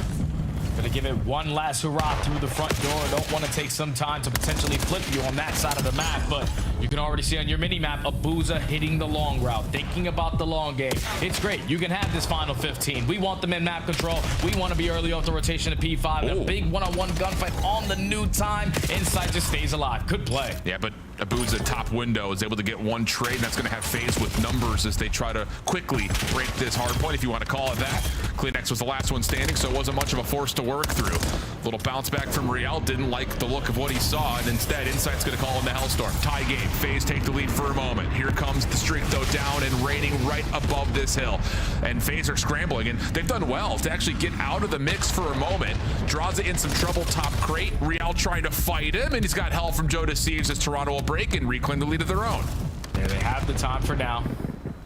And they have the setup that they sort of want, especially with your players spawning in on that side towards back window. You know, it's time to turn around if you are Riyadh. AR hitting difference. It's not in the hands of Riyadh there. Droz gets the better of him. Doesn't matter. Koi are going to walk away with a majority of the time here at the P5. Thankfully, Insight with that Hellstorm was the opener that they were looking for to be a little bit late off the rotation. But after our first set, you're going to find yourself almost up by 30 points. Got trophy system this time around to have a lot more success on lockdown setups. About as good as it gets for these two teams squaring up against each other. Everyone participating evenly. No one really running away with the scoreboard right now. And as we look to see FaZe trying to bounce back after this Toronto break, we're going to head over to a Vegas listen in.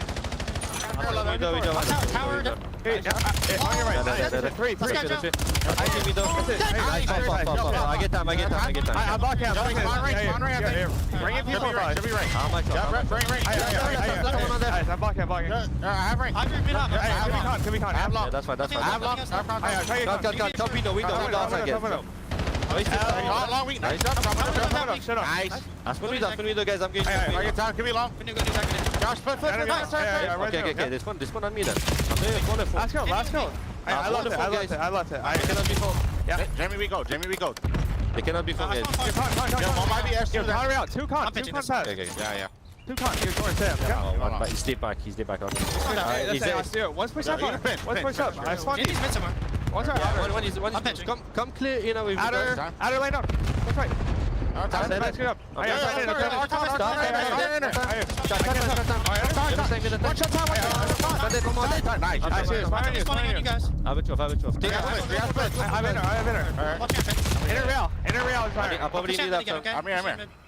Adder, okay? I'll shoot over your top. Let me know when you have me. Nothing mid.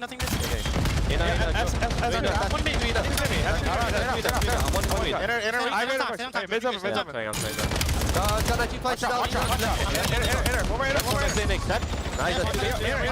Hey, last shot, one shot, I'm a bullet. Watch out, both. Hey, watch out. Nice. Good. Nice. I'm blocking. Hey, before.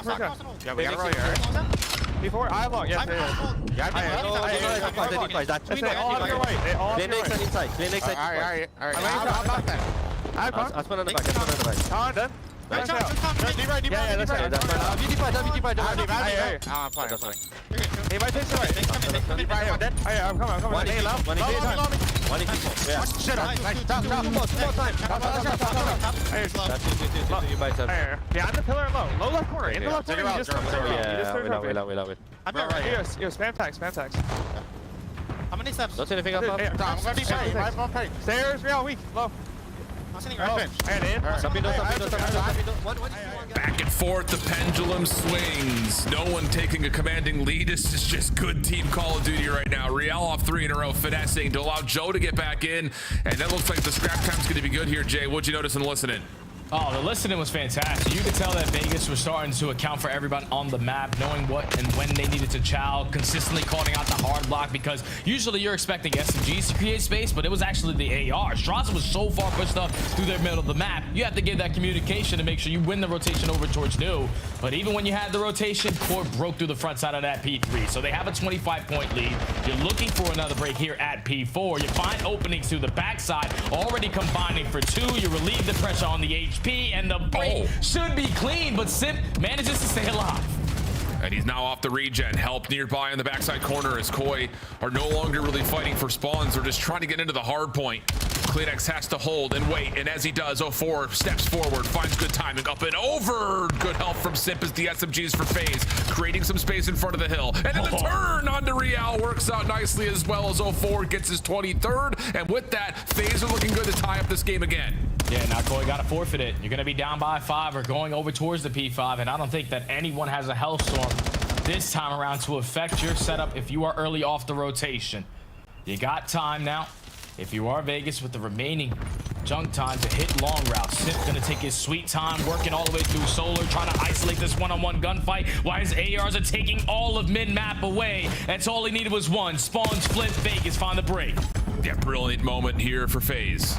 Toronto trying to play recovery. Inside able to shut down 1. Mid-map now being fought for by Koi. 04 down, but will be out. Simp over the top, waiting for a chance to collapse on this setup, but may have ran out a little bit of patience. Forfeits the spot up top, but still finds a kill at mid-map. But meanwhile, Toronto's on the hard point. 04 trying to break it with an SMG at some significant range, and somehow gets on for the contest. Goes up high, but Klinex gets the read. Simp last one standing, and he's in a 1v3. Shut down, push back. Koi a chance to reclaim the lead here late. Yeah, they got the lead. Now Vegas, as we go into our third set, gonna try to play for that map control. Draza working through mid-cut, hitting a long route, but he's sniffed out by Insight, who has had so many clutch gunfights throughout this map. You have all of mid-map control if you're Koi. You only need about 27 seconds to close out this map number 1, but all the fights in favor of Vegas. Uza and Draza clear out the remaining Koi members over the top of P1. 223 is where it stops for Toronto. Insight clears out back third.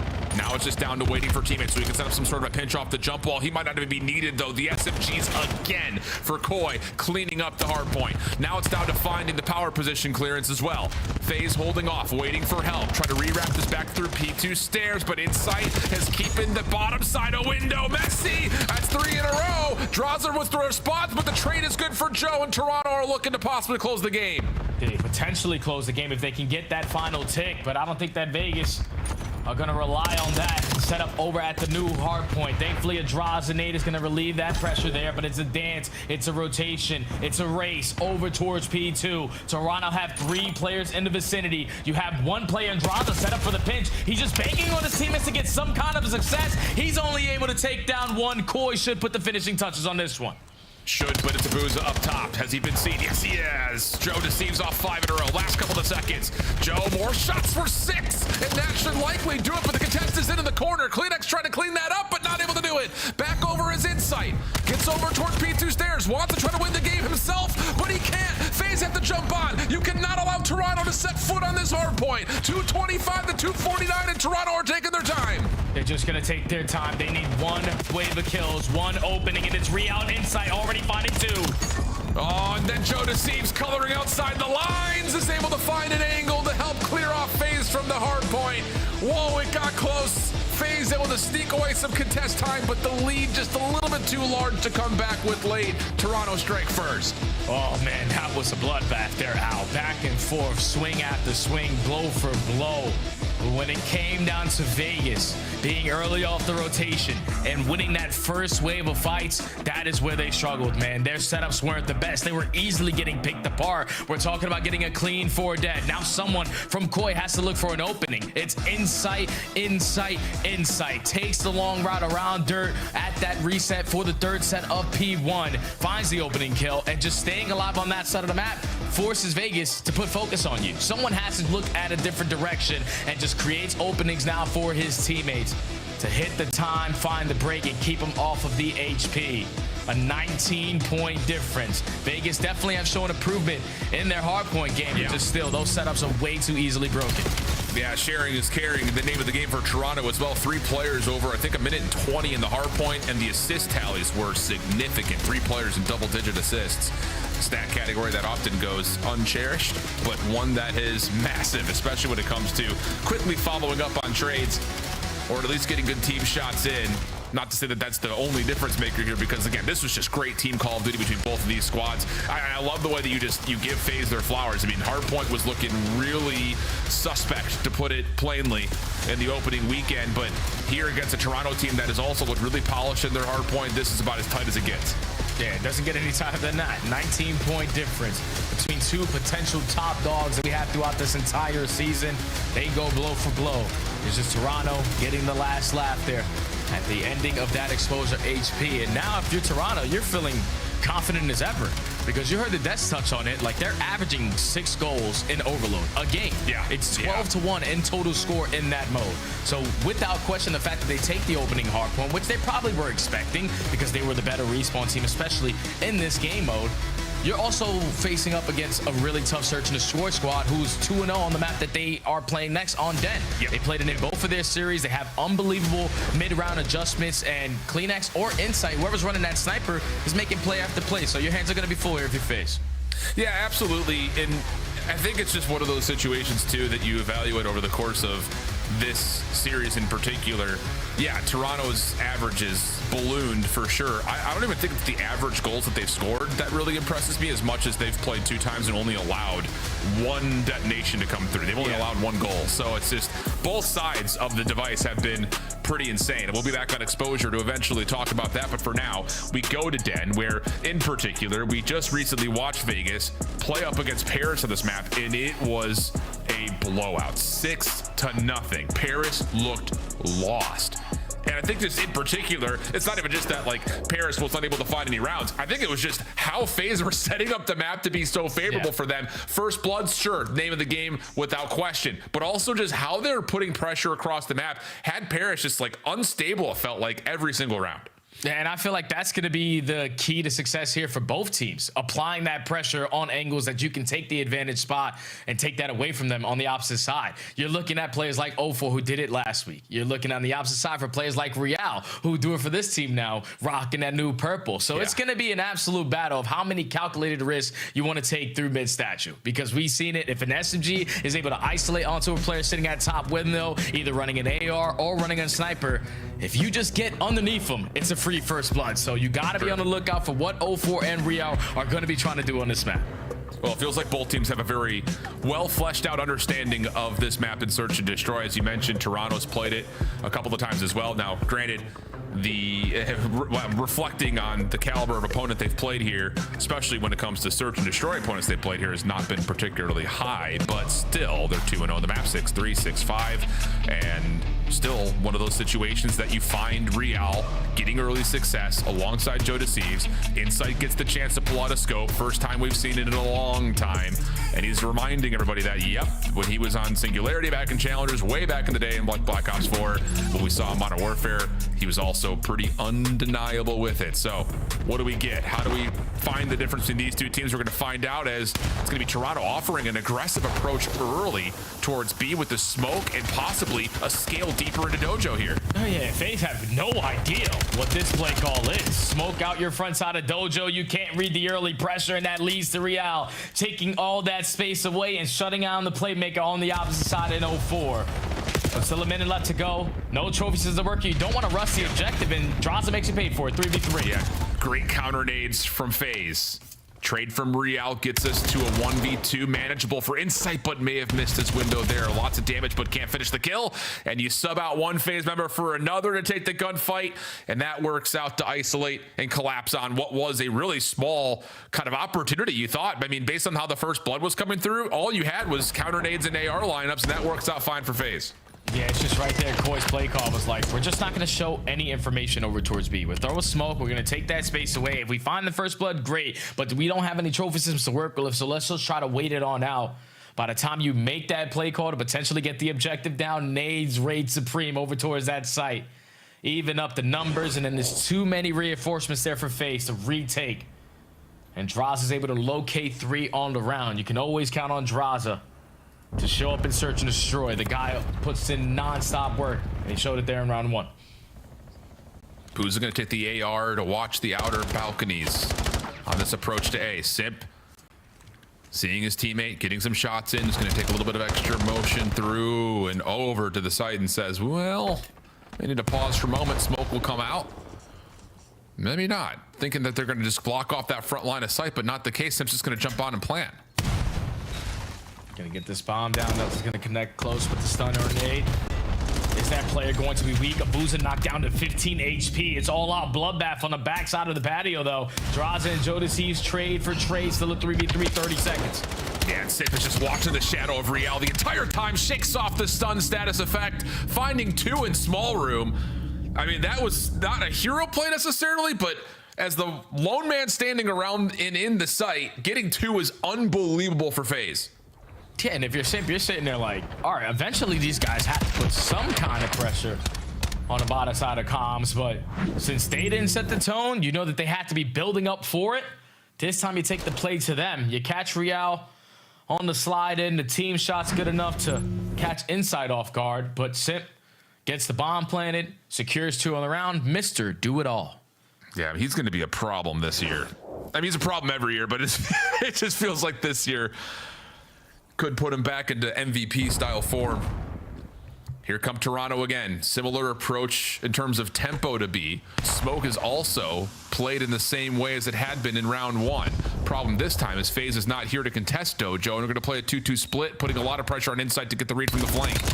Oh, and he's at least able to spot both of them and almost walk away with both gunfights, but Simp gets the better of him. 35 seconds in counting. Riyadh gets the jump on the opposite side towards Dojo. Finds the first kill, but Abuza somehow, some way is able to walk away with 2. Now all he's doing is trying to stall time, but the beat down there from Abuza. Who needs a Simp when I can get it done my damn self? Abuza locates 3 and FaZe take that round away.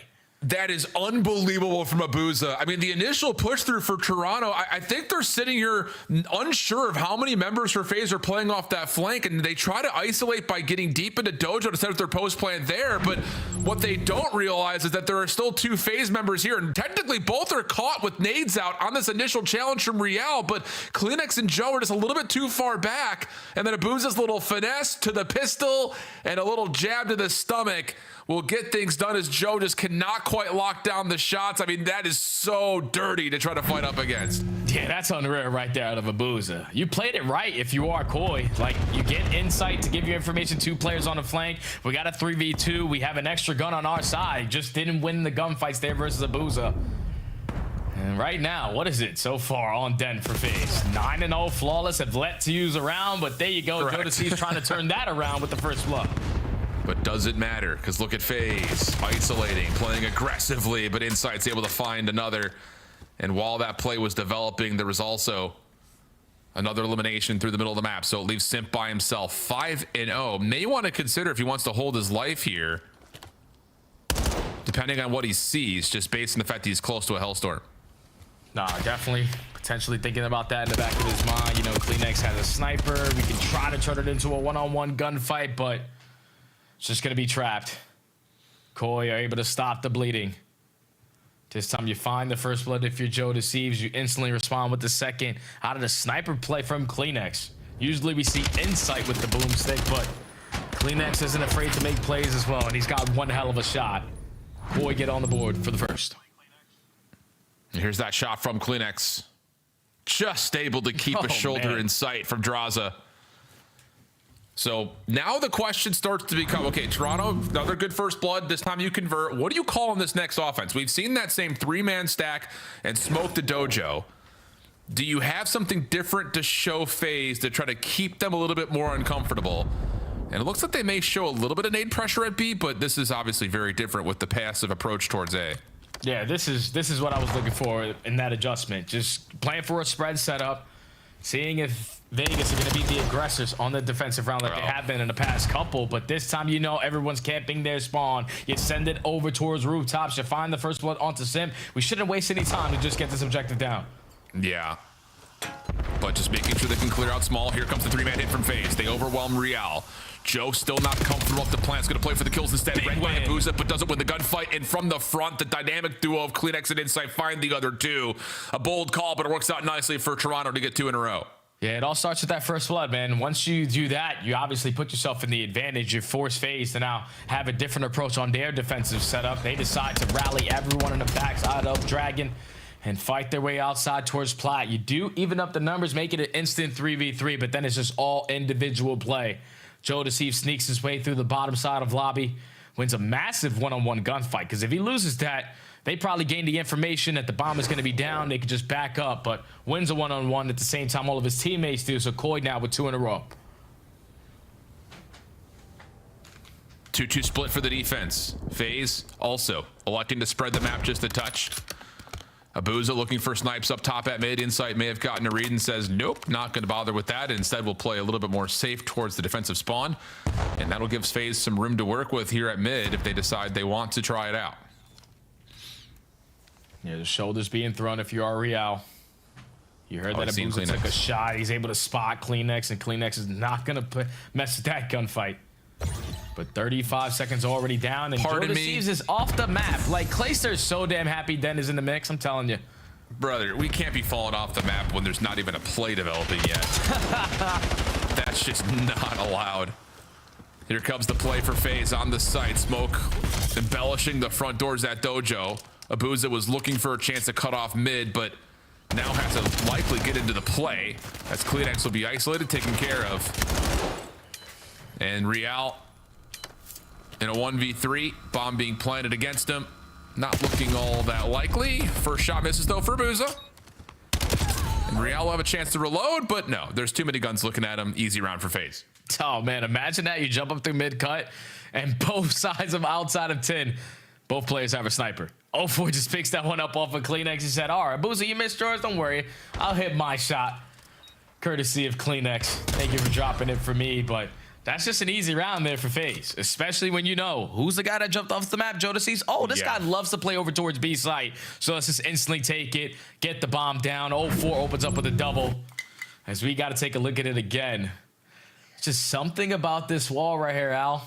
You hit it the wrong way, you're just saying bye-bye. And unfortunately for Joe, that leads to a free round there for Vegas. Pain and suffering. Okay. 4-2 the count. Joe, seeing if you can correct for those earlier mistakes. And FaZe are actually going to play a little bit more aggressively on the defense. Stun will read that. Semtex trying to find some damage onto Simp, but counter nades will once again keep Toronto at bay. But look at the quick round from Real. No one's going to expect this timing, or will they? The timing is just a menace as Draza was coming back. Real finds 2. Simp's got nowhere to go, and Koi have the numbers. Yep, that's just all based off of what Real did. Not afraid to make plays, runs right up the middle of the map, gets behind enemy lines, and trigger discipline to at least find 2. A 1v3 now for Abuza. Bomb gets planted. You don't see the size 10 on the site. And now you know that he has a sniper, but Abuza, quick scope. Yeah, that guy's pretty good with the boomstick. Still a lot more to go through, and no, we'll be caught by Hull. And that'll be Koi keeping us tight. But they're going to have to put the couple together here to get this thing little bit more, not just in their favor, but closer towards round 11 prospects. And I will say, though, for this Toronto team, after what we saw in the first 2 attacks, I like what I'm seeing here offensively, just continuing to try to put pressure onto this site, but doing it in a different way. The first round, it's the smoke at the front doors, try to survive through the nades. The second round is play through dojo. The third time now, it's playing through mid, knowing you've got some freedom to do so to get around for the flank, and that works out beautifully. Yeah, now we go into the swing round. 4-3. Koi back on the defense, and I think I'm going right back to that defensive look to that hack, just hoping that Joe Deceives doesn't fall off the map this go around. But nades are connecting on the bottom side of couches right up through the mid alley. And this is where if you allow 0-4 to be in this kind of position, it's only a matter of time before he takes more space away. That's exactly what he wants. He's even going to go to where that nade just cleared out. Ooh, and he's going to be sitting here just to watch for any defenders that try to rotate back through mid to hit this B cut. So all of this for FaZe hinges upon being able to find success on B to get the bomb planted so 0-4 can make a play. Getting a little impatient, he's going to maybe make a move, but no, this is all about, again, just can you get this defense to rotate back through mid to play the retake? Yeah, you just want to back up Koi as much as you possibly can. But with time ticking, you don't really have another play on the horizon. You got to commit over towards B. Do Koi have a couple stuns or nades to make this not as easy? But for your job is to just keep them alive. CleanX is able to find the first blood. Now they're outnumbered. Yeah, Boost is able to find one. Timing of the flank was trying to come through because 0-4 had to make a play, but thanks to that elimination on the site, Joe Deceives could be afforded the luxury of looking for that flank, finds the elimination, and now Koi have the site. But do they have the vacancy to defuse? Still looking. They get a look at Abuza, but they have no idea where Draza is. So now you've reclaimed the backside of the site. Insight finds Draza, now you can stick. Abuza has to go. Mammoth finds the first, has to get up to deal with the second. Joe hops off, and that's enough for him to find the kill and allow Riyadh to defuse. Yeah, and that's right there. It's just a little bit too antsy out of 0-4. You got to know who you're going up against. These guys understand play styles. As soon as that bomb goes down, okay, it wasn't 0-4 who got the objective down, and we found the first one. Let me just make sure I'm paying attention to my flank a little bit longer. You're able to spot him. Abuza wins that one-on-one. But then at this point, actually, Abuza doesn't win that one-on-one. He's left in a 1v2 and stands no chance there. I thought Draza was their safety net. But once he's picked off, you already gained the information onto Abuza. Someone instantly hopped that defuse. And I love the play right there to Joe. Because my teammate was a little bit out of the play. Let me just hop off the site, can finish this kill, and then allow my teammate to hop the defuse. Tie game now. That was a tense round and one that should be remembered because it really just comes down to where that first blood happened and forcing 0-4 to make a play. Snipe out for CleanX, not gonna land. So he'll back up and take his attention to B, where 0-4 has stepped up a little bit more than we've normally seen from this FaZe defense. Riyadh cooking a nade, doesn't quite land, doesn't quite matter. And in the meantime, CleanX does connect onto 0-4 up close and personal, so now you can swing the bomb if you wanted to be for free. Riyadh will be found isolated. Insight following up, it's got the lineup. And how about that for Toronto? I told you, you let Riyadh get underneath you, especially at your top window. It's just a lot easier of a gunfight there for an SMG than an AR or a sniper in hand, but Riyadh really wasn't the reason why they won that match. I wish we could get the kill cam right there from CleanX, because it was so up close and personal. I think he quick scoped the living hell out of him with a headshot. So a big kill there from CleanX on the opposite side of the map leads to a very quick round there for Koi. Trying to take a 2-0 lead in this series, just one round away. How dramatically things have swung in the last couple. So now it rests to the shoulders of FaZe's offense. 3-1 split. 0-4 just tossing a nade towards B. Now he's going to go join the rest of his forces, but Joe Deceives plays forward, but it doesn't make a difference. Simp is able to collat for 2, and with that read, FaZe can back off and play the 3v2, knowing the defense was heavy-handed at A. Oh, but this is going to be the mind games play. You still have Simp, the bomb carrier, keeping his space over towards that A site. If you are Core, you're thinking, all right, they're probably going to wrap it to the opposite side, especially because we were the aggressors over towards rooftops, but now bomb edging his way over towards this A site for free. Bomb will be planted. Insight looking for something at range. Finds a Booza and finishes him. Now it's 2v2. FaZe may look to exit this post plant towards Dragon, and guess who's there waiting? It's Kleenex, but he gets overwhelmed. Just down to Insight. 1v2 situation. Oh, no force seen him. He can get away. Everything resets. Pistol out. Nice shots from Insight on 4 in a row. Tries to go to the reload. Doesn't expect Simpy playing the opposite angle, and FaZe will get us to around 11. It's just a perfect blind counter there out of FaZe. Like, Cole, you saw their play call. We're going to take A away from them and work that late pinch, but as we take a look at it again, it's Simp locating the final 1v1 to close out the round, but pretty sure he was able to locate 3 on this round. The trade onto Riyadh, the wall bang onto Joe while he was weak, and then the finishing touches. They're onto Insight to force this round 11. So critical right here for FaZe to try to get this back to level footing heading into the overload. They'll be on offense again. Similar look again. This is them just saying they're not going to run that same defense, so let's just keep the same play in our playbook and try to execute it on the way that it was designed. 04 throws that same nade at B.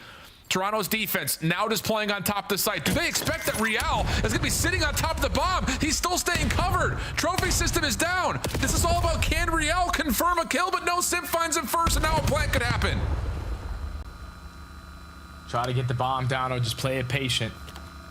His nades are about to reign supreme for Core. You have back plat covered, but Insight's a bad COD timing. He realizes the bomb is getting down. You can't do anything about it. 4v3 on the retake. And the trophy's gonna be so hard for Toronto to work through. Nade tagging that back Pladio.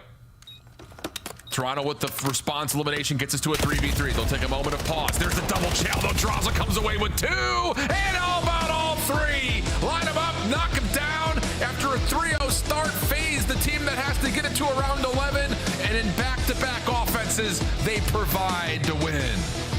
And it was back-to-back offenses as the aggressors over towards that A site.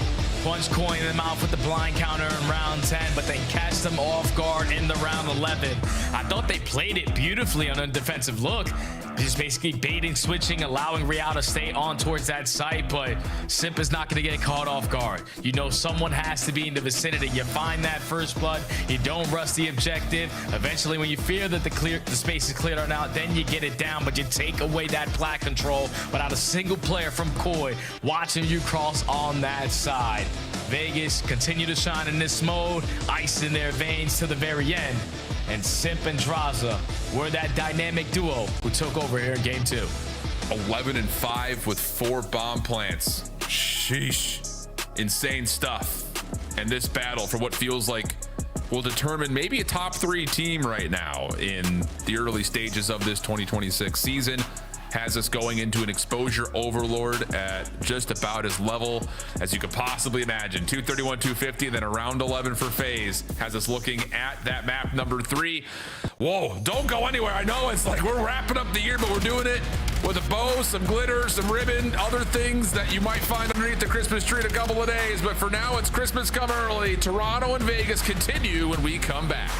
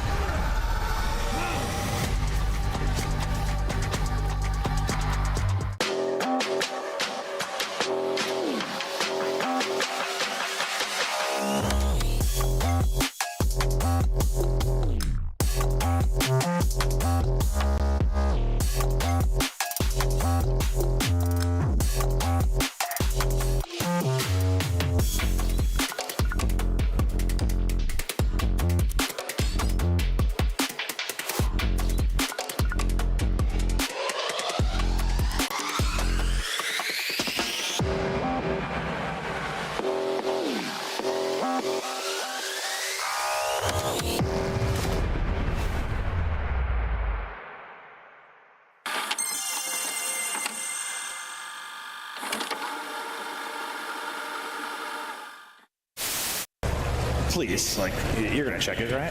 You're gonna check it. Oh, it looks one way. Envoy's on the other. The magic man continues. Envoy gets 2. Scrap gets another. It's all on Nasty 1v3. I promise you, he's in that corner. It's his corner. It's Envoy's corner. Oh my God! The pleasantries exchanged between squads. Backwards. 2 in the mix. Nero's gonna get Go! Go! Holy shit! I mean, Oh, hold on, they're actually Big win. Wait, there's only one guy. Wait, they gotta get it, bro. What the f? What are they?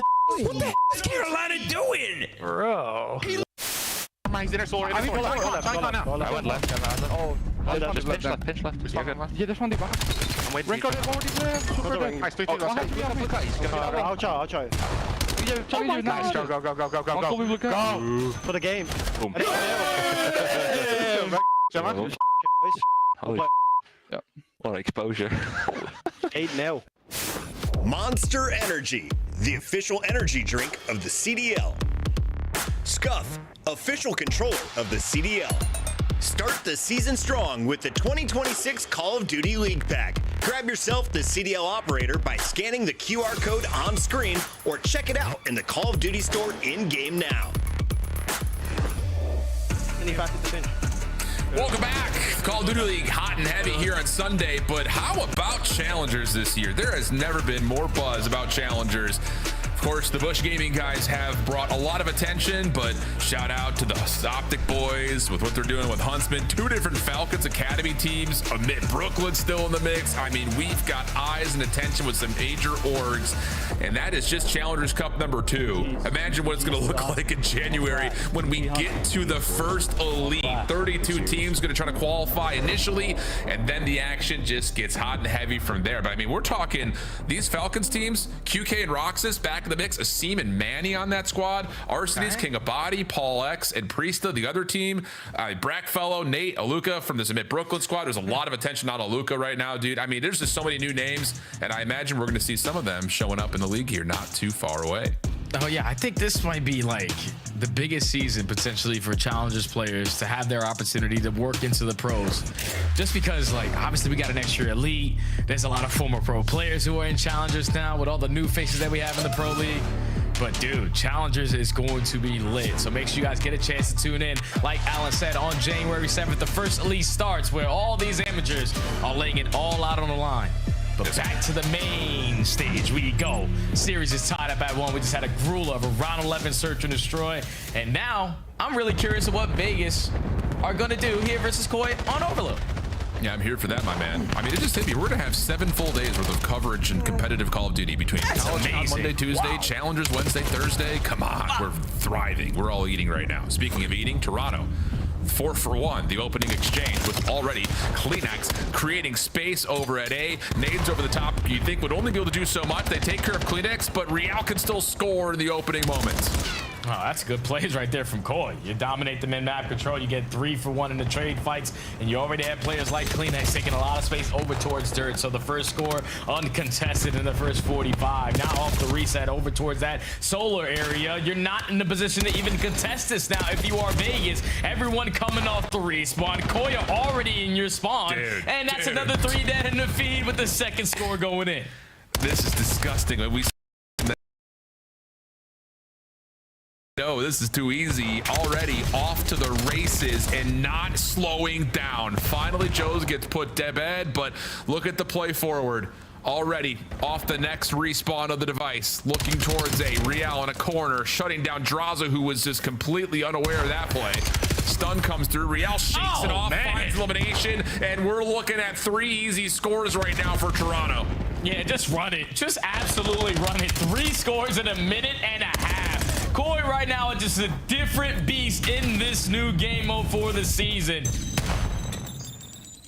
As they have just been beating the hell out of FaZe early into this round, but finally an opportunity that they were looking for. 2 kill goes their way. You have pressure in their spawn. You just got to get past Mr. Cold Defender and Joe Deceives. You do that and you put one on the board. Yeah, just barely. 0-4, low on health, but able to get it over the finish line. Now a counterattack opportunity for Toronto. Nice shots from inside, clears off the solar panels. Device spawns right in front of the tank. Simp in the corner.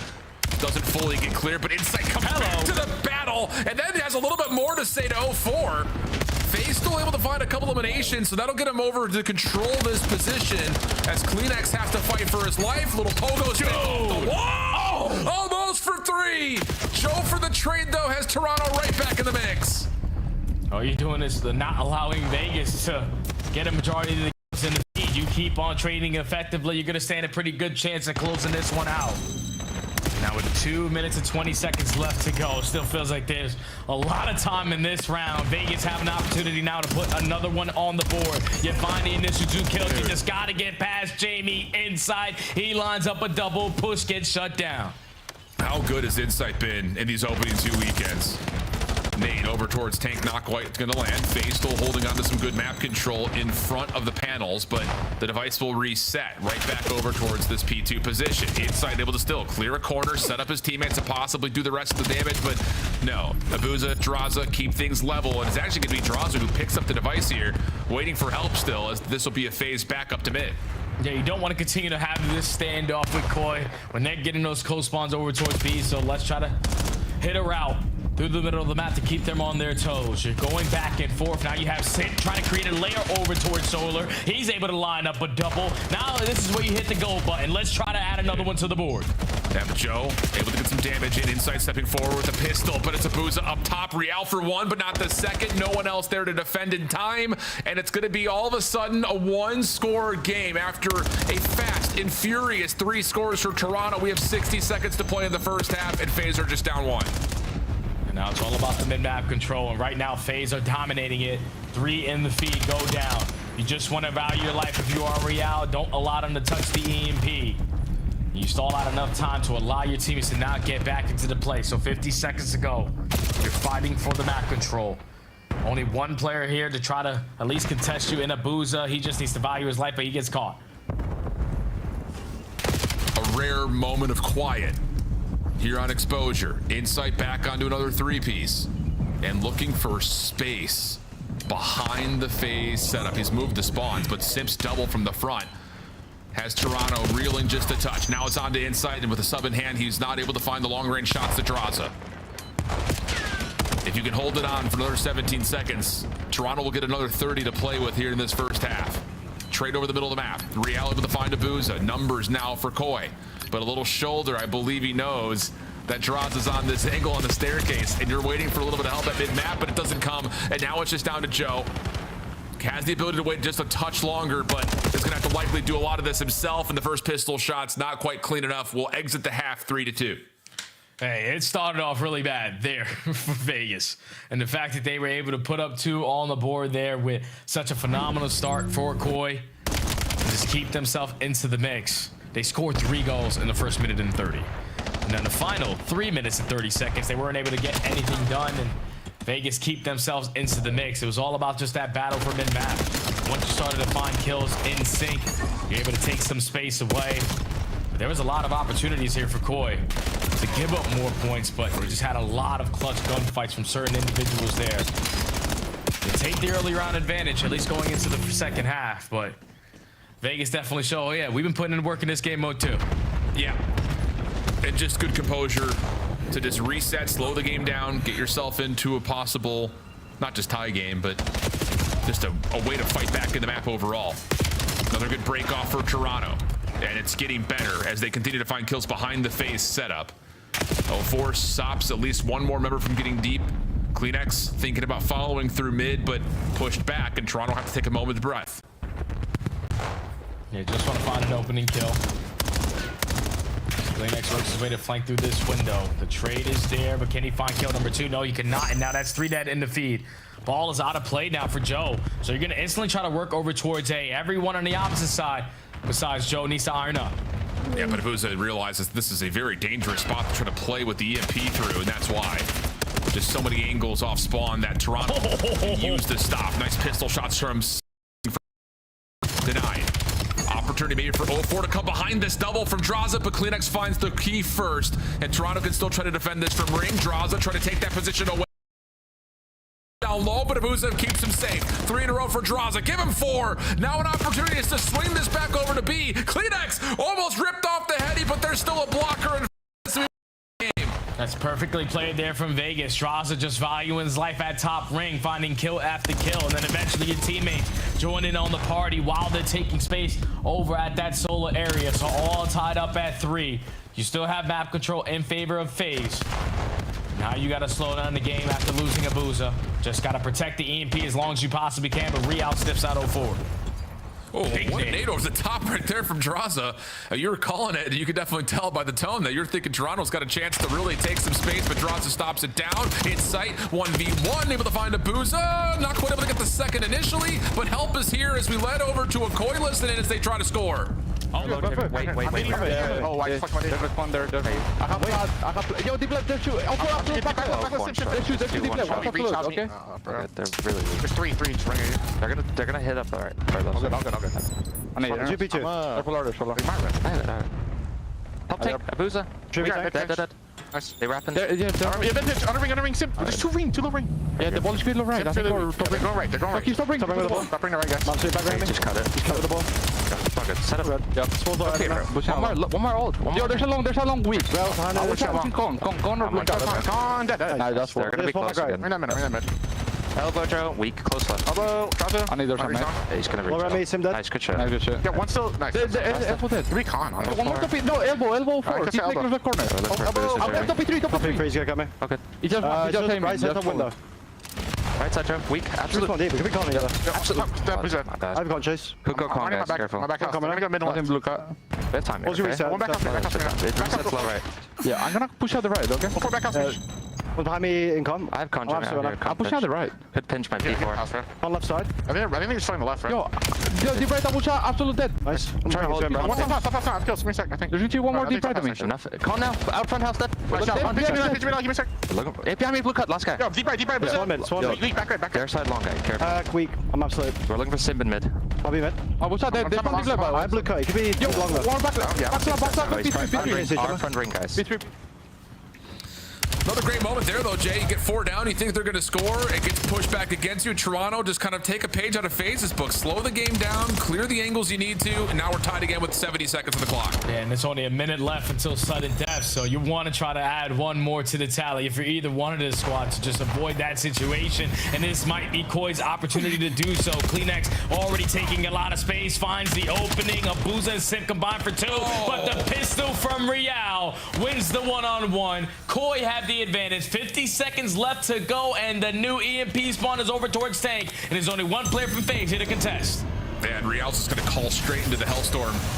Can he pause the game long enough to put a ton of pressure onto FaZe with the clock starting to dwindle? There's the Semtex of the Hellstorm. Finds 0-4 for the first. The main missile hits Abuza. 30 seconds left. Jodeci is going to pick up the EMP to try to play keep away, but there's elimination on the field for Draza. Stunned to insight. Now he's in some trouble trying to lock down the corner. Shut down again. Draza's still alive and kicking, and FaZe have to try to grab this and go with any sort of measure, and they very well may find a way to hit this hard. Kleenex from behind. Insight and Jodeci is from the front. Last chance as Abuza drops, and that will likely do it as there's just nobody from FaZe close enough. What a map of overload, but Toronto is going to break this tie break with a flex map 3 win. Man, that was blow for blow. And if you are Koi, you were happy that you were tested that way and were able to come out on top in those final moments. It just needed, they were looking for the key opportunities. When they got the 4 dead and instantly trying to send it over towards B, FaZe shut it down. But then you play it patient. You allow Riyadh to come off spawn, run right past the EMP over towards dirt, take that space away for you to tie the game. But then at the very end for that final score, you just take all of mid-map away. You had the space to work over towards B. Kleenex finds the opening, and then Riyadh, even with the pistol, wins a one-on-one gunfight to give Toronto the advantage in those final 40 seconds. They were able to hold them off. FaZe gave it one last chance there. If Draza would have found a 3-piece, that could have potentially been the opening, but just Ultra, I mean, I keep saying Ultra. Koi had so many different angles there, and just prepared for the crossfires. They shut them down for the final push, and now they're up 2-1 in the series. It's going to be so hard. 3 of the 4 players returning. It's literally the same thing as when we had Seattle move to Vancouver. We called them Seattle for like half the year. Oh, but what a map of overload. It just continues to be a map and mode combination that provides drama. And initially you're looking at this like, oh, mercy. Like another 3-0 start for Toronto. Looks like they're going to have the fastest half that we've seen in Overload with a quick 4-0 start. But FaZe slow down the game, get themselves into a condition to where they can not just try to even the score, but even take the lead halfway through the second half, the third quarter, if you will. And it forces Toronto to have to make a last-second adjustment, turning down their speed to play for map control. And it's just really good awareness from both skies right now. I mean, it really has been fun to watch these two top teams battle it out. Yeah, and I've been really enjoying just Overload in the mix so far throughout Black Ops 7. There's never a dull moment in this game mode. It could sometimes be where if you're just getting blown out, obviously you can no longer win. It's mathematically impossible. But when you got two of the best teams in the game playing that mode, going blow for blow, score for score, yeah, it's non-stop action and it keeps you on your toes. And now if you are Koi, up 2-1 in the series, you're feeling confident in Zero, because when I went back and looked, pretty sure out of the first two series here for FaZe, they have auto-vetoed Colossus multiple times. Obviously, it's going to be early into the season. You got an extra week of practice underneath your belt. But this is one of those maps where if you're Koi, oh yeah, we got Kleenex who runs a flex. He can also run a third SMG. Oh, you're feeling super confident to close it out here. Yeah, I mean, especially just off of yesterday's performance where Toronto just beat the snot out of Vancouver on this map. Yeah, I mean, it was just shoving it down their throats the entire time. Rotation, hardpoint breaks, not that they were really needed. It's just Toronto looked incredible on this map, and I would be afraid to watch them play. But to be fair, that was also in the face of Vancouver, who is definitely behind, to put it nicely right now. For FaZe, though, I think it's still the question. Like you mentioned, I'm glad you brought up the point. They've pretty much hard vetoed this map out every single time that they've played in any series to this time in the early season. But have you been able to just not just find good playmaking on this map, but just in the mode overall? Like, this is still a team that has yet to win a hardpoint. Do you really think it could come here on Colossus versus Toronto? Hey, maybe, right? They haven't tried it yet, so it potentially might be their first victory for Hardpoint this season. The ARs have been what they have been playing for, at least the maps in Hardpoint. They've been trying to get their ARs flowing, especially with Simp running that third, but now we're just going to throw something else into the mix. We need to get players like 04 and Simp activated. If we could just thrive through the chaos. And you're probably thinking, if you're Simp, like, that's what I used to do with my old FaZe lineup. This is maps we would used to really enjoy if we could have got Colossus with the BZ and Celium, because you had the raw talent to do it. But now we just got to throw something different in with this lineup. We need to get 04 activated, and I think a map like Colossus can definitely allow him to be the playmaker and just catch timings with that SMG. Yeah, on the other side of this, talking about FaZe playing maps that really are designed to pull out a third AR or at least get Draza and Abuza comfortable. Now there's going to be a pretty immediate look to see what tempo Draza and Abuza are able to play at. Needing to get involved, you would think, more regularly, as this is, again, just a complete mix fest. So questions here for FaZe. Definitely feels like a map that should lean towards Toronto, but again, it's early. And we'll see if consistency is built into the recipe of what Koi can put on this map. Here we go. It's going to be Toronto on the right side of the minimap. FaZe from the left in the pink. Opening nade lands. FaZe trying to play for time on the hill, but shut down. And Toronto will be able to get a good read on where FaZe's remaining players are set up at. Yeah, they'd lose the initial fights in towards the time, but at least for now, you have statue control. Draza and Abuza able to stay alive on this side of the map to give your team another chance. Now only 30 seconds here remaining at the P1. You already have players like 04 working on the pinch. Has a one-on-one gunfight there secured versus Kleenex. You're starting to think about that rotation, starting to think about what you can do on that side of the map, and just being the aggressors almost leads to them finding that kill onto Riyadh, but they should have the numbers to secure these spawns. Yeah, and that's just another early look that Draza comes off spawn with a Dravic in hand, so keep that in the back of your mind. Kleenex, nice shots, able to find himself on 3 in a row and creating a ton of space around P2 just before it opens. 25 playing up against 9, advantage on the scoreboard to FaZe, but huge setup advantage here for Toronto over towards 2 as Insight still finds the last shot needed to convert onto 04. No, that's a big kill on 04, because if 04 pops that double, you're instantly spawning out, and then FaZe have an opportunity to chain it from P1 to P2, but they still might give themselves that opportunity as they find 3 kills through the front side. Riyadh's just trying to stall time for your teammates off the back spawn to get back into the play, but nade stuns everything connecting. Vegas clean up house, a clean 4 dead, spawns flip, the break is good. Yeah, and 04 has been all over the map right now. You saw him on that rotation attempt on the overextension behind the hill. Now he finds his way through the front at 8 and 4. So it will be a FaZe lead, reaffirmed by this scrap time. Sip down with the corner. His turn just up and over, up and up. And now it's Abuza to finish off the damage that was there. Great final hold from FaZe over the 50-point threshold and already putting 0-4 on rotation to new. Yeah, he's just playing the cutoff. Already finds 2, looking for kill number 3, but does not locate where inside is, but just creating that opening now for your teammates to win the rotation freely over towards P3. Everyone's just got to iron up and watch in front of you because nades and stuns, everything is being felt right now on the side of Draza. But this time 0-4 whips out the AR, hill-specific gun, and he's just keeping the cover fire going. Yeah, Draza tries to follow up to clear out mid-map. His teammates will pass the baton and convert the elimination, leading to FaZe. Now up about 50 points. Toronto still largely trying to force this from the front. Nades are landing, but there's no ability to really influence the players on the hill. Toronto instead going to try to split by playing through tunnel. 0-4 is reading it, deals with the first, no problem. Sip comes back to help, and that's 3 dead. No chance for Toronto to get really any time at all here on 3. Not at all, but at least for now, you still have the spawns that you want for P4. You just got to take care of Chris Slayer, and you do it quickly. So spawn secured now for P4. You find yourself down by 70. You need a good chunk of time to get yourself back into the mix. And you need to read the pressure from the front side because 0-4, AR, pistol, SMG, doesn't matter. He's popping off. 15 and 7. Breaks right through the front door. Spawns flip. Vegas in the driver's seat. What a play from 0-4. And now Sip again behind that initiation can get involved, and now he's on 3 in a row, 12 and 6, able to get 13 before dropping. 0-4 back in the picture, but Kleenex gets the double. Insight clears off the last member inside the hill for now, but an aid keeps FaZe in the picture with the close spawns, and they battle back nicely. 25 seconds of scrap to fight for, and FaZe will have the clean feed as they move up the map. And if you call, you just can't get any breathing room. When you're thinking, all right, we can find a break here, Vegas definitely have worked on this map over the week because their setups are basically unbreakable, almost up basically by 120 points after our first set, and 0-4 is on fire, baby. 128 to 26. We go back over towards P1 and FaZe are ready. What a first rotation from FaZe. Draza, trophy system trying to keep him safe. Pops up for the first. Looks for inside down low. Clean shots. And now back up to the Hardpoint. Has Kleenex on the mantle from the wall bounce. And FaZe can do no wrong. 14 and 10, 18 and 9, 13 and 9, 14 and 11. Everyone popping off right now for FaZe.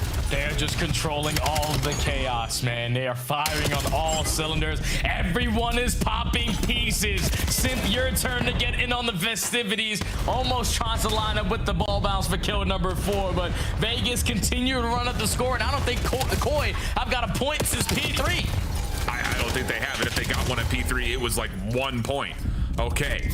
They're going to get most of this back 13, but you need to win this P2 if you want to even have a whisper of a chance at coming back into this map.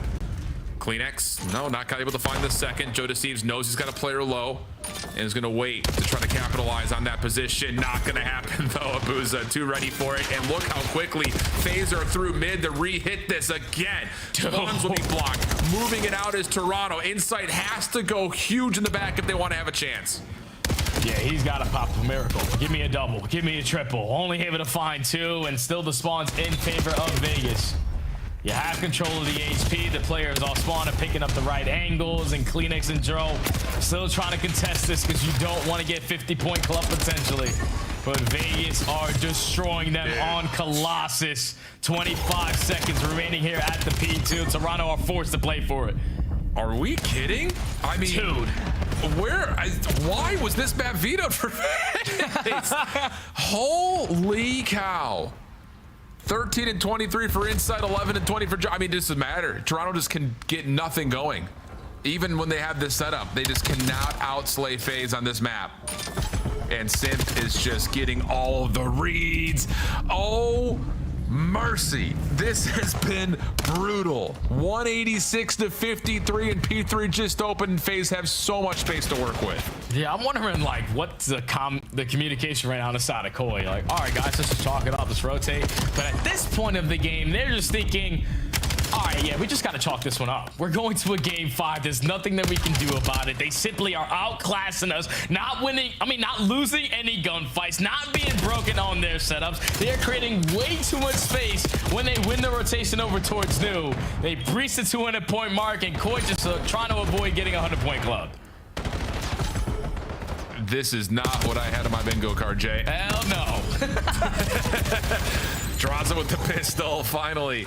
Toronto will break through P3, but congratulations. Enjoy your 8 seconds, and we'll meet you at P4. It has been perfect for FaZe. It really, really has been. When called upon to break, they do it in their first attempt. When they get their setups, they are having every read down pat. Oh, wow. Wow.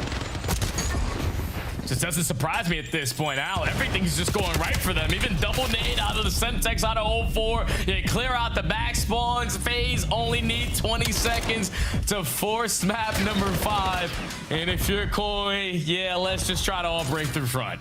Yeah. Just the old square peg and round hole strategy. Just force it, see if it happens. There will be a break from the front, but it feels a little bit too far gone at this point. And Abuza is still ripping heads. I mean, this is a statement from FaZe. They didn't want to just rotate and win the game at new. They're like, we know we're beating your brakes off right now. That's easy enough. Holy cow. I bet there are some smiles for the FaZe fans. Maybe none bigger than Solutely, the boss. Got to be loving that one as FaZe feeling confident now, resetting into a map 5 affair. Yeah, I don't even got no notes from that one, Al. You win every rotation, you're winning every gunfight. Like, that was just way too easy there for FaZe. If you're Koi, you're completely stunned. This is a map that you find yourself 2-0 going into this series on. You're thinking, all right, we got players like Joe DeCease, we got Riyadh, we got Kleenex, we can go back and forth between the AR and the sub. But we only get about 60 points here versus FaZe, who haven't won a hard point so far throughout the first 2 weeks until now. That was just a brutal beatdown. Take a look at the stats. No one doing anything on the side of Koi, and everyone on the side of Vegas putting their 25% in. It's just easy. Easy when the game's like that. Yeah. Yeah. Pick a stat line and love it if you're a FaZe fan, because yep, you're building Walmarts. You're building wow. Not at all, I think, what we would have expected in this series. We framed it up as being a tight one. We looked at especially the most recent affair, Toronto and Vancouver, and said these guys look nuts on Colossus, and FaZe say, hold my eggnog. Scar, Search and Destroy, map number 5 coming up next. Any quick thoughts before we go to break, Jay? This is gonna be a grueler, man. Whoever gets first blood is gonna win it. You know, some days the analysis comes easy for my guy. I love it. I love it. Both teams have shown some fight on this map. Toronto, round 11 loss. Vegas have played it twice and split the difference. We're going to go to break, come back for our final map of 2025. Weird to say, but we're going to be back with it right after this.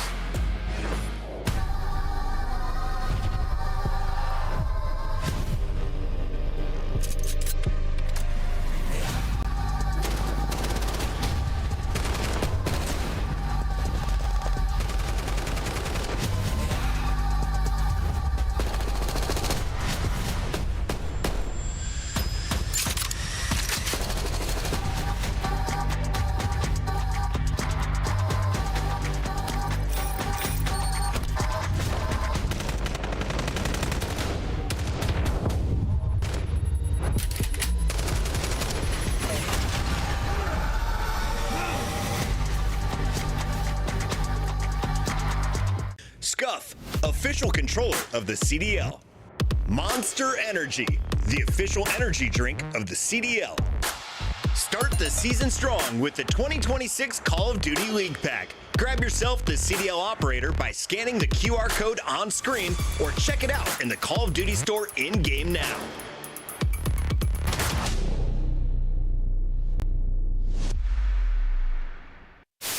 Wait, he's top 3. Who are you looking for? Oh my God, it's one.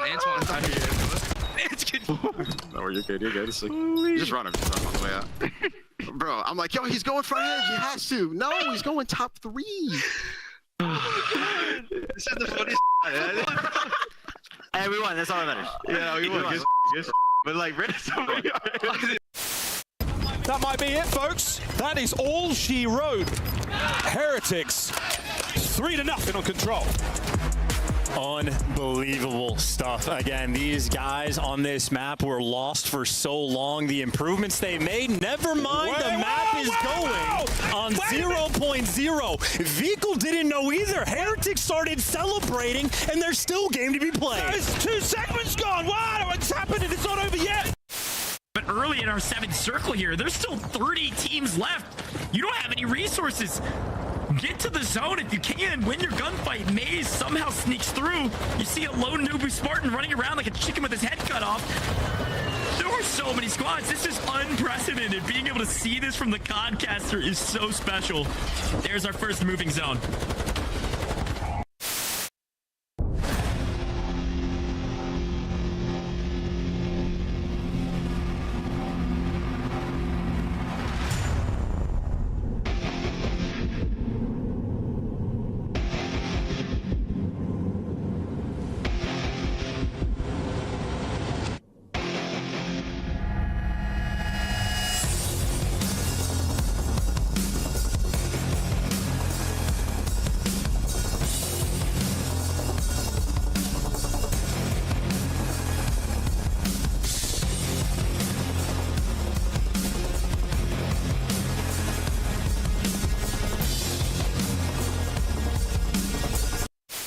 My God, they're in the corner together. Elimination they're double iron though. This could work. Yeah! GG. Comes away.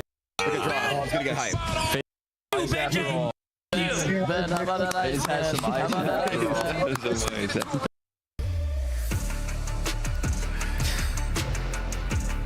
Damn, Benjay getting cooked, brother. He's getting roasted more than chestnuts on an open fire. Golly, Zuma, you still got to run the flank after dark with that guy. You really want to set up that energy? Woof. Jay, we got map 5. Round 11, we hope, but we never know. All I can say is this is going to be a banger. It just feels like both these two teams so evenly matched, and I think we took a lot away from what happened on the Den earlier. Yeah, definitely taking a lot away of what happened in the Den, because when I went back and looked at the numbers, I was jaw-dropped the fact that Koi lost it the way that they did. They found 8 first bloods in game 2, but lost 6-5, compared to FaZe, who obviously found 3, and were able to clutch them in a lot of these rounds in a man-down situation. The only difference is that's on Den. This is on Scar. We know if you get first blooded on this map, it's very difficult to get objectives down. It's very difficult to hold your defensive setups, especially if you get picked off. So this is going to be about just slowing down the game as much as you possibly can. Neither team wants to get away with all those ratty plays or get caught slipping by making some mistakes. This is just an absolute square up. Who's better than the other? Yeah, and that stat line right there from Simp, what you don't see on there is the 4 plants that came with the massive amounts of eliminations he was able to find. So we'll see how things unfold here as Simp will just be the one kind of watching for what a lot of teams have preferred is this kind of double opening defensive setup over towards plane. Shut down that B play early, use your nades to stop anything over towards A, and these set nades towards plane are going to tag but not find opening first blood. FaZe will have to back off and reset. Yeah, Draza knocked down to 24 HP, and now this is where 04 can start to make plays. You're at least 2 players on that side of the map, but you're trying to take space away from A. Thankfully, 04 is able to get out of dodge for now. Probably get a couple stuns and nades to get invested on the side of Koi before you actually work this objective. Yeah, but the big thing there is Toronto shrug off the potential for a smoke plant. So Simp is just going to belly crawl his way to top motel and see if he can find Insight. Riyadh bouncing back and forth. Insight not initially seen, but Simp's shots were clean, just not quite clean enough. Insight survives, and the bomb will be planted for a 4v4. You can already see on your minimap players like Draza, Mr. S&D hitting the long route. Just needs his teammates to stall time, but that's why you got a Simp who strikes first. Now it's Draza time to make it happen, and now it's a 1v4 Oleth up to Joe. That's just textbook right there out of FaZe. You force them, you force their hand. You throw the smoke to force them to change the defensive look, to force them to throw stuns and nades, to not have a clean retake opportunity. But then once you clear out all that space, the smoke disappears. You allow Simp to crawl his way through top motel just to put himself in that positioning towards top painting before 04 thinks about that objective. Once that goes down, gets the bomb down, gets the first blood, Draza hits the flank. Just well executed play call right there out of FaZe. Yeah, beautiful. just mid-round adaptations showcased at a high level right there, because it did feel like that was supposed to be smoke cover for a plant, but you take insight off those top stairs, no one else for Toronto will really contest once the smoke fades. So let's see what Toronto have to offer for their opening offense. Defensive nades right towards the satellite dish. Riel inside shops, catches I think trying to toss a stun or something and doesn't quite land. Kleenex at mid also wins the long range battle onto Simp, and Toronto can now just reform with a 4v2. And this is where Kleenex can get lost behind enemy lines. If you're thinking 4v2, the bomb's instantly going to work down towards A. And this is what creates the opening for Kleenex. And I love the way that Core are playing this. No one going to think about that objective until Kleenex finds himself in towards top green. I'm able to spot the first. Now it's a 1v4. We can get it down. Or not. Or just do that. That's fine too. Yeah. Okay. Statement response from Toronto. Can they follow it up with a defense of their own now? I'd be interested to see what FaZe wants to do offensively. I mean, when you see teams like have preset plays for smoke hits over towards Motel like that, you wonder how much they're going to go to that. And is there any, diversity built into the playbook of how you get any focus or pull to get the defense to consider B a little bit more? Might be a sniper. Could be. That might be your go-to. We saw Beans so far on this map hit that wall bounce on the backside of Broken Plane and just gain all that information on that side of the map to keep them at bay. At least for now, Vegas is still going to take the slow and steady approach over towards A, force a couple attacks to be invested, see if they can get some kind of information, but Koi aren't budging. Nade over to Insight, not going to fully land. Riel still working with them. Trophy system bounced off the top balcony to get at least some sort of denial of information in play. And yeah, just too many guns looking over to Riel, who's trying to slide back over to Shop, but gets punished for it. Simp taking an absolute world of hurt, but still surviving is key, as FaZe will just survive and get into a 4v3. And now Abuza's working his way up to the middle of the map, finds the freebie there onto Insight, another 4v2, make it a 4v9, and Simp gets it done to close out that round with the double. It all starts by finding that first bullet onto Riel. Like you said, I don't know if he's trying to slide his way in towards Deli or in towards Yellow, but he just gets caught forcing himself to challenge not one, not two, but three players on the side of FaZe. And he just gets picked off early. And then that's what creates openings for Abuza to start to work that late flank, find kill number 2, and then just pick them apart one by one. I don't know if we've really even seen anyone pull a sniper out off spawn yet from either team. We haven't seen any POVs of it yet. See if that ends up being a thing later on. As nades once again for FaZe come through. This time the defense going to step up aggressively at A. Stun for Joe to see is going to land. Does that nade connect for a kill? It sure does. Well placed as 04 will drop for first blood. And keep your eye on Kleenex. He's already through and behind the B site. But the timing right here. Dross is able to get the information and force Kleenex to reposition and sets up Simp to find that trade. Usually know that Kleenex is going to hit that kind of movement, but just a heads up play there from Draza to pick up the pinch. Evens up the numbers. Now it's a 2v2. Abuza trying to stay alive, but he gets caught. Yeah, I say Draza, that's a really big decision to bounce back over, but shot through mid-map. Decent, but not good enough. Toronto survived through what looked to be a near, I won't call it a breakdown, but just a dismissal of that rotation back to B. Draza with the heads up play to rotate back up to top Broken. That's a key first 1v1, but yeah, there's the perspective that I think we were all waiting for. Riel through the smoke like a phantom.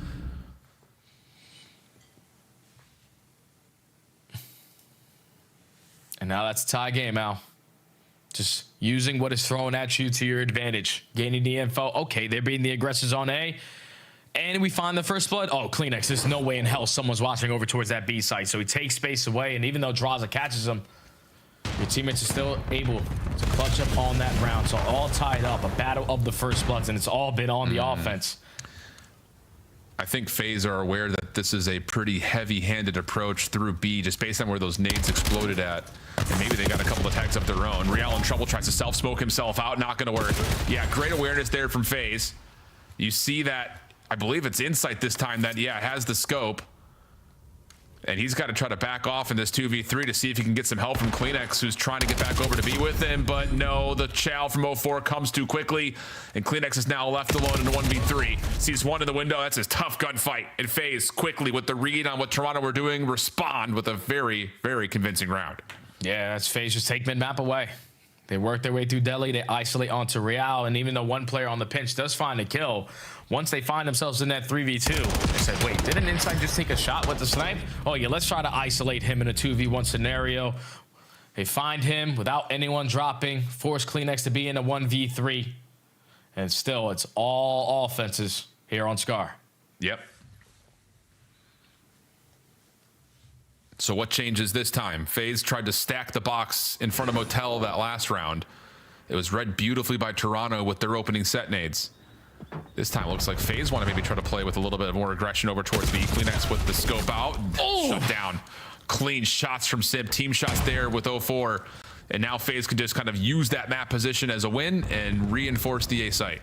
Yeah, just a little bit of flinch right there doesn't allow Kleenex to potentially line up a collab. The team shot's good enough for the first blood for FaZe on this side of the field. A minute left to go.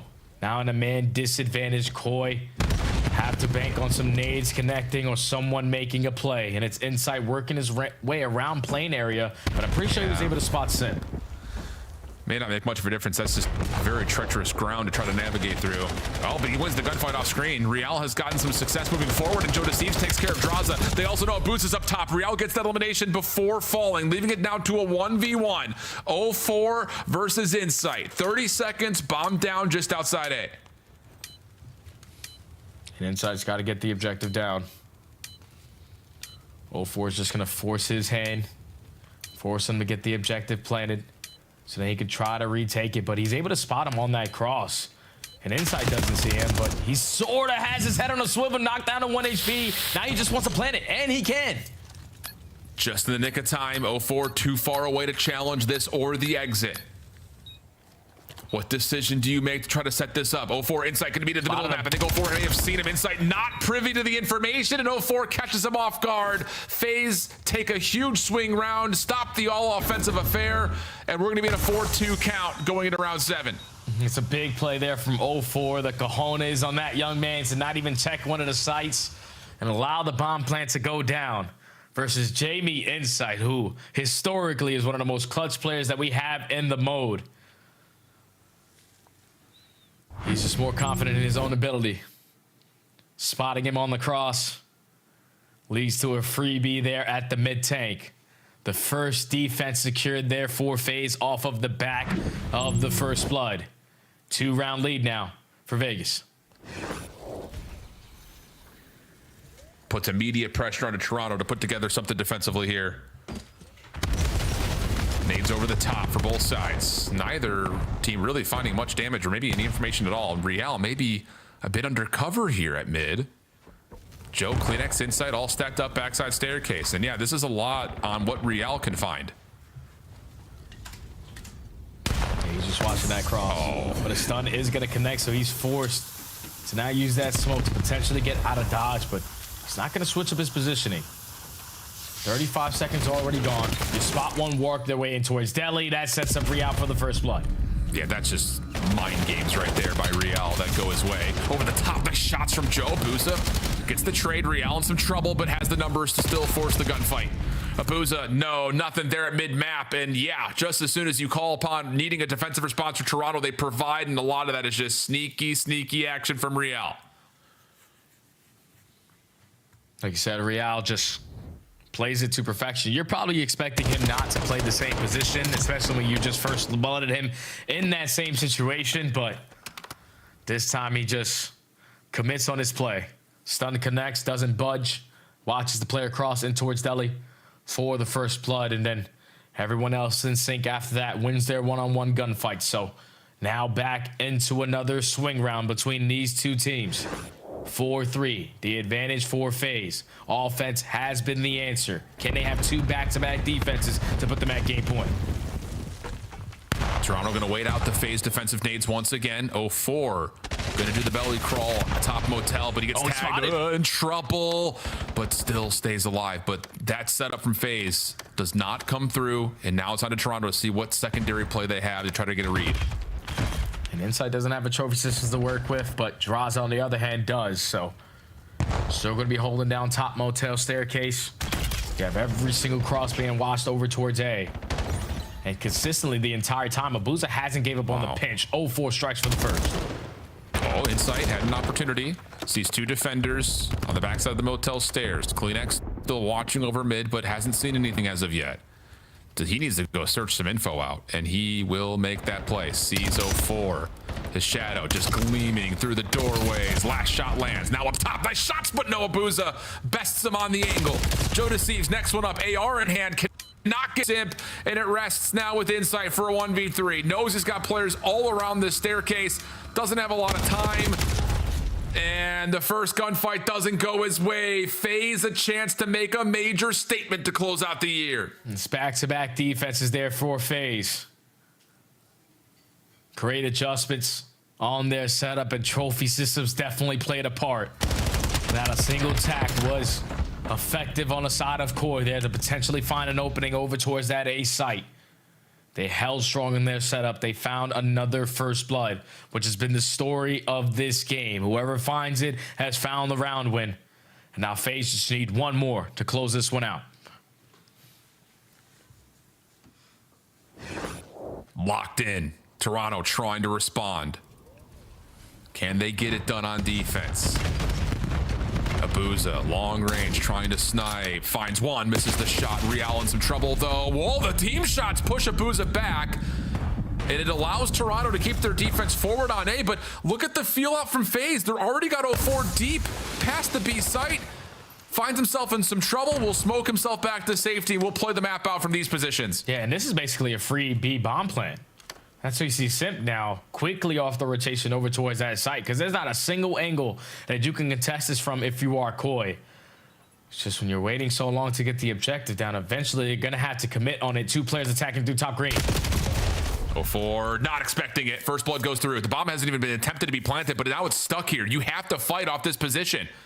And keep in mind, Abuza sniping. He is deep through mid. Draza trying to help out. Cannot keep Simp safe. And what a response for Toronto to re-clear out the positions, reclaim the bomb site, and now they've got Abuza headed for the hills, nowhere to go. Beautifully played there from Koi. Like you show early face as the aggressors over towards A, you're able to withstand the shots there from Abuza to not allow that first blood to go down the opposite way. But then even when I was thinking, like, FaZe just took all the space away at the opposite site, they should be free to get this bomb down. But just 0-4 being spotted on the OE was all the information that Koi needed, because Simp completely out of the play, couldn't get the objective down fast enough. And then when they decide to hit the go button, they find that first blood onto 0-4 and instantly shut down that bomb plant. So Koi, stay alive, force round 10. Oh. Hey. New York and Miami leaning back and watching.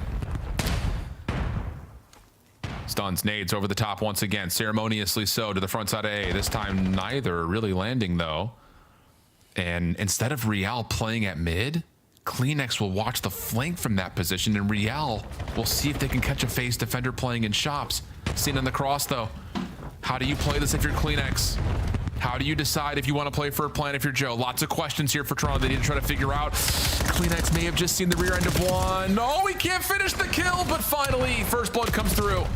Oh, and the flank is open. Kleenex is potentially going to get caught. Just some bad timing there and better plays there from 0-4. 3v2, 40 seconds to go. You got this guy isolated on the backside of Motel, 2v2. It might just come down to two different 1v1s. Joe still hanging, looking to see if he can catch that flank defender rotating back through mid. Look at Abuza. He knows that 0-4 can watch over the top at A. And Abuza could be the sole defender over towards B, but 0-4 is now in trouble. Abuza has to come back to this play. Toronto gonna stick for the plant. Abuza's not gonna get here in time, but can he find Joe on the exit? Insight doesn't expect it. First kill comes through. Joe finds the 1v1, but Abuza from the top. No problem to finish it off in FaZe. A huge series win to finish off the calendar year. Gonna best Toronto and see themselves rise up the early standings.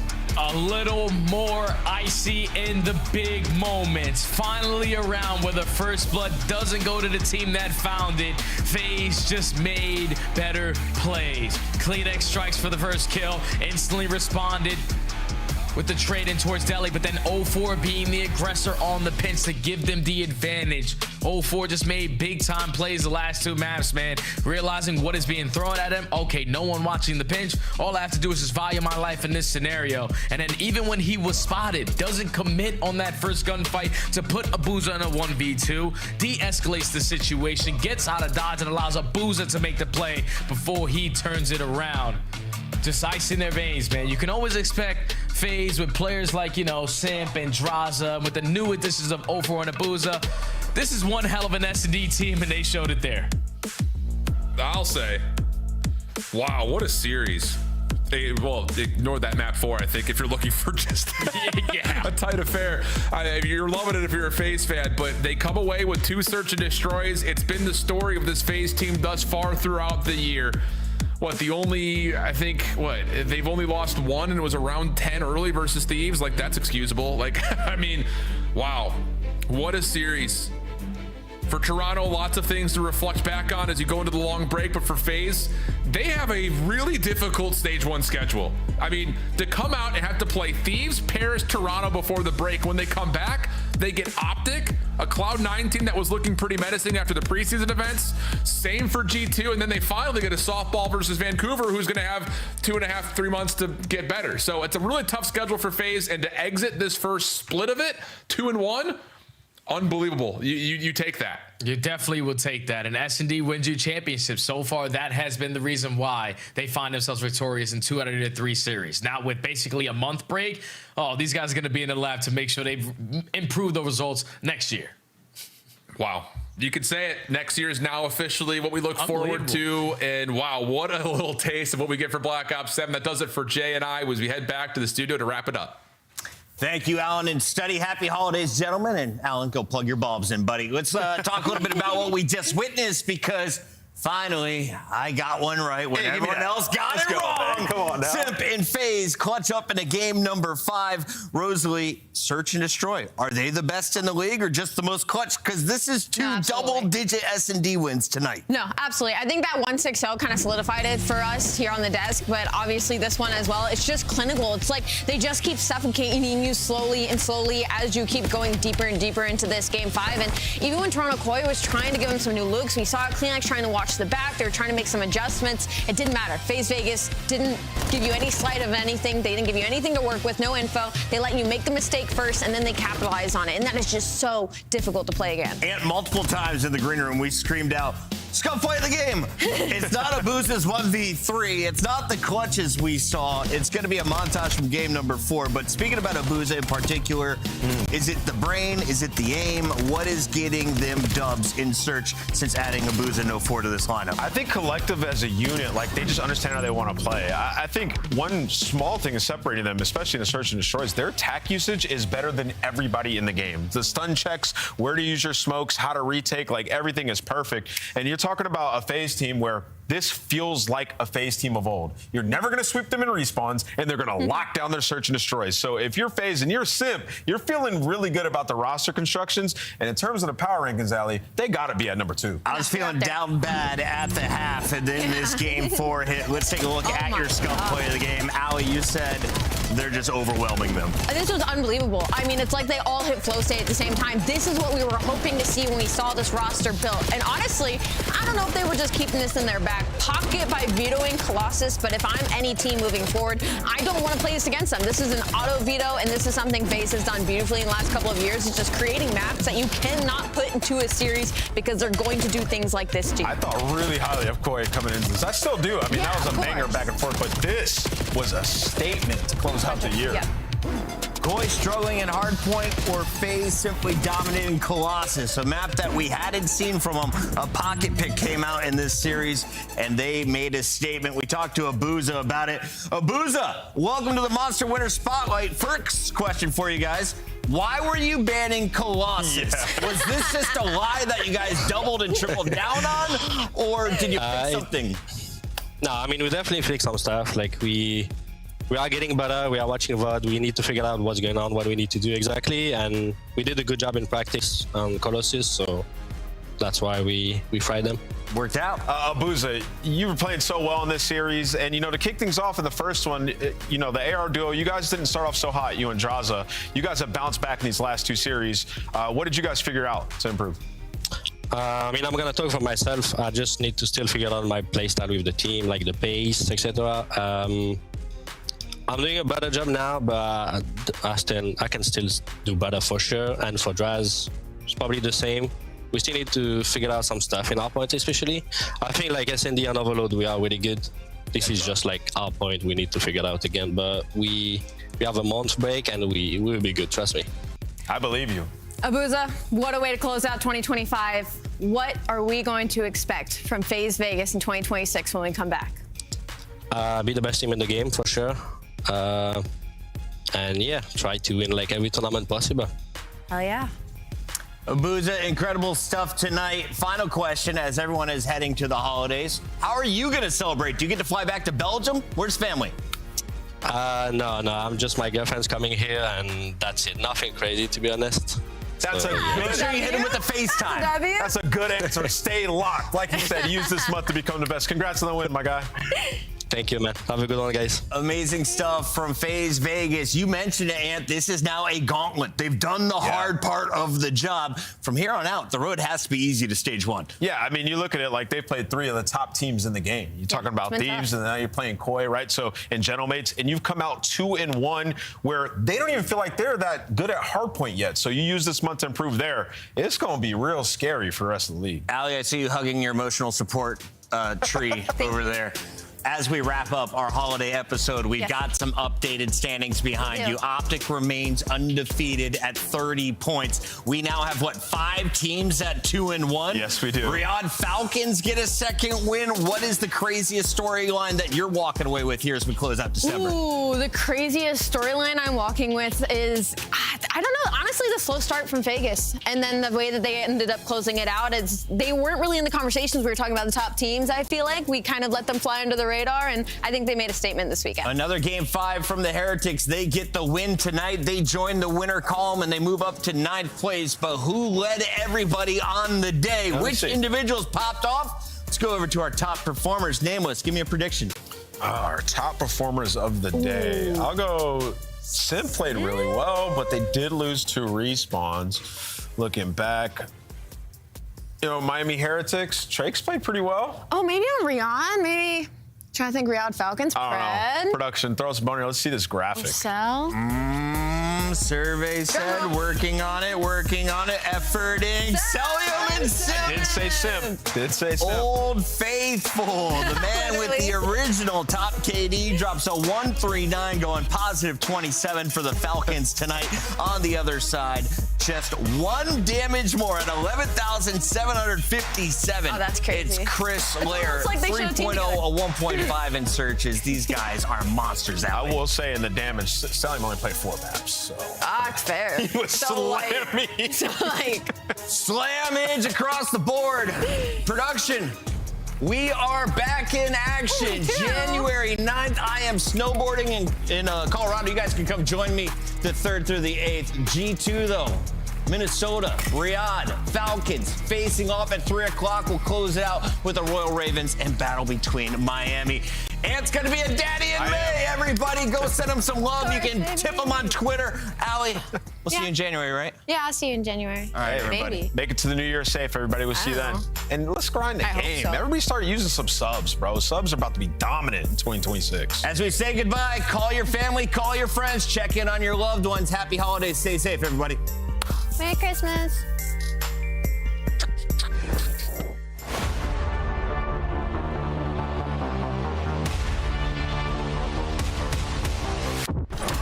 We got that power. We bring the heat. It's winning now. It's no retreat. It's time for beast mode. Our energy is all unleashed. We in the red zone. We stand alone. We Ravens undefeated. looking not great. We're undefeated. We stand alone. We undefeated. Bring it. We ready. We undefeated. We stand alone. We're undefeated. What a map.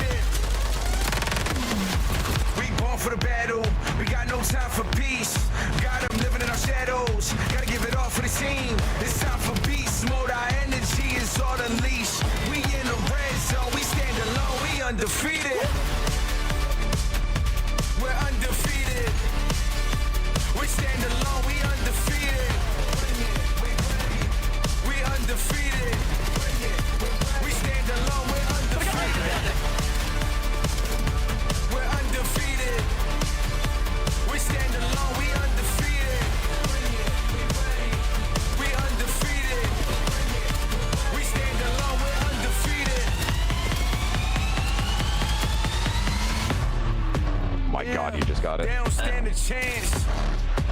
Yeah, they don't stand a chance. They don't stand a chance. Yeah, we're undefeated.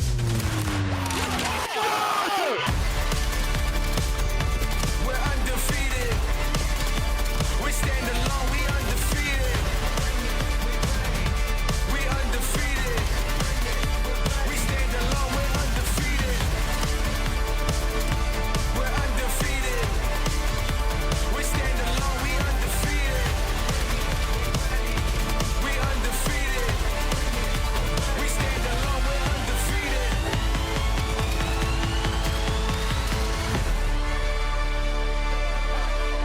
Nice! Come on, baby! Lost you front, one more, help me. I'm happy on AG. Get lift your head. I'm blocking. Front. Lost you front.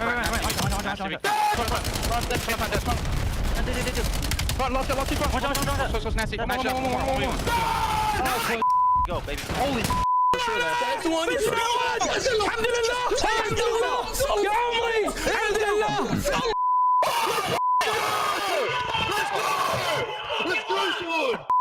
go,